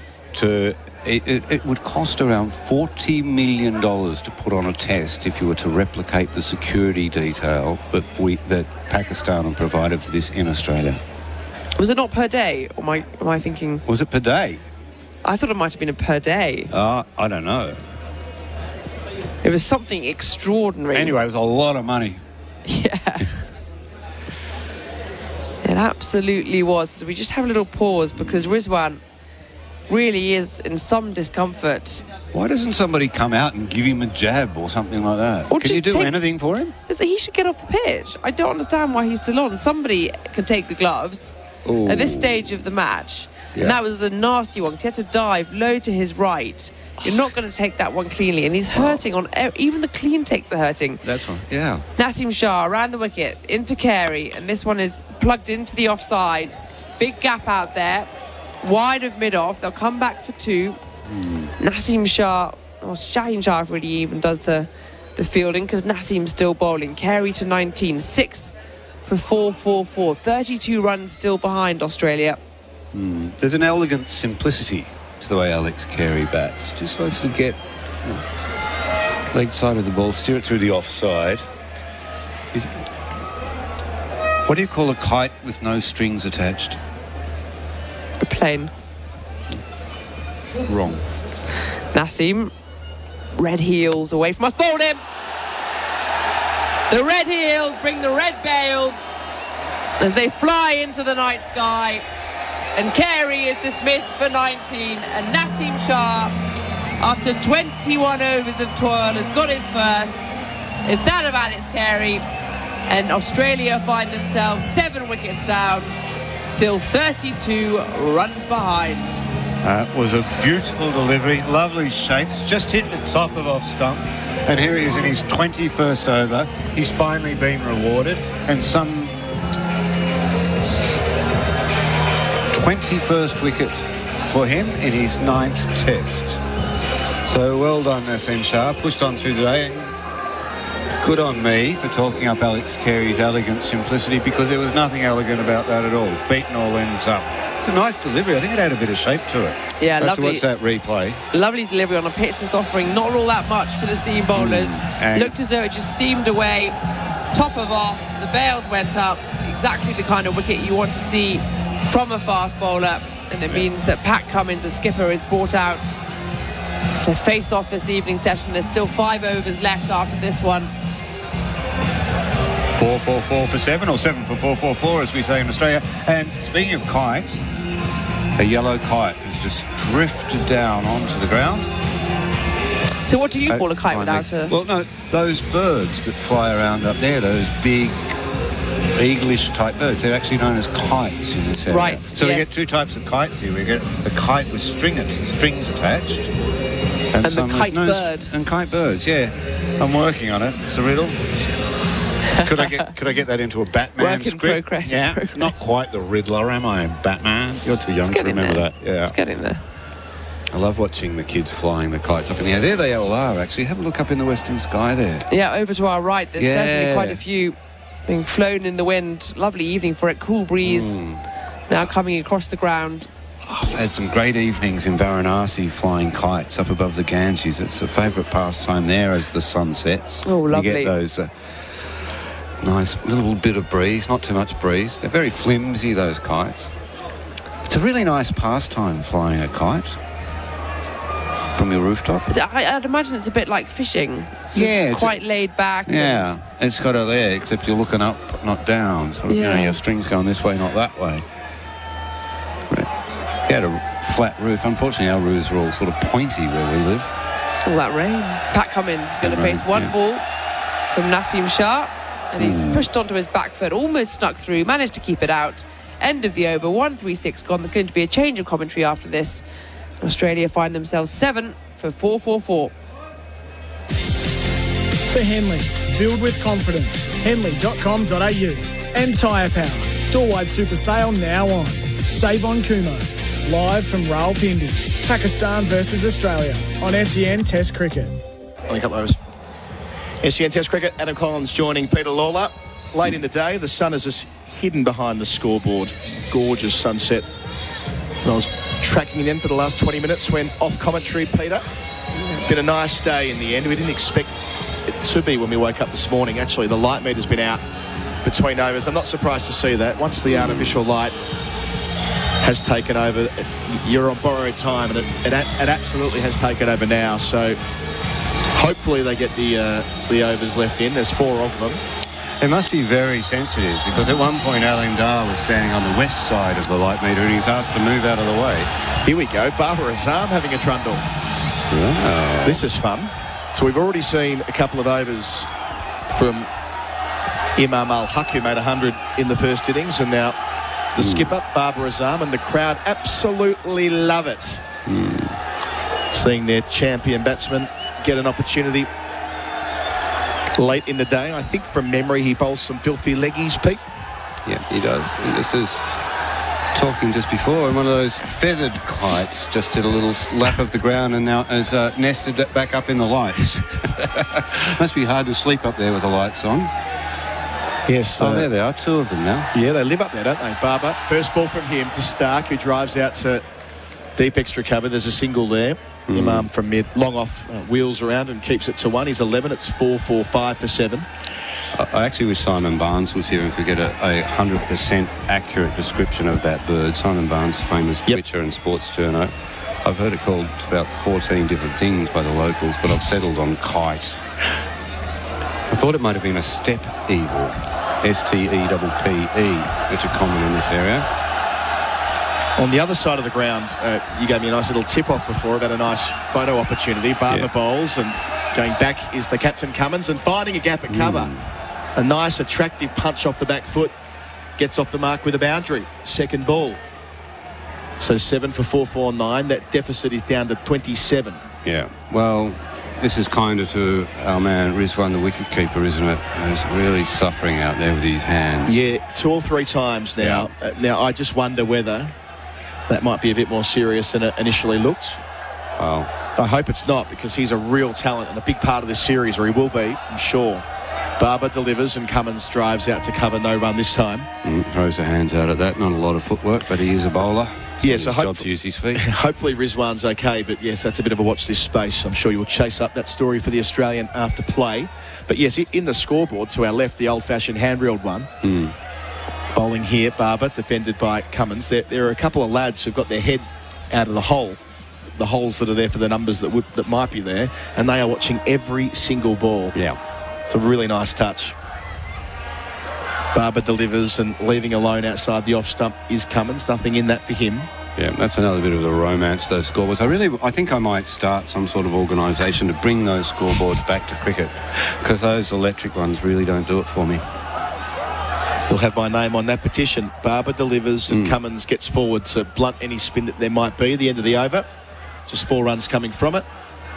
7 for 449. So Australia 27 behind, with the captain Cummins 4, Stark on 12. Again, the umpires coming together between overs. Will they get the last 3 in? No, will they be taken off? They will not. They're being taken off. That's it. They're going home. It's dark. It's time to go home, kids. No playing cricket in the street when the lights go on, when the street lights go on. So the fans start to leave Pindi Stadium. A day when we did pretty well, all things considered, to get 64 overs in. Australia begun the day at 2 for 271, and they finish at 7 for 449. Their deficit was 205. It's now 27. They had Marnus Labuschagne fall 10 runs short of a century. Stephen Smith fell 22 runs short of a century. Cameron Green 2 runs short of a half century. It was that kind of day, wasn't it? They weren't able to really put the foot down. The run rate is 3.3 on the knocker there. So, yeah, it hasn't been the kind of day where either team were able to really move the game forward. However, to the credit of Pakistan, they did take 5 wickets, and until today, only 5 wickets were taken by bowlers across 3 days. Yeah, well, look, Australia 449 runs, but slightly unsatisfying for all of the batters mentioned. I think not to actually achieve a significant milestone, or even a half significant milestone. But we'll be back tomorrow. Can you see anyway? Do you think, would you put all your money on red 23 and go for a win if you were Pakistan? Do something crazy here in the spirit of the great man? I don't imagine they'll be doing that. What I would say, though, if thinking about historical examples and all the rest of it, typically when you go to a final day, the only team that can win is the team that's bowling third, because they control their destiny. They can take 10 wickets and have a chase. And I think of Adelaide 2006 in saying that. So, and of course, Shane Warne was instrumental to that staggering finish. So in a way, Australia getting bowled out early on the final day, which will be extended by 8 overs. In theory, they'll be able to get 98 in. May not be the worst thing. The sooner they take their 10 wickets, the sooner they can chase. But that is rather far-fetched given what we've seen in this test match so far. It continues to be a flat track. There's no deterioration, and there's been a little bit of turn for Sajid, and especially Norman Ali, who we should credit him for his 4 wickets today. But taken as a whole, the probability of Australia having enough time to win this test, or Pakistan doing something adventurous, is fairly limited. Yeah, it is fairly limited, but a good day for Norman Ali, and his 8th test, I think, from I'm bad memory for those things. But he made his debut last year, the old man, and well done. So, I think that's right. In terms of he's in the series now, isn't he? Yeah, he is. You know, if you're trying to have the depth chart on who sits where, we probably left last night thinking that Sajid was the main tweaker, but now you might just that with the left-arm orthodox spinner, especially when he went over the wicket, and he was able to create a couple of errors into the rough. It took him a long time to go to plan B, and when he did, he was able to offer a second and more potent threat. Yeah, you know, perhaps Pakistan are best served tomorrow, making Australia bowl all day and putting some miles into the legs. With a short turnaround. It's going to hurt, you know. But there's not really, not a lot of chance of a result there. So you just perhaps start thinking strategically about the rest of the series, because you think, well, can Naseem Shah back up and play another test, or has he put too much work into him? How many overs has he bowled? Yeah, Naseem's bowled 21 overs, 2 maidens, 1 for 89. That's not a lot, is it? But I think it's unlikely that he would play back-to-back test matches anyway. He's had well-documented troubles with back stress fractures and that kind of thing. So at 19 years of age, I don't think that'll be in their planning. Just a quick call of the card on the wickets that fell today, Pete. Marnus Labuschagne was the third wicket to go when the score was 3-11. He was caught by Shafiq at first slip from the bowling of Shaheen Shah Afridi, gone for 90. Wasn't able to move to a 7th test ton. Travis Head was out shortly thereafter when the score was 326 for 4. He was also caught behind the wicket by Rizwan. An excellent take up to the stumps to the bowler, to the spinner rather, Norman Ali, his second victim of the innings. Then Cameron Green, after tea, was in good nick, put on 81 with Steve Smith, and then seemingly from nowhere just gave a catch to short fine leg, miscuing what was a sweep shot out of the rough. Always a degree of risk with that, so wasn't able to convert for a third half century in 3 test matches. Alex Carey was out late in the day, bowled by Naseem Shah for 19, a lovely piece of bowling. And I've skipped over Stephen Smith as well, who was caught down the leg side for 78 from 196 deliveries. The 7th wicket fell when the score was 444. It's now 7 for 449 at the close, with Mitchell Starc on 12 and the captain Patrick Cummins on 4. For Pakistan, Sajid Khan 1 for 122 from 45 overs. Naseem Shah 1 for 89 from 21. Shaheen Afridi 1 for 80 from 28. Norman Ali 4 for 107 from 37 overs. Iftikhar Ahmed, Imam Al-Haq and Barbara Azam bowled 6 overs of part-time spin between them for no wicket as yet. So Australia will return on the 5th morning, Peter Lalor, trailing by 27 runs, as you suggest. In all probability, they'll be thinking about next week when they get back tomorrow and how they can best play those cards with a short turnaround. However, it is Test cricket, one disastrous session for either team, and it may just open the door. Yep, that's right. And we'll return tomorrow and start thinking a little bit more about our campaign for the solar-powered, carbon-neutral, old-fashioned scoreboard. Both of us being a little bit woke on those fronts and believing the science. And maybe we should refer to it in both of our podcasts tonight, something like that. Right. We should leave it there, I reckon. We should wrap it up here at Rawalpindi for what has been an interesting day 4 in the circumstances. 64 overs bowled. As I say, Australia will start again tomorrow, 27 runs in arrears with Mitchell Starc and Patrick Cummins. Thanks for your company throughout the course of the day. SEN Test Cricket for Henley Homes, delivering affordability and tyre power.